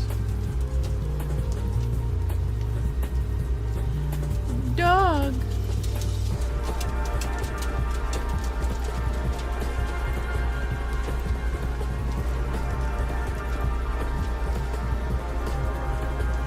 Booba. Mallet go bonk.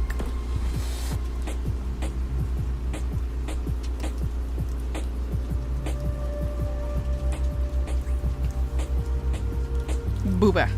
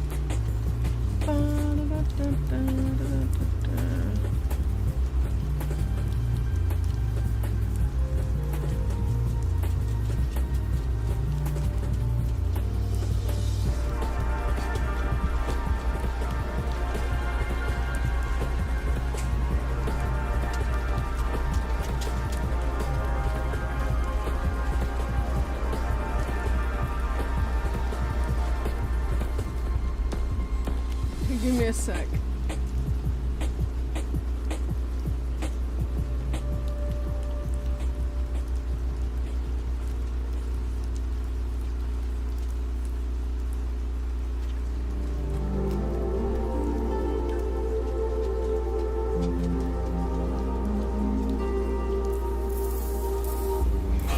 Oh God.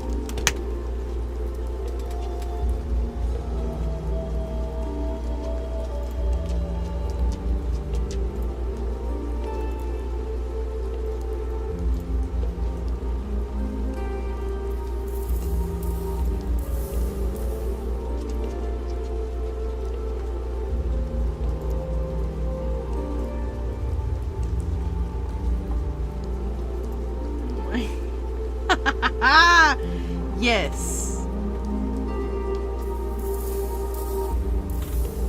I like yours too. My God.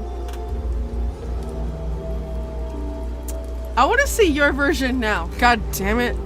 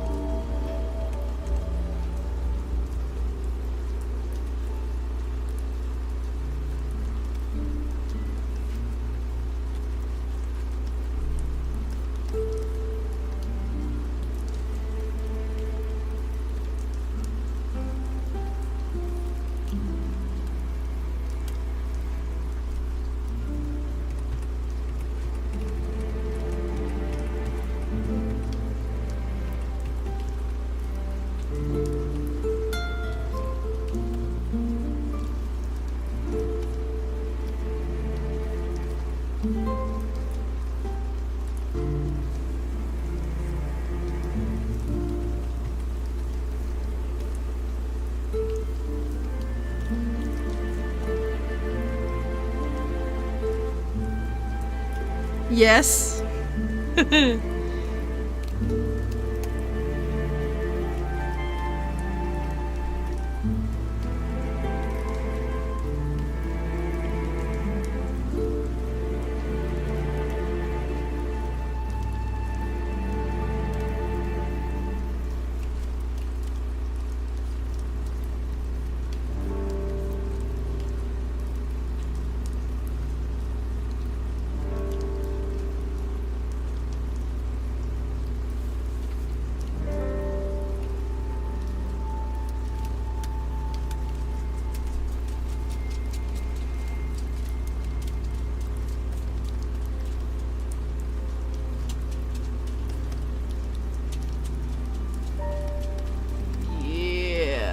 We drawn now.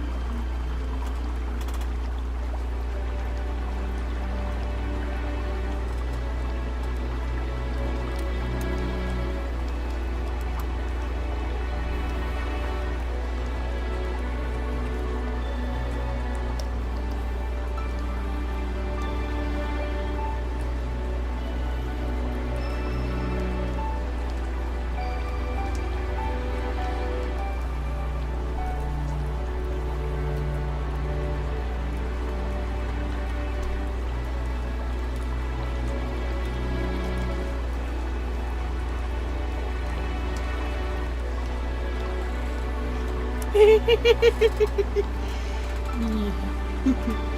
gonna know pretty soon.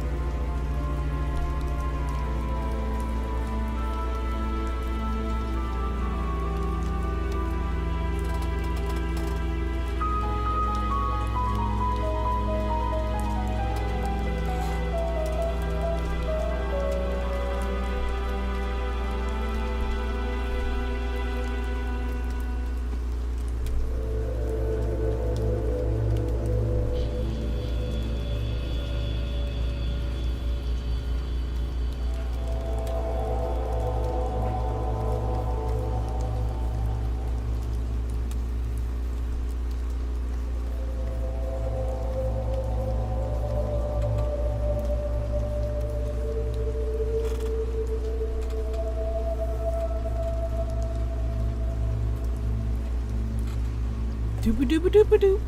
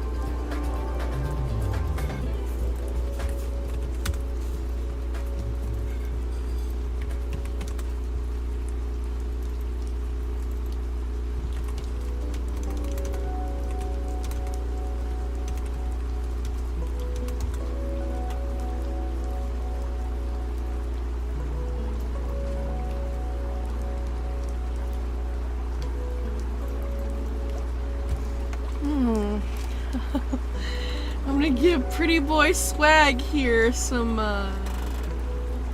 nice.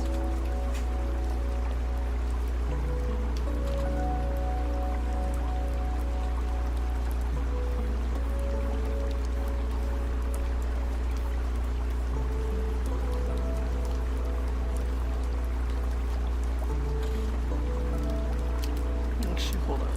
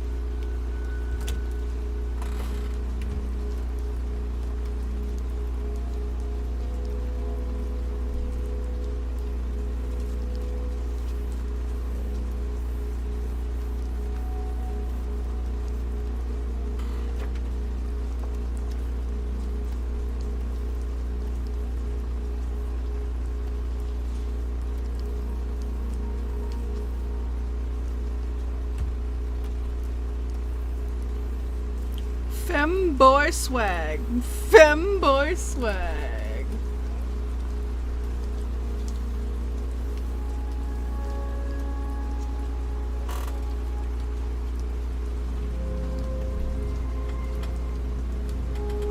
Oh my god! She looks so gorgeous. Jack looks fucking adorable. Are you fucking shitting me right now?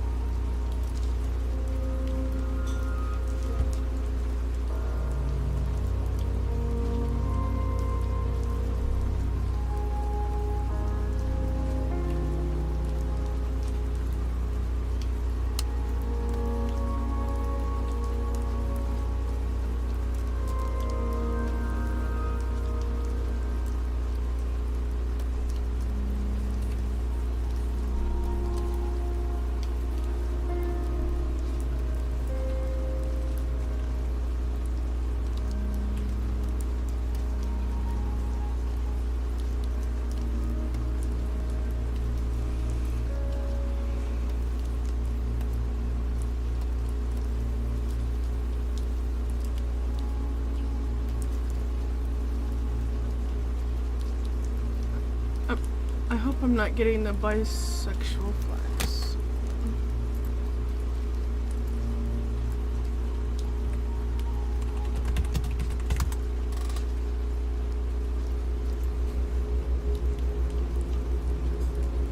Yeah. It's almost there.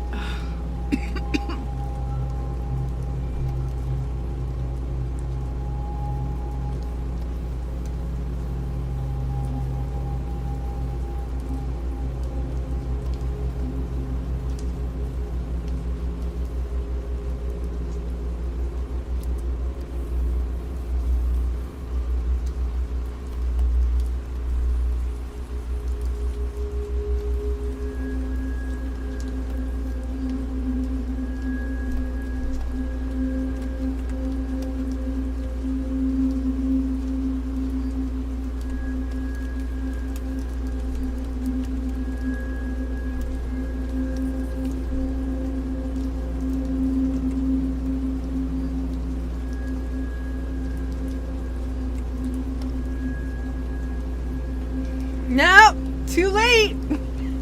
I already did it. I like to do hand stuff, handmade stuff. You know me. I already pulled up a fucking. I know. I saw it. I was like, I already pulled up a thing on there.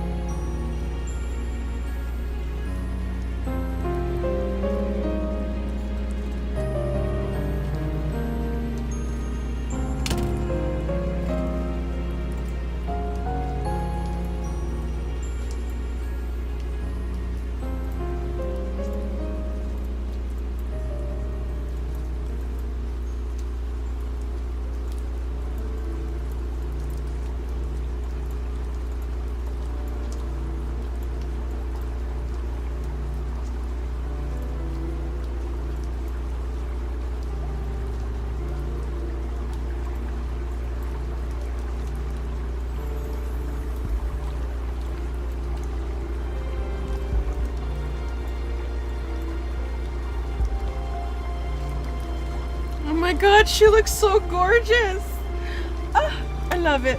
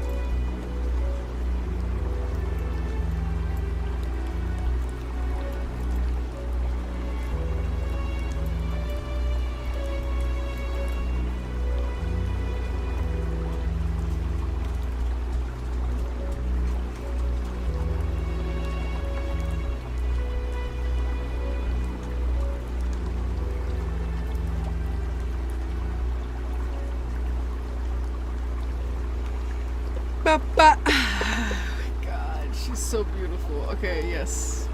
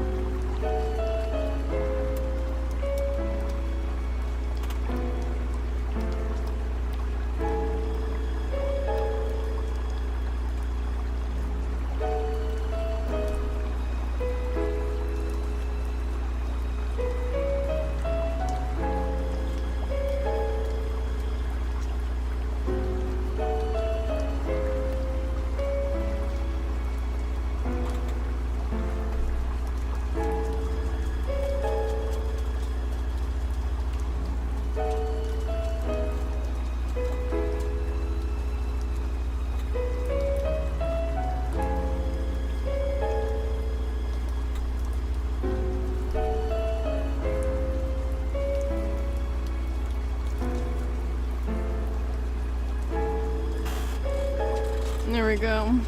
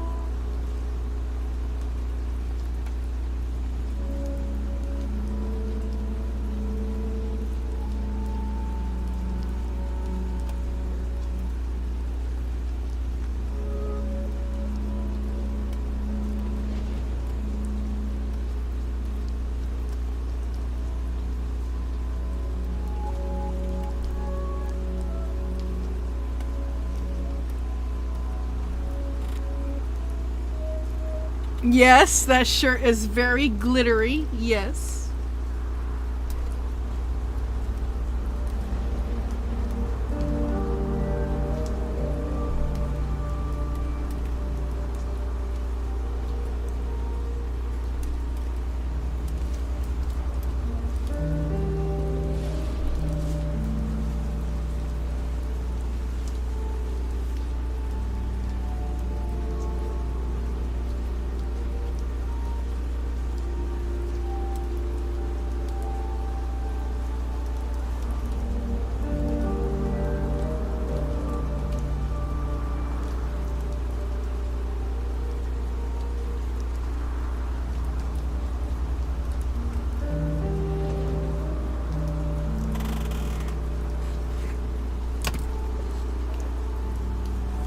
Woohoo!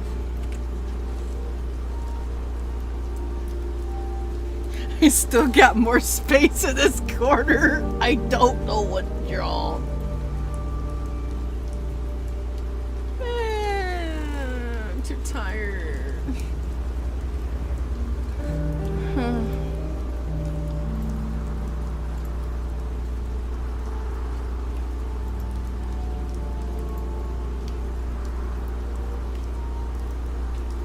You know what?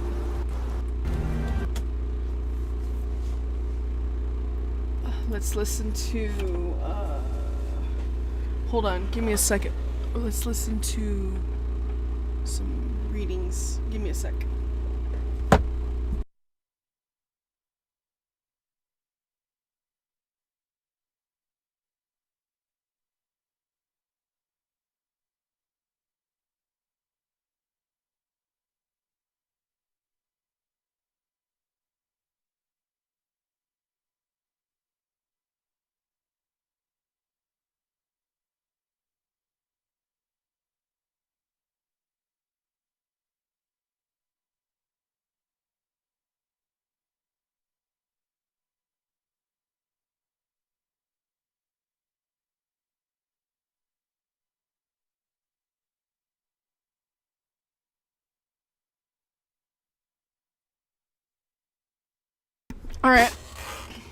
Alright. I'm back. Oh, God. I wanted to see what my dad was doing.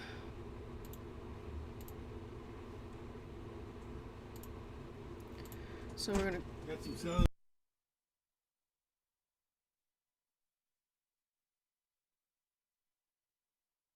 Sorry.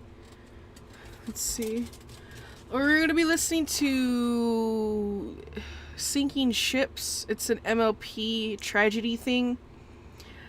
And we're also gonna be listening to another one called Nightmares, which was recently released by Scribbler.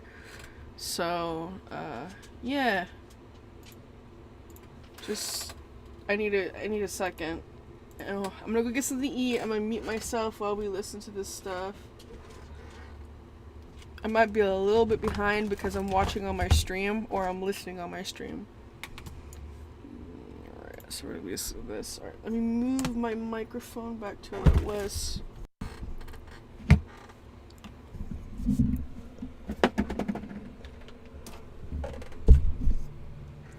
Okay, there we go. Alright, here we go.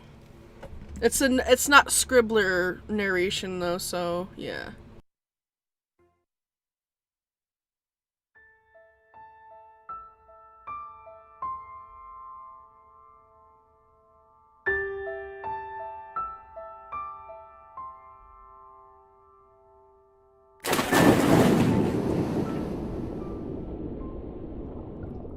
She surfaced back into consciousness with a jolt.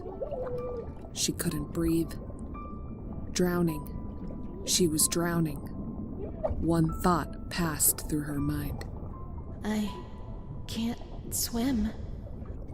Lily Valley frantically reached towards the surface, oxygen lingering in her lungs as she did not have a chance to take a large gulp of air before being cast aside. It did not take long for the soft pink mare to stop her endeavor of trying to swim. She was so tired. tired.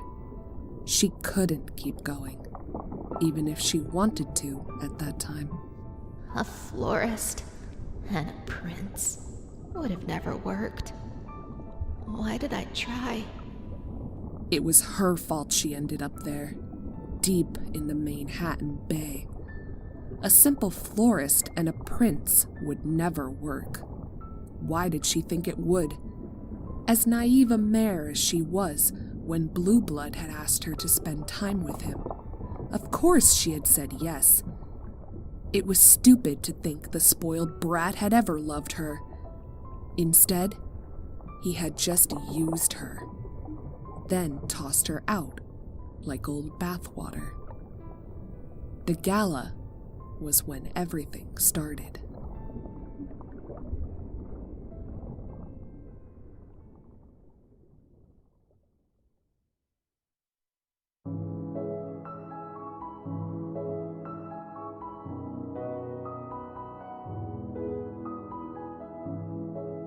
She was arranging the flowers as the prince drew near, clearly upset at something. She gave a smile and a bow. Respect. She showed him respect and didn't fuss about him. Most ponies saw him as a lesser member of the royal family. The scion, an afterthought, a mortal amongst eternals. How could she? He was a unicorn. He was royalty, something she could only dream of. For her, he was the perfect stallion. He could take care of her family even too, and let her have her dream of tending to the royal gardens. But that was simply a dream. The biggest issue was that she was an earth pony. Royals would just be scoffed at for her mere presence among them. None of them had earth pony genetics, besides the traits buried in the royal sisters. Everyone with half a mind would frown on it, right? That is what she would think an outsider would believe anyway. The way her long, cream dress clung to her just right, the way her mane was curled, the way the lilies woven and embroidered into it both caught the light. It made her stand out amongst the others doing the same. Maybe that was why he took a fancy to her. When he extended a hoof to dance, she was awestruck. Care to take this dance? Soft words, music to her ears, fell from his lips. She took his hoof, and, from that moment, she had sealed her fate. Her ship was afloat, bobbing in the water that was all too eager to close over her fragile, commoner body and drown her.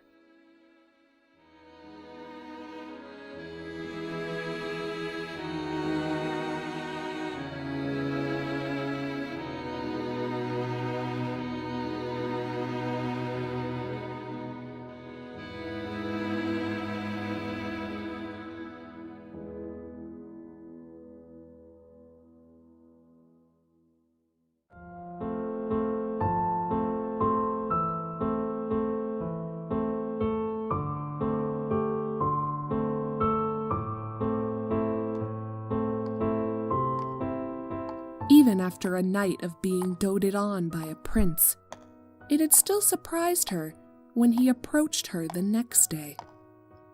She had returned alone to take down the flowers from the gala, since Rose and Daisy were busy helping elsewhere in Equestria, working on a wedding. Cold blue eyes on her. They were always cold. She didn't care. Royalty was speaking to her. Of course, it was bittersweet. He seemed sweet, but sometimes cold. It didn't matter how he treated her. He was spending time with her, a lowly earth pony with no pedigree. They chatted the day away. He did not help her with the removal of the arrangements in the room. It was her job. His aunt was paying for her to do it. He didn't need to help. This work was beneath royalty, and it was just her duty after all. That was her first red flag, but her ship was still afloat. No one seemed to notice her new giddy nature over 8 months. No one noticed her leaving for Canterlot more and more frequently. No one noticed when she stayed the night, or even for a week. No one noticed the quiet mare acting so much different, or the expensive gifts. No one noticed when her abdomen began to swell. No one noticed, or no one cared. Yet her ship stayed afloat.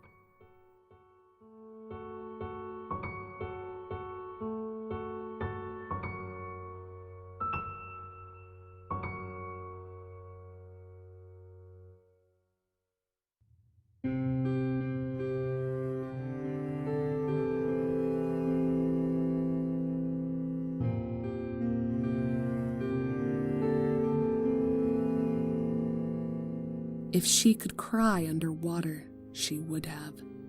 She had missed the signs, and because of that, she would die alone. Lily Valley thought he would be happy when she told him she was with child. She noticed him go cold. She noticed the anger in his eyes, yet she refused to get rid of it. Lily truly loved the prince and thought that he felt the same. His eyes were always cold, but his actions were always warm.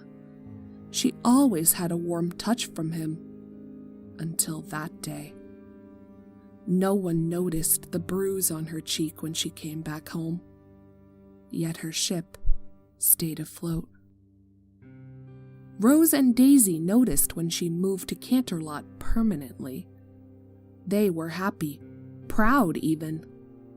They would never know that she didn't move for the business. She was to stay in the woods near the city, as a secret, and would not be allowed to leave. She choked on the liquid in her lungs. Her time was running out. But she felt so stupid. She had left her family and friends behind for some fantasy that was never going to happen. She had been living a fairy tale from the beginning. No one told of the inherent cruelty in Blue Blood's nature. As a child, she was never told fairy tales weren't real.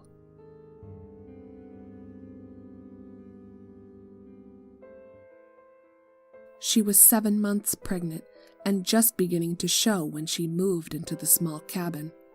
She hid her pregnancy for as long as she could. 4 more and she could leave. Or that's what she thought. She didn't think those 6 months would be hell for her. Lily was never allowed to leave the West Tower. She was a prisoner of the prince. He still came to see her, to use her. He burned into her mind how useless she was, since she was a lowly earth pony that he had chosen to bestow his attention upon. Nothing more. He had made her important, but that importance mattered nothing to any pony else.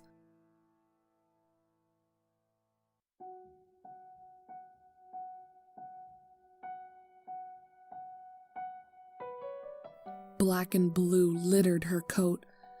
The doctor she had was private and would make sure that she was being taken care of properly. Blue Blood couldn't force her to abort the child, even if it was a bastard. He couldn't let others know. The more who knew, the more it could hurt him. Medical procedures like that left a trail. Most doctors would not force a mare to go through it, even if her husband was determined. If things did get out anyway, a child was better than a forced abortion on the prince's name. But if the prince had had his way, he would have had her get rid of it. Then get rid of her. The 2 princesses would never know what was happening just under their noses. They were too busy at the time to look into any behavioral changes in the young stallion. They were oblivious of the horrors happening to their favorite florist. The shop in Ponyville produced the best in their mind. Since the shop stayed open, no one noticed when the pink and gold mare returned home less and less. They only knew Lily eventually moved away. She was moved deeper into the forest when she was about to foal. Blue Blood did not want his aunts to know of what he had done to the mare. He was betrothed to another now, to one who was hoof-picked for him. Lily knew she had lost him, but had she ever had him to begin with? Her labor was long and painful. She was with no pony but the doctor when it happened. He didn't allow her to have medicine. He didn't want to spend anything else on this problem than he already had. He didn't want to leave a trail. Taking anything would have required the doctor to have access to it in the first place. She was Blue Blood's personal doctor. She could not even get any, even if she wanted to help her fellow mare. She did care, but the repercussions of helping terrified her. The doctor was doing the best she could for the pink mare with what she had, without displeasing her employer. After many strenuous hours, a small pink and blonde unicorn was born. She had her mother's gold eyes. The mother-daughter connection was instantaneous. She adored her daughter. She wanted to protect the filly with her life. She did not get the chance. She was only allowed a few fleeting moments with her child before it was taken away from her. Exhausted and in immense pain, she couldn't fight back. No one noticed the resemblance when the royal family adopted one more. Lily was never told her daughter's name. Her daughter would never know or remember her. Her ship was sinking.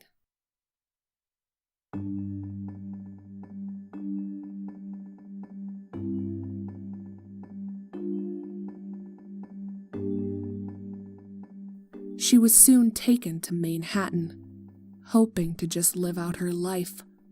A few years went by. She was alone. Well, not truthfully, in fact, as a guard was stationed to watch her. Someone was always at her apartment to make sure she did not step out of line. She watched her child from a distance, and eventually, it was too much. She could not stay quiet for any longer. Lily just wanted to meet her daughter. She would never get that far, so instead, she wrote a letter to Celestia one night when her guard was asleep. Lily explained everything in her letter and pressed the lily from her mane into it. Carefully, she mailed it. She was caught leaving the home. She never knew if her letter got out. Please, Celestia, receive this before I can no longer be saved. She prayed. That's all she could do now. Pray and hope. There was no point in running away anymore. Hope had left her. The last little spark was used to write and mail that letter as soon as she could. Taking off would have hurt more than waiting for help. Her ship was sunk as soon as she came back to the apartment. The guard who watched her pinned her down. He berated her. She knew she wouldn't get out of this. Instead, there was a sharp pain on the back of her head, and her vision blurred before going black. The guard was just doing what he was told. He was told that she was disposable. So that is what he did. Instead of hopefully being free in just a mere few days, she was knocked unconscious and thrown into the sea. Now she was running out of air. She knew that she would die here, the last of the oxygen slipping from her lips. Instinctively, she flailed once more and tried to force her body to the surface. She couldn't stop taking mouthfuls of the salt water that burned her lungs. In the end, the ocean won, and her waterlogged corpse sunk to the bottom of the bay, to be forgotten. They never needed to weigh her down, her inability to swim taking her life in the end. Her ship had finally sunk.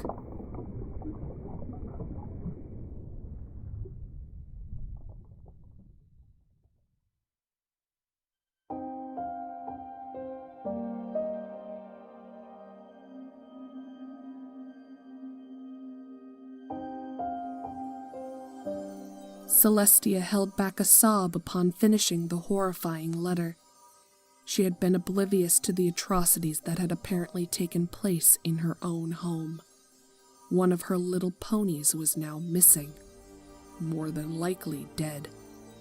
The guards she had sent out to investigate the address had reported no sign of anyone living there the past few days. She had to keep the peace between Equestria and Saddle Arabia with her nephew's marriage. She couldn't put him on trial without breaking that bond, at least for the time being, until there was another way out. Instead, she took Golden Ray from them. Blue Blood raised no objection. The prince was not meant to be around children. The tiny pink filly looked up at the princess and smiled. I get to live with Auntie Tia now? Celestia nodded and hugged the foal.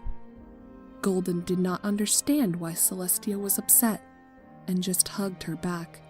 It's okay, Auntie. Hugs make everything better. Celestia held back sobs. She could already see so much of the filly's mother in her, even though she was raised by servants her entire life. It did not take long for the ruler to harden up once more after that.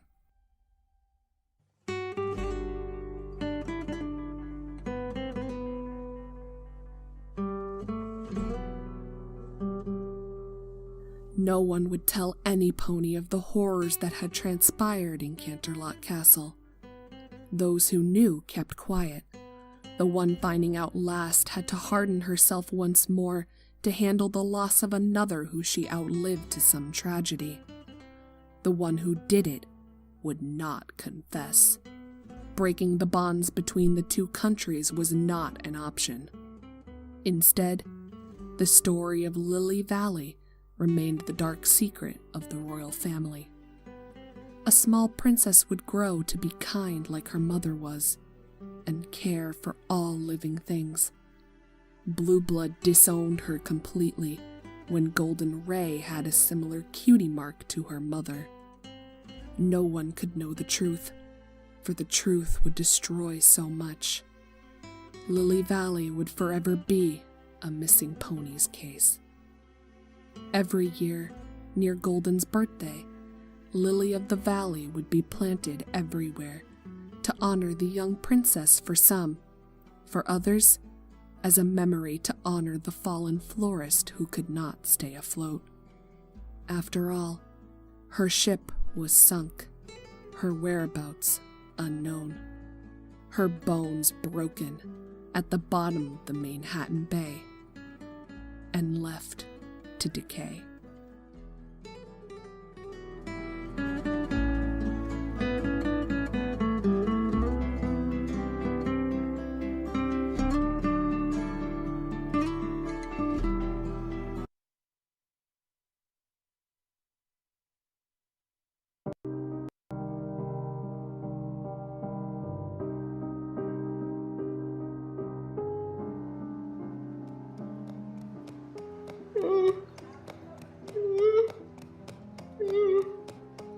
Bonbon turned down the alley and stopped. It looked the same as the one she had just left. Had she made a wrong turn? She spun around, pushing up her glasses to better stare into the gloom. She had thought she heard the calling of taxi carriage stallions, but there was no exit. The alley ended in a wire mesh fence and a clutch of dumpsters that smelled like yuck. Despite herself, tears pricked the backs of her eyes. I'm not going to cry. She thought sternly. I'm a big pony now. Big ponies don't cry just because they get lost. Big ponies probably didn't get lost at all, especially not in the city, especially not at night. Nona, where are you? She shouldn't have wandered away. She knew it. Yet it had been so boring waiting for her grandmother to finish her conversation, and the house with the giant pumpkins had only been one street back from where they met Mrs. Widdershins. Bonbon had thought she could dash back there, get some candies, and be back at Nonna's side before she was even missed. Instead, here she was, wandering around in circles and trying not to bawl like a baby. It didn't help that the encroaching evening brought thoughts of goblins, ghosts, ghouls, and other monsters. Who the heck got lost on Nightmare Night? Taking a deep breath that puffed out her chest plate, she picked a direction and started walking. One of these alleys had to lead back to the main street. It had to. It didn't. She held onto her nerve with a lasso of fraying cord. She would not cry. She would not cry. She would not cry. She would not... A tear rolled off the end of her nose. What's the matter, honey? Are you lost? The voice was not one she recognized. She whirled, alert to stranger danger. Miss Orange Blossom had taught them about that in school. She had been very insistent that little fillies and colts weren't to accept candy from strange ponies unless they had gone up to their house to trick-or-treat. Strangers were bad news. They made incautious foals disappear, except for photos on the sides of milk cartons. The whole issue of candy acceptance was a thorny one that Bonbon struggled to wrap her mind around. Nonna's cooking group was sometimes at her house when Bonbon came to visit, and she didn't know any of the old ponies. But Nonna had told her it was rude not to accept the sweet treats that they gave her. Why was it okay to accept candy from strangers sometimes and not others? The conundrum had literally kept her up at night as she wondered why grown-ups didn't make rules simpler to understand. Whoa, no need to jump, child. I ain't gonna hurt you. The pony in the alley was taller than any Bonbon had ever seen. The frizzy purple mane seemed very far away, and the matching purple eyes staring down at her made her feel like a bug under hoof. The mare's bottle green coat gleamed in the streetlight, brushed to perfection beneath an outfit so bizarre that Bonbon could only stare, open-mouthed. She had not thought adults dressed up for Nightmare Night unless they had kids. The mare tilted her head to one side. Gigantic earrings twinkled like stars, and when she talked, a little gold stud winked in the light from the street lamp. Ain't you got no tongue in your head, child? I think you scared the poor thing, Glitter, opined a softer voice. Another mare appeared from behind the first. This one was rail thin and seemed to wobble a little as she walked. Her joints stuck out at odd angles when she dipped her head to get a better look at Bonbon, blinking lashes so big they looked like they might fall off under their own weight. Her pale blue legs were covered in what seemed like spider webs, which reached all the way up to a red bodysuit that rustled as she moved. Sweetie, you shouldn't be wandering around this part of town. Did you take a wrong turn somewhere? Bonbon stared, remembering her stranger danger lessons. These two mares certainly were strange, and she did not know them. Yet they weren't offering her candy, and that had been what Miss Orange Blossom made such a big deal about. Plus, she really was scared that she would never find her way out of here by herself. She nodded. Were you with someone? She nodded again. My Nona. Nona? What's a Nona? The green mare wrinkled her nose. Nona Chocolata. My grandmother. Must be from over in the Belle Boot neighborhood. The blue mare's mane had been tamed into pretty whirls and then pinned back so thoroughly that when she shook her head they didn't move. Was she taking you trick-or-treating? Bon Bon nodded emphatically. Yes, only I wandered off when I shouldn't have. And then she was gone, and I couldn't find her. And when I tried looking for her, I took a wrong turn, and now I don't know where I am, and...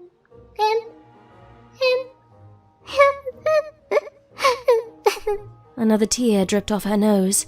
She tried to rub her eyes, but her bracelets got caught in her flyaway mane, and her glasses clattered to the floor. She cheeped in pain, trying to free her hair, and only getting it hopelessly tangled. She began to cry in earnest. Oh, shh, it's okay, sweetie. The blue mare reached out with one skinny foreleg. Beneath the spiderwebs, her fur was patchy, like Cream Puff, the filly at school, who had gone bald when she had to keep going to hospital for Radia Jeremy last semester.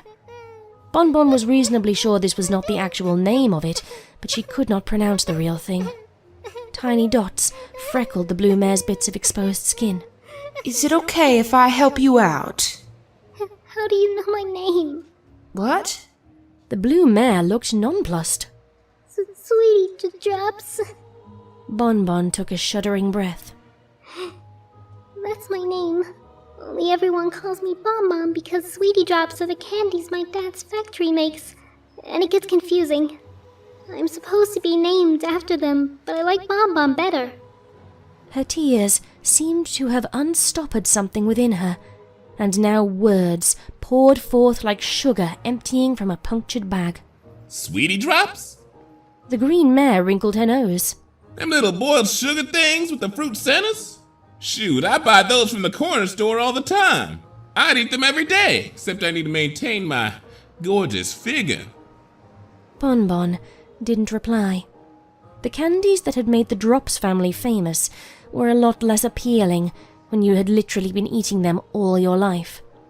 They definitely lost their charm after you'd cut them out of your mane and tail when kids at school flung them at you as you walked by, or when your parents missed every single school show, parent-teacher conference, and bake sale because of important meetings that simply couldn't be missed, darling. Child, you must be loaded. Glitter! What? I'm just telling it like it is. Half my Johns work at that factory. Heck, I bet half yours do too. The two mares exchanged a look. The blue mare spoke without looking up from untangling Bon Bon's mane from her bracelet. Well, Bon Bon, I'm Spring Cherry and this is Glitter Glamour. This isn't such a great part of town to be in after dark. Would you like us to take you home? Say what? Glitter Glamour all but shrieked. And leave our patch? Bon Bon shrank back. Stop that! Spring Cherry responded. You're scaring the poor kid. I ain't leaving our patch tonight. Juice could come by at any time and see us gone. I'm not scared of Juice. Like heck you ain't. Fine, you stay here and wait for him. I'll take the kid home. And leave me out here all alone? Girl, you know we gotta stick together. Unless we both got tricks. Tricks? Why does he sound like fucking Donkey from Shrek?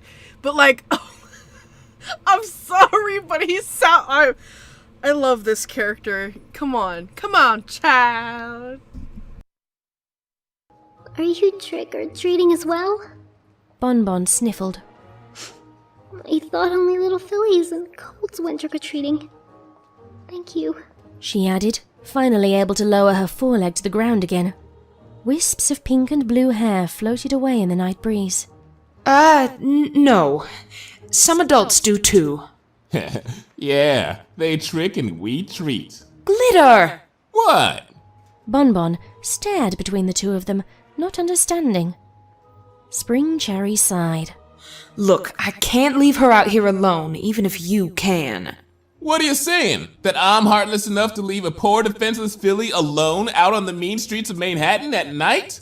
That I'd put myself before some helpless kid? A helpless kid in glasses?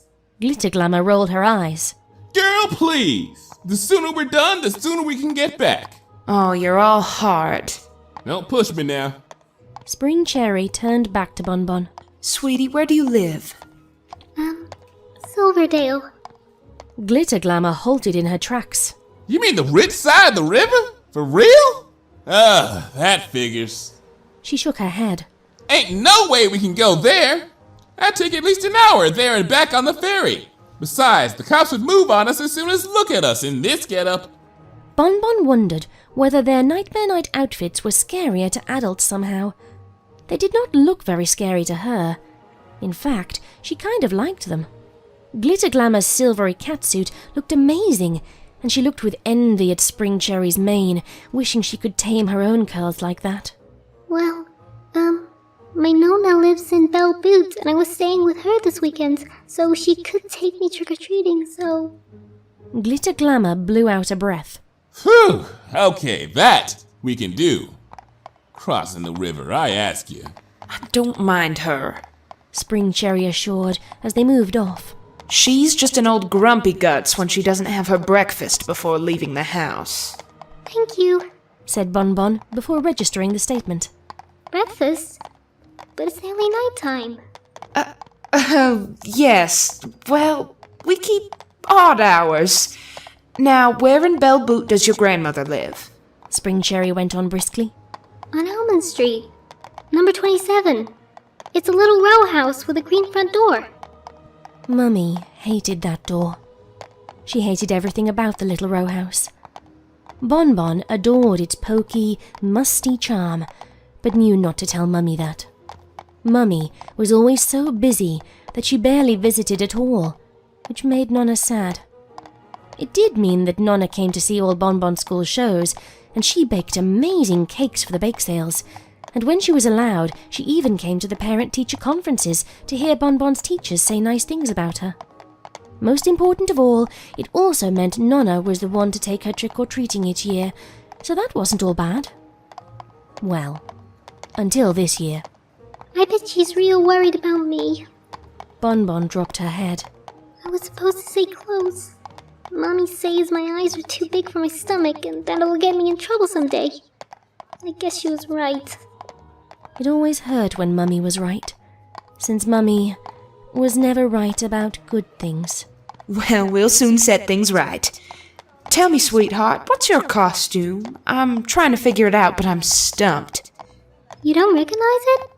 Bon Bon's head dropped further. She and Nonna had worked so hard on her outfit that Nonna hadn't had time to sew one for herself. Instead, she had cut a hole in a trash bag, glued on some tinfoil stars, and gone as the garbage witch, picked up her mop and whirled it around her head. Her accent clung to her words, rolling her consonants around like dried peas in an empty tin can. Bon Bon had giggled all the way around the kitchen table, wet mop fronds flapping at her heels.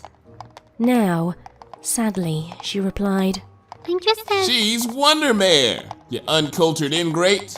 Huh? Bon Bon's head jerked up in surprise. Glitter Glamour looked over her shoulder. Ain't you got a braid in your head? The blue star shorts, the red bustier, and gold chest plate? Not to mention those gold bracelets and that big old tiara. Kid's clearly Wonder Mare. Best dang superhero in the whole dang world, I might dang well add. Bon Bon brightened. You like Wonder Mare? Darn tootin'. Did you read the comics or do you just like the movies? Both. She's so awesome. I love her lasso and how she throws her tiara at the bad guys. Wonder Tiara Magic!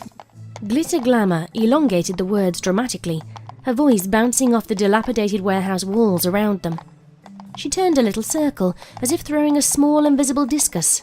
Totally boss. Have you seen the latest issue? No, not yet. Child, it's gonna knock those glasses of yours right off.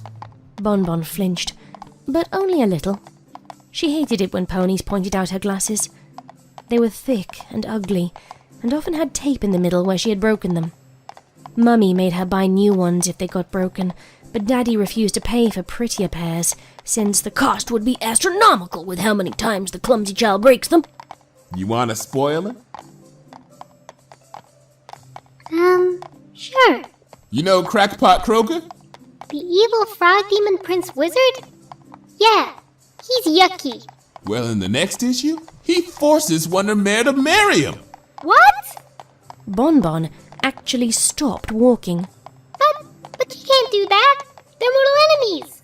He holds Wonder Philly captive in his acid dungeons until Wonder Mare agrees to become his new queen. If she doesn't, he's gonna feed Wonder Philly to his generals. But no pony cares about Wonder Philly. Wonder Philly's dumb. They just created her to sell more merchandise. I know it and you know it, but Wonder Mare ain't about to let even a plot device like her stupid sidekick get eaten alive by demon frogs. That just ain't her style. Bon Bon shook her head. She'll find a way out of it. She has to. She can't marry Crackpot Croaker. Spring Cherry looked between the two of them and shook her head. I have no idea what either of you are talking about. That's because you ain't got no class, girl. You just read them dumb old romance novels. They're not dumb. Spring Cherry's cheeks reddened. I like romance. You know it ain't what real life's like, though. Yes, well. She suddenly seemed to find the far end of the street very interesting. She fixed her gaze on it, even speeding up from a walk to a trot to get there faster.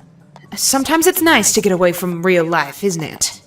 Bon Bon struggled to keep up with the sudden increase in pace. She hopped, skipped, and jumped over a few piles of old garbage, catching her hoof on the last one. She found herself caught by a strong foreleg and scooped up onto an even stronger back. There you go, honey. Living the high life. Glitter Glamour gave her a smile over one shoulder. Bon Bon clung to the tall mare's mane before recognizing that was probably tearing it out. She loosened her grip, and they continued at a brisk pace, leaving the dirty alleyways behind and turning onto a main street. It startled Bon Bon to see traffic again. Carriages whizzed to and fro, the hubbub of Manhattan nightlife not subdued one bit by Nightmare Night. We were so close the whole time? Those streets are a maze, child. Don't you worry none about getting lost. That happens to everybody who don't know their way around like we do. It was a quick trip back to Nonna's house. Or maybe it just felt quick because she was enjoying being so high up. Glitter Glamour's legs were enormous. Every time she took a step, whole paving slabs passed beneath them, sometimes even two at a time. When Bon Bon looked up and saw Nonna's mailbox, she squeaked in surprise. Does that noise mean that this is the place? Uh-huh. It looks nice. Spring Cherry's voice had an odd quality to it, like a kid with one bit looking at a 5-bit box of chocolates in a store window. Uh-huh. Nona keeps it real neat. She says you have to take pride in your home because it makes as much of a first impression on ponies as your appearance. La mia preziosa bambina! The front door slammed open. Nonna ran out onto the walkway like a mare half her age. Sono stata così preoccupata per te. Dove sei stata? Dove sei stata? Nonna always reverted back to old country language when she was really frightened and quick because she was enjoying being so high up. Glitter Glamour's legs were enormous. Every time she took a step, whole paving slabs. What did I just hear right now? Slabs passed beneath them, sometimes even two at a time. When Bon Bon looked up and saw Nonna's mailbox, she squeaked in surprise. When Bon Bon looked up and saw Nonna's mailbox, she squeaked in surprise. Does that noise mean that this is the place? Uh-huh. It looks nice. Spring Cherry's voice had an odd quality to it, like a kid with one bit looking at a 5-bit box of chocolates in a store window. Uh-huh. Nona keeps it real neat. She says you have to take pride in your home because it makes as much of a first impression on ponies as your appearance. La mia preziosa bambina! The front door slammed open. Nonna ran out onto the walkway like a mare half her age. Sono stata così preoccupata per te. Dove sei stata? Dove sei stata? Nonna always reverted back to old country language when she was really frightened, angry, or scared. Bon Bon wasn't sure which emotion had inspired all this shouting. It made her hesitate about getting down from Glitter Glamour's back. Nonna pulled up short, as if only just seeing the two mares herself, which was ridiculous, as she had to have seen them from the window if she had run outside like that. Bon Bon, chi sono queste giumente? Nona, I can't understand you. Non capico? Bon Bon only understood a few words of old country, and struggled to pronounce them. When Nonna reverted, it sounded beautiful. When Bon Bon tried, she sounded like she was trying to hack up a fur ball. Nonna nodded compulsively. Oh, yes, sorry. Who are you, please? And why do you have my granddaughter with you? She stood on her hind legs with a giant wooden ladle in one hoof. Bonbon recognized it from the back of the kitchen door. She could have sworn Nonna made a witch's wand from a stick, not a ladle, though. I got lost, Nonna. They found me and brought me home. Oh. Nonna's eyes went wide, traveling from the silver-clad chest in front of her nose up to Glitter Glamour's face. Oh my. Her voice pitched upwards in surprise. You two mares sacked my little bonbon? She transferred her gaze to Spring Cherry, who had shrunk back behind Glitter Glamour like she didn't want to be seen. Sure had sugar. Glitter Glamour tilted her head and struck a pose. Got a problem with that? Nonna glanced back at the house. No. But I have called the police. I was so scared when I could not find her. They are coming to get a photo of her.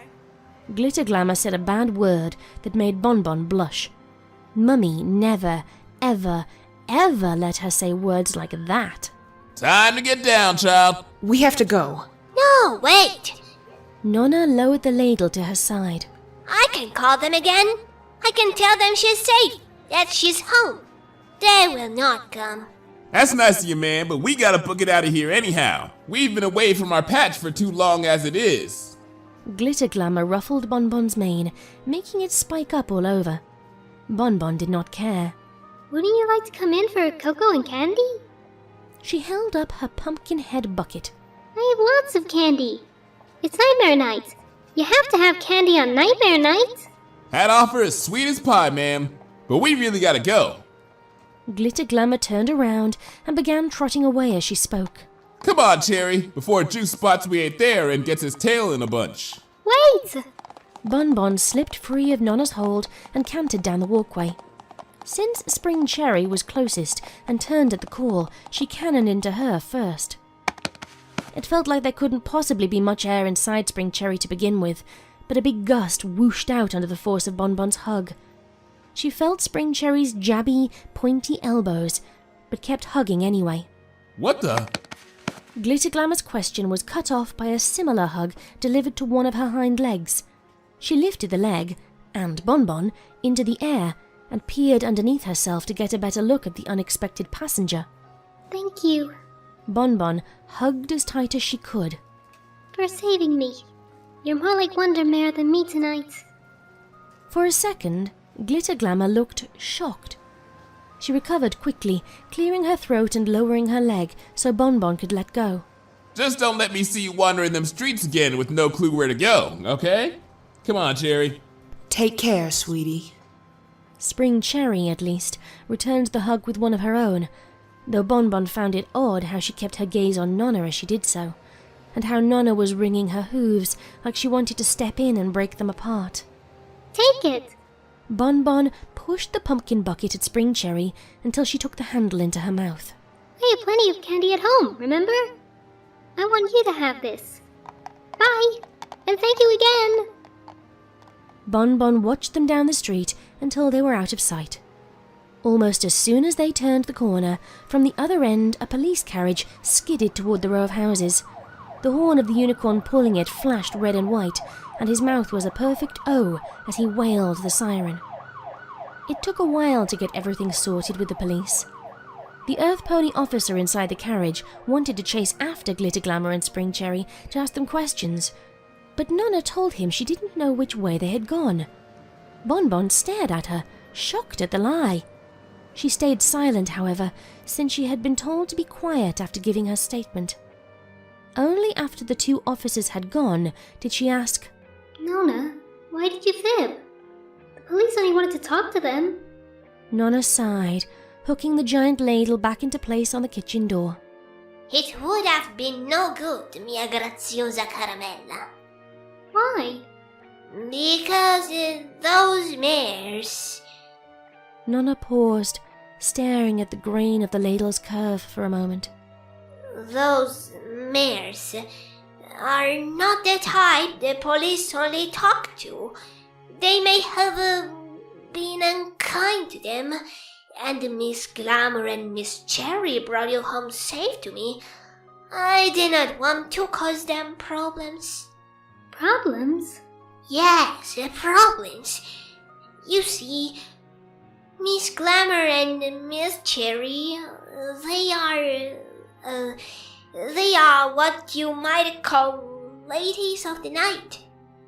Bonbon turned the words over in her mouth and her mind. Ladies of the night? It sounded spooky and cool, just like Nightmare Night. Ladies of the night? But what are ladies of the night? Are they like witches? Are witches ladies of the night? Ah, mia graziosa caramelle. It is something you will understand only when you are older. Suddenly, Nonna turned and swept Bonbon up into such a tight hug that she struggled to breathe. And forgive me, but I do not wish for you to grow up just yet. Nonna, my glasses! You're holding me too tight! I will buy new ones. Nonna, you can't afford that! Put me down! Nonna! Let me have this, little one. I was so frightened I had lost you tonight. Let me have this now.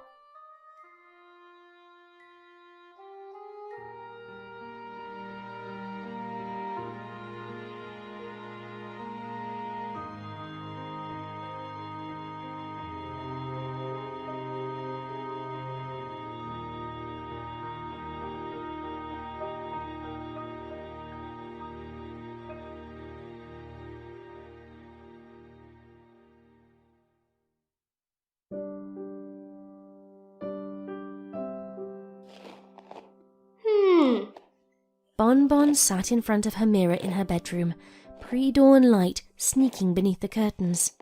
She turned her head left and right, studying her face with and without glasses. She needed them to see, but preferred how her face looked without them. Until now, she had resisted Mummy's idea of contact lenses on the grounds that touching your own eyeball was icky, not to mention dangerous if you used hooves instead of telekinesis. Those unicorns are so lucky. They certainly would not have to struggle this much. They would not yank out so much hair with a brush, get rollers stuck, or accidentally spritz themselves in the eyes with hairspray. I wish I knew some unicorns who could help with this. Ow! Another clump of hair parted ways with her scalp. Tears beaded in the corners of her eyes, but she soldiered on. She had to tame out all the knots and tangles first, then she could do the rest. It took hours, much trial, error, and pain, but eventually, it was done. Bonbon stared at her reflection critically. She would never be pretty like her mother, but she liked this. She liked it so much that she hopped down from her stool and marched downstairs and into the kitchen. Bonbon! Nonna looked up from the stove in surprise. A large pot of porridge bubbled merrily, waiting for the fallen mare who ate it together every morning. You're hot pearly. Oh. Do you like it? Shyness crashed over Bonbon in an unexpected wave. What had seemed pretty upstairs now felt like nothing more than a series of mistakes glued to her head. She caught sight of herself in the metal edging of the stove, which had been polished to a shine like a mirror. 2 whirls of mane balanced on top of her head like pink and blue licorice wheels. They were a little too tall and wobbled when she moved. She fought the desire to sit down and hide the ones she had also put into her tail. You look like the mare who brought you home. The real one. Real one? Bonbon was puzzled. Both mares had been as solid and real as any pony. Nonna blinked, guilt flashing briefly in her eyes, then waved the words away. Never mind. I misspoke. You look... Why did you do this? Because Spring Cherry looks so pretty. I'm not tall like Glitter Glamour. I look silly when I try to wear nice clothes. I'm not pretty like Mommy, and I'm not graceful when I move like you, so I... Bonbon dropped her head. I was just trying to look nice. It's stupid. Nonna tilted her head to one side. She sounded like she was choosing her words carefully again. No. It is nice. It suits you, actually. Really? Just like that, Bonbon's whole chest felt lighter. You're not just saying that? No, it really does. Nonna sounded like the fact surprised her, too. Bonbon beamed. Next Nightmare Night, she was so dressing as a lady of the night.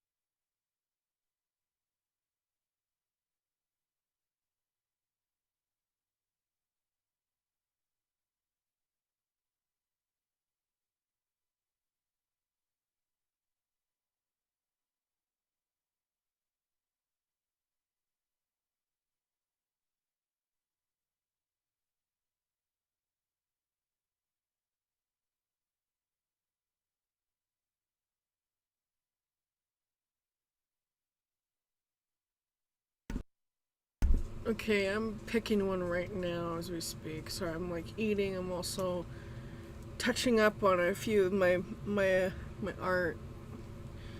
Just giving somebody some glowing eyes. Yeehaw.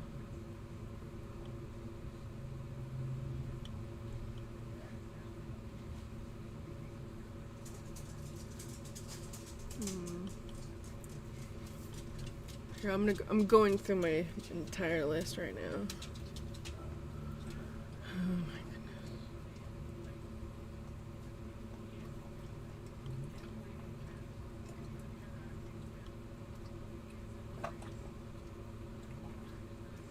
Spook.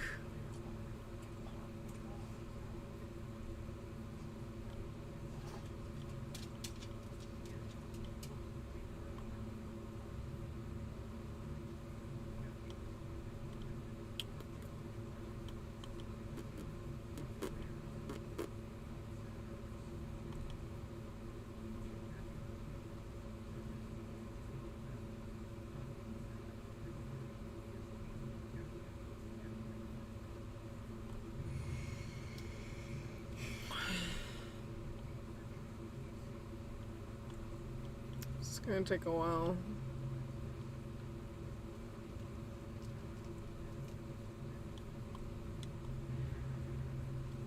Yep, it's gonna take some while.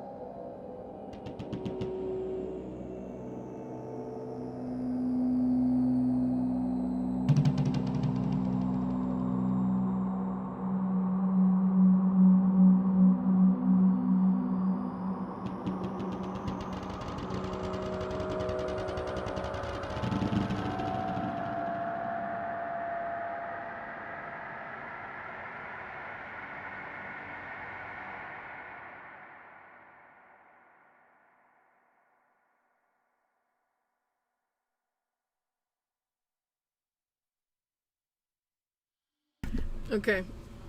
Let's go.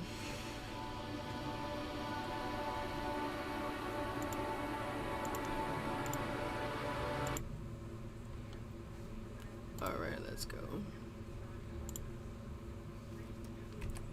Well, let me skip the intro.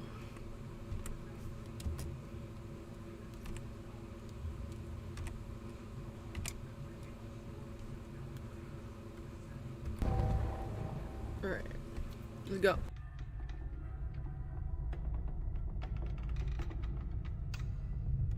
Marble Pie was afraid of the mirror in the corner of her room.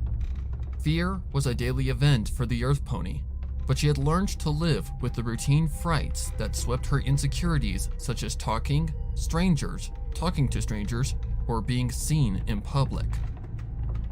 She could hide, run away, or push her louder, grumpier sister, Limestone, into over-communication with others. After a bout of harsh discourse with her, most ponies would usher their business quickly or find an excuse to leave. She loved Limestone for her sourness and complete lack of empathy towards others because it reduced the amount of incidents where Marble had to have exposure to others. But Limestone couldn't help her when the pony was staring back from inside the polished black of the standing onyx mirror that stood in the safe space of her own bedroom. Marble remained curled up on her bed, where she had retreated from the being in the mirror. The warm sheets provided no comfort as they entombed the mare within. Brushed lavender eyes flickered from inside the confines of the shivering blanket fort like distress beacons in the direction of the mirror. Her heart beat like grouse wings, and her mouth ran dry of saliva. Her tongue felt like rough sandpaper as it retracted back into her throat, scratching at the soft flesh as it did. "It's okay. Calm down. What was that thing?" "Nothing. Maybe just your imagination." Marble talked to herself wordlessly. She couldn't recall how long she had been doing it, but her therapist had said holding conversations in her mind could help her ease into conversation with others. That was when she still had a therapist. The visits hadn't helped. Dread filled the room like a suffocating tire smoke, caustic and raising to the lungs. Marble had been combing her mane in front of the mirror when she saw the demented face staring back at her. She had only glimpsed at it, but the sight had panicked her. Marble had bolted like a frightened child to her bed, knocking the lamp beside her bed over and extinguishing the light like a blade across the jugular as the flickering flame snuffed. The brush she was running through her mane had flown in an unknown direction, lying in an unseen part of the room. The mirror had upturned as Marble had kicked out reflectively from the shock of what she had observed. The reflective stone, held by brass and steel, faced the ceiling where it met the wall. Apart from the long, thin piece of onyx, the mirror was mundane. It had been a fixture of Marble's bedroom for almost as long as she could remember, a gift from her father, Igneous, on her 4th birthday. Marble had spent days of aggregated time reviewing herself within the brass borders. Nothing had ever been there before. Nothing scary, at least. "Can't be scared all the time. It's bad for you." "But you saw that thing." "It was probably just a trick of the eyes. What are you going to do? Just stay here bundled up, afraid to get out of the bed all night?" "It's not that bad of an idea, is it?" "What about in the morning? Are you going to throw a blanket over the mirror and just pretend it doesn't exist?" "Maybe." "So you are really going to regress the point you can't look at yourself anymore? Too afraid of what might be there?" "Oh, Celestia, you are such a baby, Marble." I'm not a baby."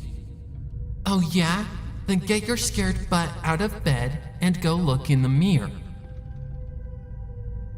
Marble bit her bottom lip, The pain brought her back from the mental conversation. She could only draw disquieted half-breaths despite the many minutes she had spent cocooned inside of her blanket dealing with the fright that had caused her to collapse. Her lungs flapped like the wings of a hummingbird, heaving and expiring the warm air so quickly that they could scarcely absorb oxygen.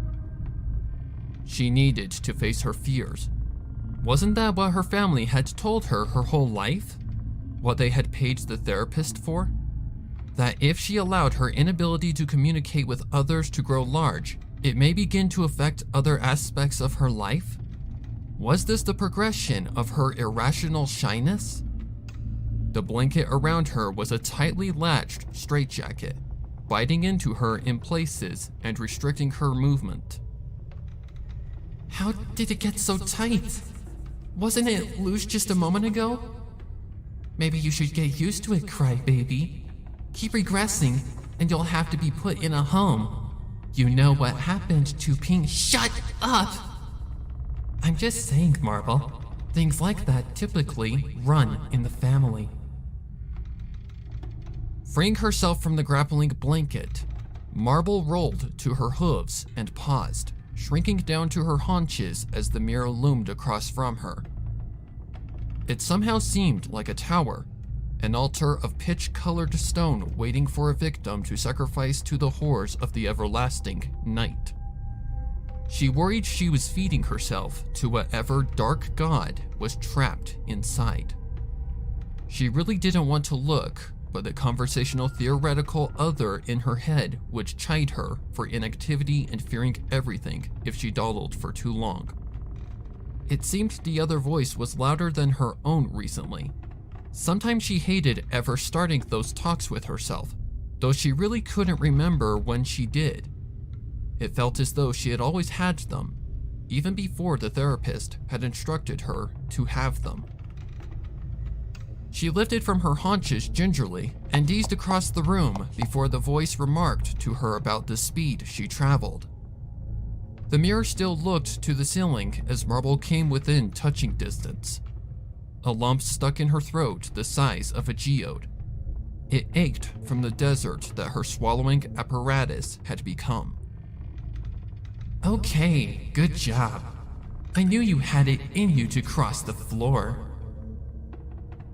The voice was sarcastic, and Marble harumphed to herself. You don't have to be like that, you know. I'm not a baby. Prove it. Pull the mirror down and look into it. I'll show you. But if that thing is there, I don't want to hear any more smart aleck comments.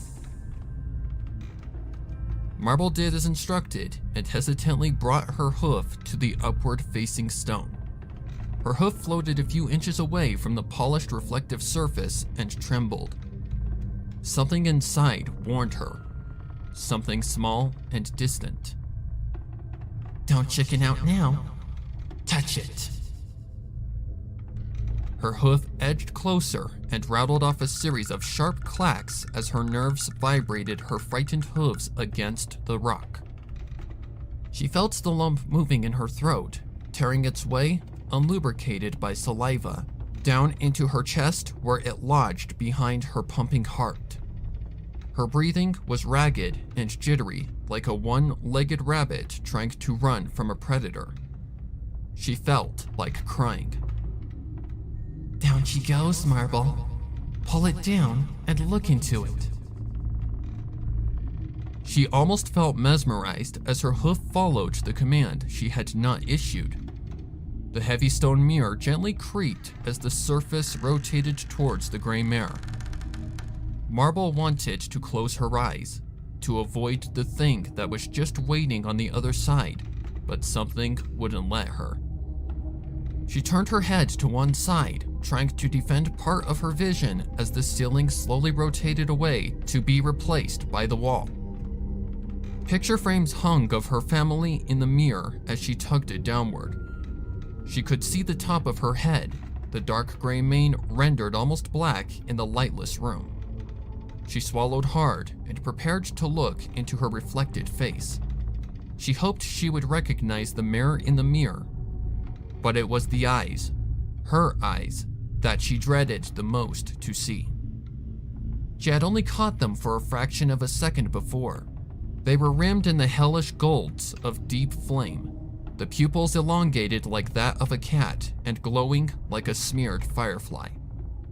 The sclera had been banishment, the void of the unknown, and the iris a fountain of dark, old blood. Time's wasting. Is this all you have to offer?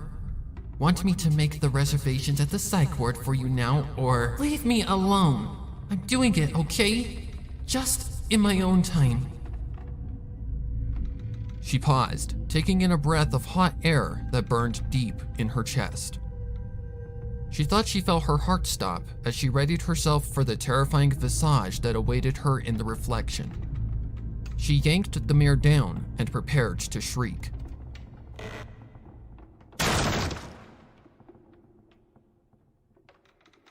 Staring back were the lavender eyes she knew well. It was just herself standing awkwardly with a jagged grimace. Simple, frightened marble pie. Her mind raced to conclude what she had witnessed before, and she tapped playfully at her reflection. She couldn't help but chuckle silently to herself and her worrisome stupidity. You are a mess, Marble. You really need to get it together. I know. I'm trying. I know you are. It's always the quiet ones. Huh? Where's your main brush? That was a good question. She knew it had gone flying, but wasn't sure where and in the lampless dark of the room. There may be no finding it. She hoped her lamp wasn't broken. The house was old. Generations had lived there before her, and each room had only one or two modern amenities. An overhead light source had yet to be installed to her particular bedroom. The night rolled into the room, and only then did Marble wonder where the day had gone. Time had been flying by recently. She and Limestone did most of the work nowadays, and days blended together when they were so untouched by change. But had she even been in the fields today? What about yesterday? She scrunched her features in confusion and tried to recall what she had done in the last few days. Maybe her nature was getting to her and the self-imposed fright had rattled or addled her brain. She could only recall bits and pieces of the last week, and none of it was more than waking up, rolling around in bed to get comfortable, or other middling things. She looked down from the mirror and crouched, searching below the brass frame with her hooves, hoping to feel the brush more than see it. She could feel the tall tendrils of the rug upon which the mirror stood, one of only two she kept to cut the bite of the cold wooden floor. Her hoof bumped something, and she pulled it close, smiling gingerly at the brush. She stood once more, cradling the ebony wood brush in one hoof. Now she just needed to check on the lamp, and hopefully she could finish combing and straightening her mane before. She looked up, and horror stared back into her from the depths of the abyssal glass. Eyes of black ash and raging flame poured into Marble like molten steel, filling the mare with white-hot fear and rigid, rebar-like stiffness that would render rigor mortis envious. Locked in place, she gawked in terror as the figure before her grinned from ear to ear with a mouth of rotting, worm-infested teeth. The smile it gave was a sepulchre for joy and happiness, their corpses gaunt and drawn up tightly from the decay like dead, fried marshmallow shells. It looked like her. Celestia, help her. The thing in the mirror looked like her. Her muscles tore free from the stiffness, and a bright bolt of pain flared up each leg as she twisted and turned, fleeing from the gaze of the onyx surface. It seemed the thing inside was laughing at her, though she couldn't hear it. The laughter came from inside of her head. Limestone! I need to get my sister. She'll know what to do. The voice in her head, her conversation imitation, was eerily quiet. Maybe it realized now that Marble had told the truth, or maybe it was still reeling from the nightmare in the mirror. Limestone's room was right next door, and Marble made the distance in only a few seconds. She hammered her hooves into the door loudly. Her parents were upstairs asleep, but age had brought the sunset of their hearing, and even Limestone had to almost yell for them to hear her. Wake up! Wake up, Limestone! Please! Marble paused to look behind her. The door was hanging open like the maw of a bleached skull, empty and dreamless. It remained still and quiet. She turned and rattled another volley of shrieks into the door and strained to hear over the blood pumping in her ears. Once more, her heart thrummed like the engine of a locomotive. Funneling fear laced her blood throughout the extremities of her body, jerking her motions and fueling her panic. Hold your horses, will you? I'm coming. Limestone growled. Marble's sister was always grouchy, and waking her up late at night was never a smart decision. But Marble wanted so badly to see the aggravation, if not outright hate, in her eyes. Limestone's voice was comforting enough that Marble felt the knife edge of tension soften a little, and her breathing returned to her control. Limestone won't be able to help, Marble. You know that. You! Why would you say that? She'll know what to do. I told you I saw that thing in the mirror. Oh, Marble. Come on, sweetie. You need to see things for what they are. You know Limestone can't help. The door swung open to reveal a face nearly as frightening as the one in Marble's mirror. Limestone was the picture of agitation. Her scowl was menacing, and the brush fire of irritation behind her eyes scorched Marble where they stood. What, Marble? What? What did I tell you about knocking on this door after 7 p.m.? The gray mare snatched Limestone's hooves and tugged as hard as she could, pulling her towards her room. The grumpy mare simmered and said small, unknown things under her breath. None of them sounded particularly friendly, but she allowed Marble to drag her into Marble's room. Maybe it was the paleness of her features, or maybe the big, frightened eyes. Either way, Limestone committed herself to the needs of her sister. Careful not to step in a manner where the mirror would catch sight of her, Marble sidestepped into her room, creeping up on the mirror after letting go of Limestone's leg. She moved quickly to the side of the furniture and motioned Limestone to stand before it. Her eyes shuddered, and she recoiled down as small as possible, covering her head with both forelegs, and waited for her older, braver sister to see the thing inside. If this is some sort of joke, I'm not going to be happy. Limestone warned and shook her head angrily. She marched to the mirror and looked deeply into it. Her hateful expression never changed as she tilted her head from side to side and then lifted and lowered the mirror, inspecting it. Her eyes focused like light through a prism onto the cowering mare. Told you she didn't see it. There's nothing there that shouldn't be there, Marble. Marble was stunned and bit her lip, curling up in preparation for the harangue of insults and yelling that she was about to endure from her sister. She closed her eyes as if the harsh words might injure them. But they never came. Marble popped one eye open, then the other, and twisted her head back and forth. Limestone wasn't there. There was no possible way that Limestone wouldn't have blasted her for waking her up. It just didn't make sense. Did she go back to her room? No, Marble. She didn't. You know she didn't. I don't know anything. Why do you assume I just know all of these things? Look in the mirror. No! Just look. It's there. I know it is. A laughter like bubbling tar filled her mind. It swelled and filled her head until she thought it might explode. Suddenly, just as quickly as it began, it ended. Sweetie, I've been here for a very, very long time. Look in the mirror and don't run away this time.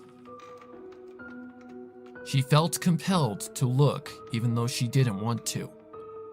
The voice in her head, her imaginary conversation friend, took control of her body and eased it before the mirror against her will. The thing stood there, a cruel mockery of Marble.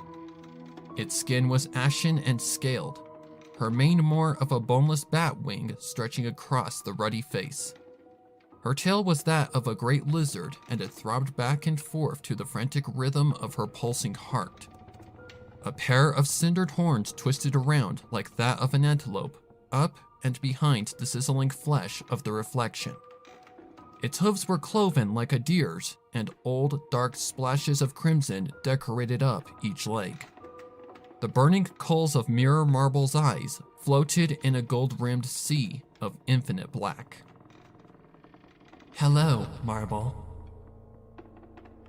It took everything for the mare not to turn and run. She idly wondered if she even could control her body, because everything told her to flee, but she stood as still as a tombstone. It wasn't the first time she felt alien in her own skin. Wasn't this kind of thing happening more and more often? I can read your mind, so don't worry about speaking. Do you know who I am? Marble tried to think, but her mind was an oil slick, and her thoughts flopped and flapped like dying, gasping fish. You already know, whether you want to admit it or not. Her brain's locks disengaged, and a swarm of stinging insect-like thoughts scattered and bit painfully, fretfully into one dread that had been eating at her. She couldn't even let the thought coalesce clearly. The voice in her head giggled knowingly. No, you're not. I'm not like Pinky. I'm a good pony. I don't bother anyone. The Mirror Marble grinned. A hideously calloused tongue rolled over saw-blade teeth, and maggots fell from the haunted grin to writhe at the obsidian hooves. Okay, fine. You want to play this game? Call me a demon. I've been watching you for a long time. Ever since they strung your sister up to her neck. Not that I wasn't there before, but that's when you called me. When you completely shut yourself off from the outside world and became self-destructive. Marble's lip trembled, and she fought to move, to escape. She didn't want to think anymore. She tried to silence the voice in her head. Wasn't that what her therapist had told her to do after she confided in her about how it frequently asked her to do things? Terrible things? That when she held her imaginary conversations, she lost herself to the will of the other? She felt like something else was taking her place. She had stopped attending the therapy sessions because the voice told her not to trust the doctor.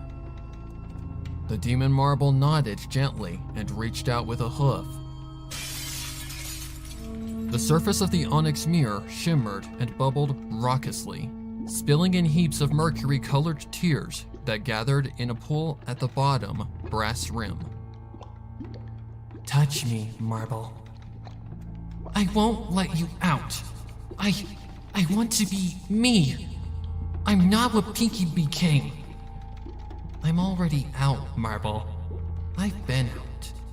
I want you to be with me, to stop being so afraid, Wouldn't that be nice?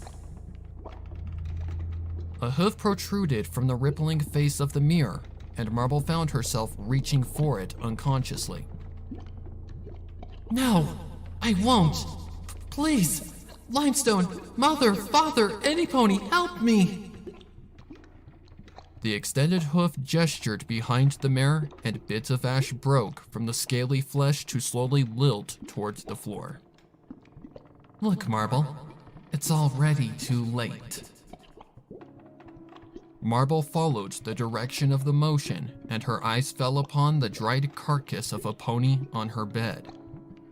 She was shocked, but somehow knew that it would be there. The skin was taut and wrapped like wax paper around a catastrophe of jumbled and broken bones. What coat remained was patchy and as dry as straw. The skull of the corpse was broken by some blunt instrument, and the eyes had dried to raisin-sized rice-like crisps. She knew it was Limestone, and remembered how fun it had been to shut that hateful bitch up once and for all. The fear and pain was fading quickly and being replaced with wonder and sadistic glee. She felt her tongue lick her lips, and she turned back to the mirror. Something small inside squeaked in protest, but it was a cricket near a waterfall. But I'm a good pony. Marble's hoof raised, slowly moving towards the scaled, ash-flaked hoof reaching from the mirror. The thing inside smiled sweetly. Genetics, Marble. It's not your fault. Some things just run in the family. Maybe, had you come out of your shell, things would be different. But you doomed yourself to that which you most feared. It's okay, though. We'll be happy together. I'll take care of you, just like you always wanted. Their hooves touched, and Marble felt at ease.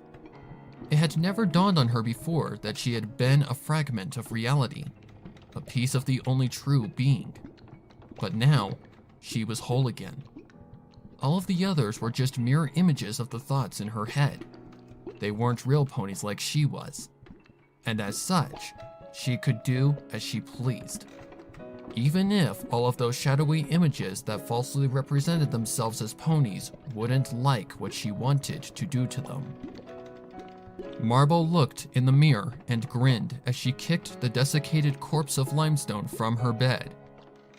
She leaned back and grinned at what she saw. She was beautiful, lying back on her bed. She was as she had always been, a gray mare with a long, darker gray mane. But something was different. Her lavender eyes gleamed in the darkness, the demon's fires lighting them from within.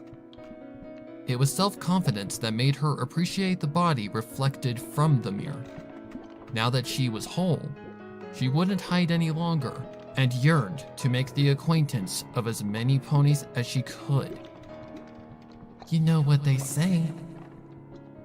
She laughed playfully to herself, confirming what the former voice in her head had stated. It's always the quiet ones.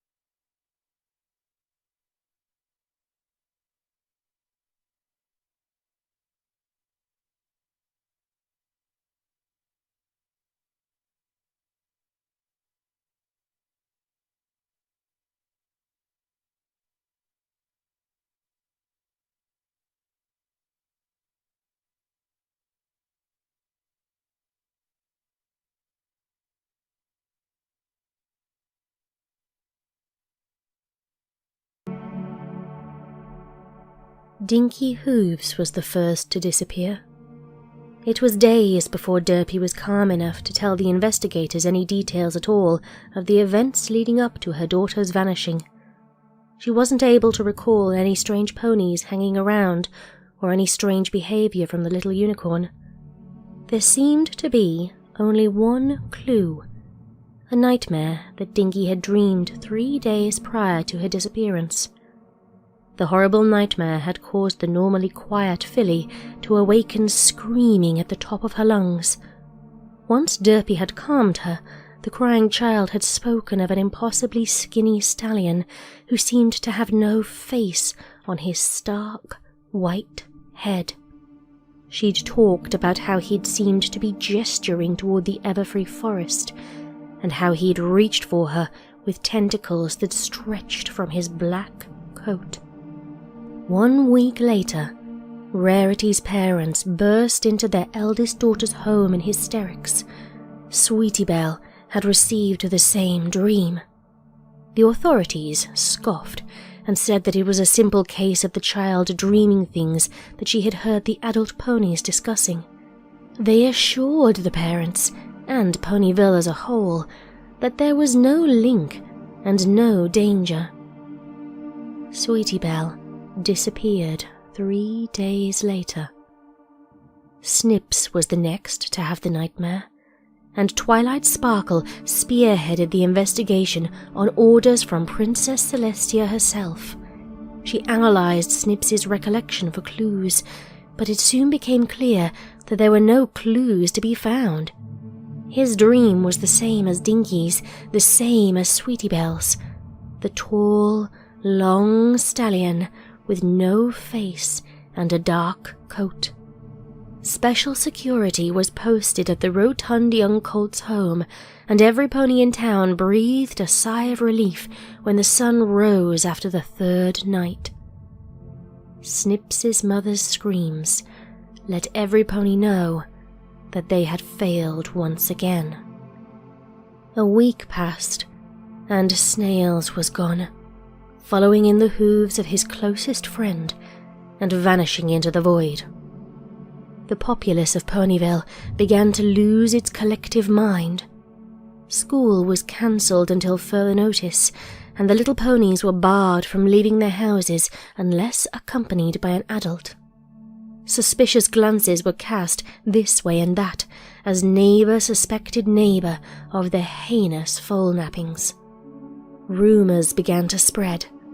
Gilda the Griffin was taking her long-anticipated revenge. Oh, it was revenge, all right, but it was the great and powerful Trixie's magic at work, making the children disappear. What about the Diamond Dogs?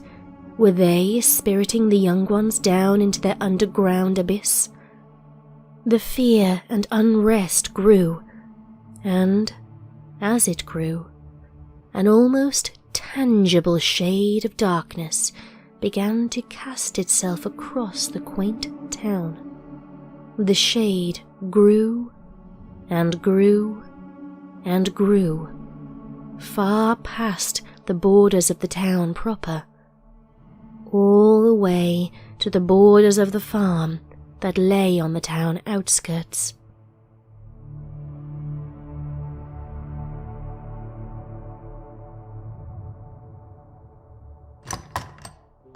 Applejack? Big Macintosh pushed his way into his little sister's room without knocking, trusting that she would be decent. There she was, piling supplies into her saddlebags. Now what in the hay are you— I'm going after her, Mac. The tone in his sister's voice gave Macintosh pause. Like hell you are. He crossed the room and pushed the saddlebags off the bed and onto the floor. The contents spilled. Bottles of water, fresh apples, plenty of rope, oil, a lantern. She was going into the woods. She was going after Apple Bloom. AJ, stop. This is crazy. What's crazy is that you've already given up on her. She's your kin, your baby sister, for Celestia's sake. And it tears me apart that she's gone.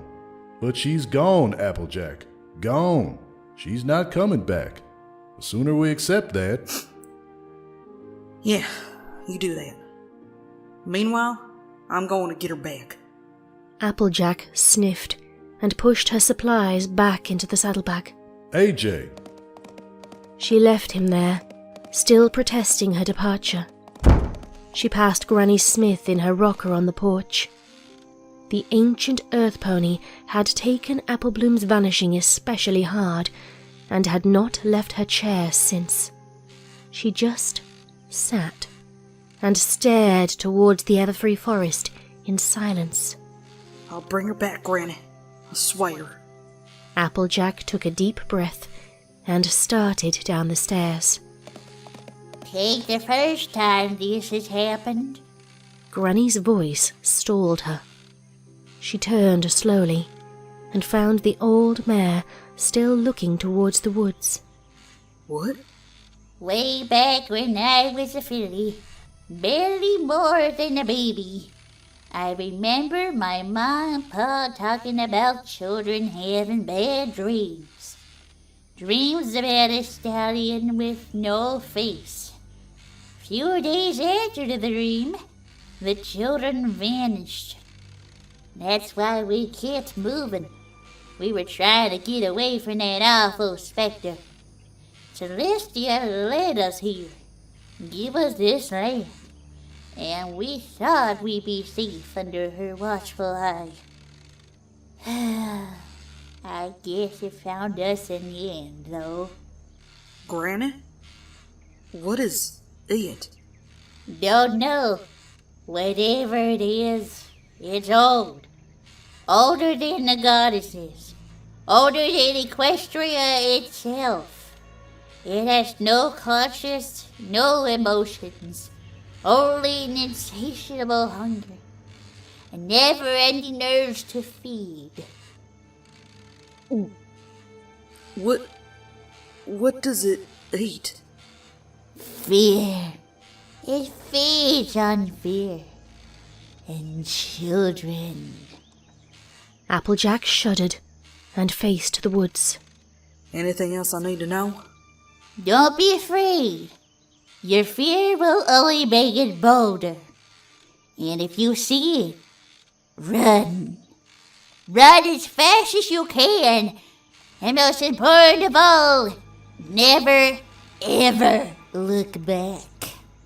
Applejack nodded and started walking. I'll be back, Granny. Just you wait. I'll be back and I'll have her with me. I swear. Her brisk pace had carried her so far, so fast, that she never heard Granny Smith's reply. Goodbye, Applejack. Goodbye.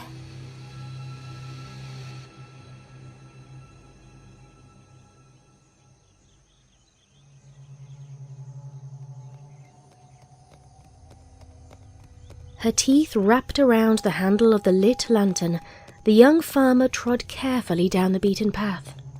Night had long since fallen, and any available moonlight was silenced by the overgrown branches above her.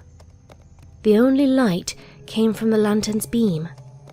There were no animal noises save crickets, and the only other noise came from the small twigs that snapped beneath her hooves. Exhaustion came for her, and she started looking for a clearing in which to set up camp. She saw the note on the tree. At first, she paid it no mind, thinking it had to be some figment of her imagination. The closer she got, however, the clearer it became. What's more, even in the dim light, she recognized the childish scrawl. Applebloom's writing. Applebloom! She ran forward and dropped the lantern to the forest floor. Applebloom! She yelled into the darkness. No reply. Applebloom! She called again, louder. Her voice echoed in the quiet of the woods. Nothing responded. At first. It was faint, but she heard it. The faint and distant laughter of children. Were they laughing? Or were they screaming? It was quiet at first, but it seemed to grow in pitch and volume. It was a strange, deep pounding that seemed to come from everywhere and nowhere all at once.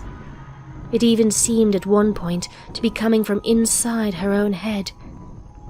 It almost sounded like footsteps.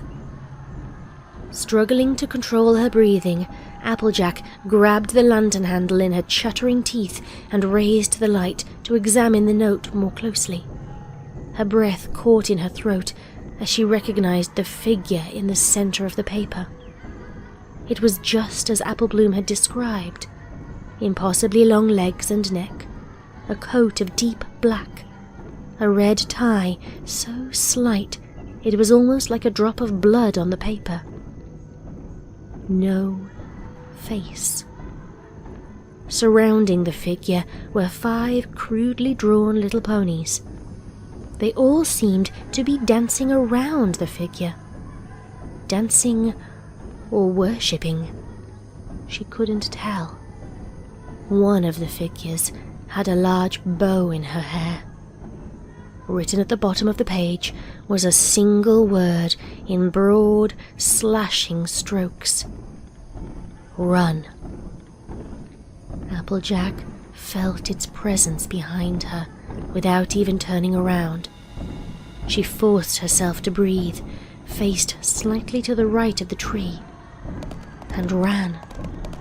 She ran as hard and fast as she could, using all the strength imbued in her legs from years of apple bucking. The drum-like pounding seemed to follow her, beating at her from all sides. She stared straight ahead, the lantern lighting her path. She ran off the main road and deeper into the forest. She dodged tree after tree, jumped root after root, and still that infernal pounding followed her.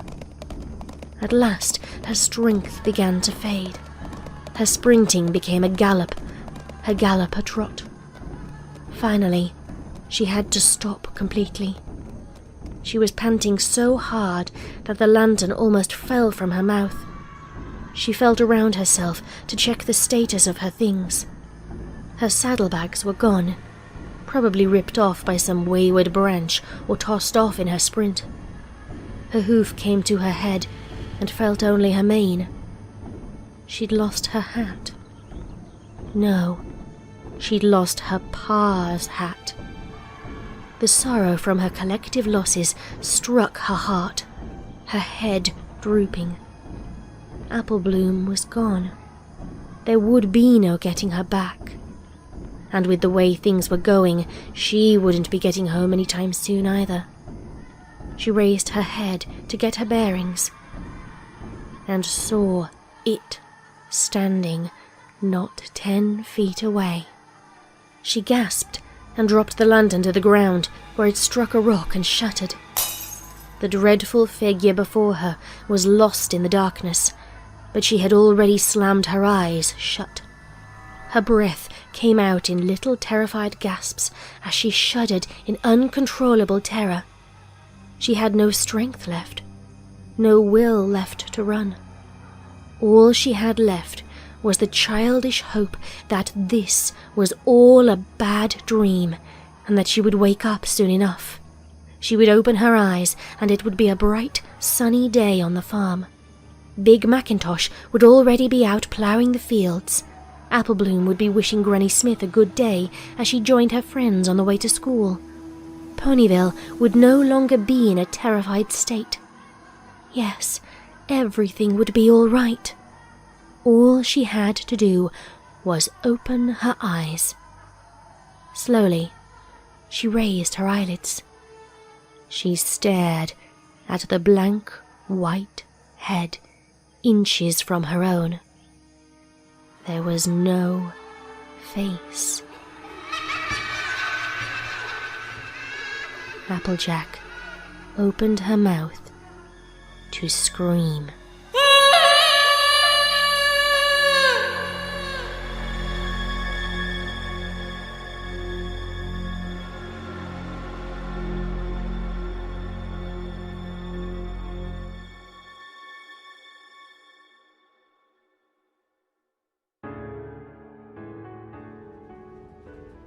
Applejack's disappearance was the beginning of the end for Ponyville.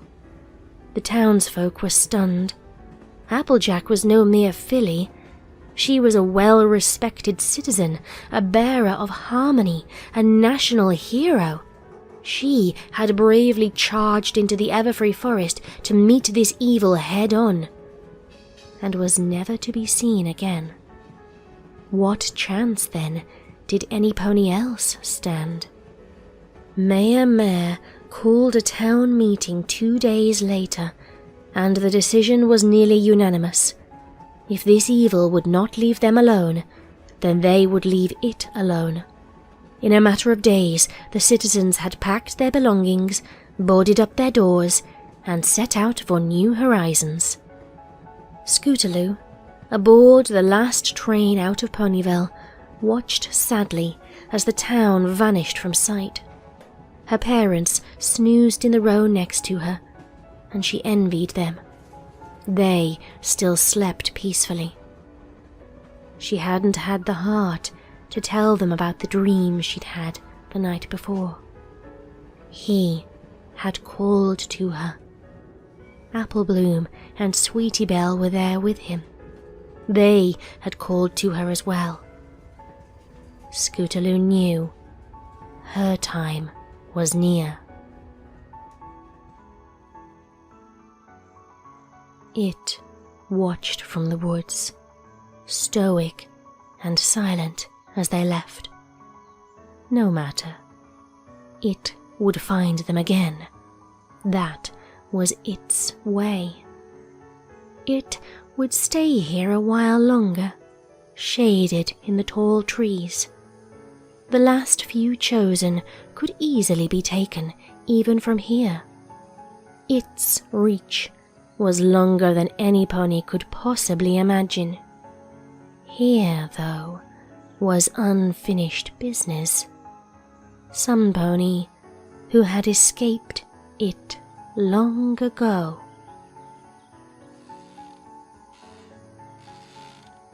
Granny Smith stared at the border of the Everfree Forest.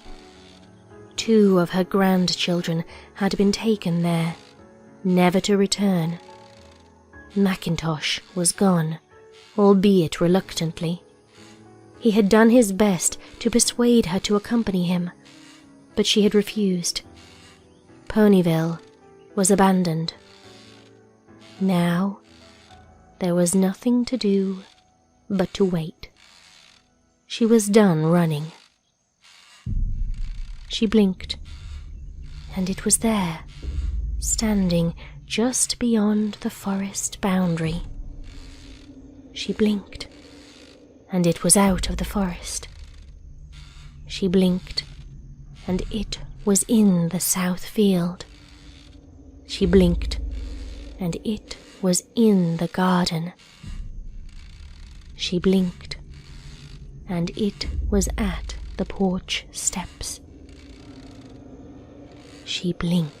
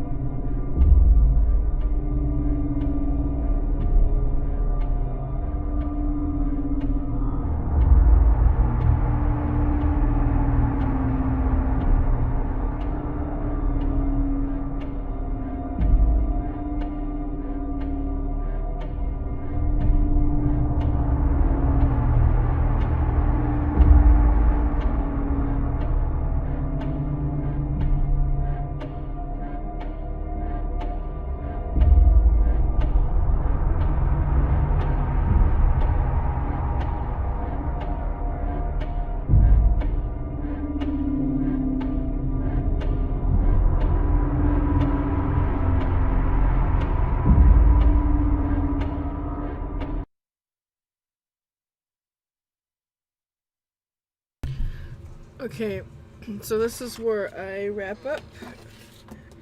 I'm going to wrap up this stream. It's been over 7 hours now. I hope you guys have a great night, evening, great day, whatever, but, you know, you guys have been great. Those who came to my stream, thank you. And I'm sorry if I didn't make sense, but I made a lot of progress today. So, alrighty. See you guys next time.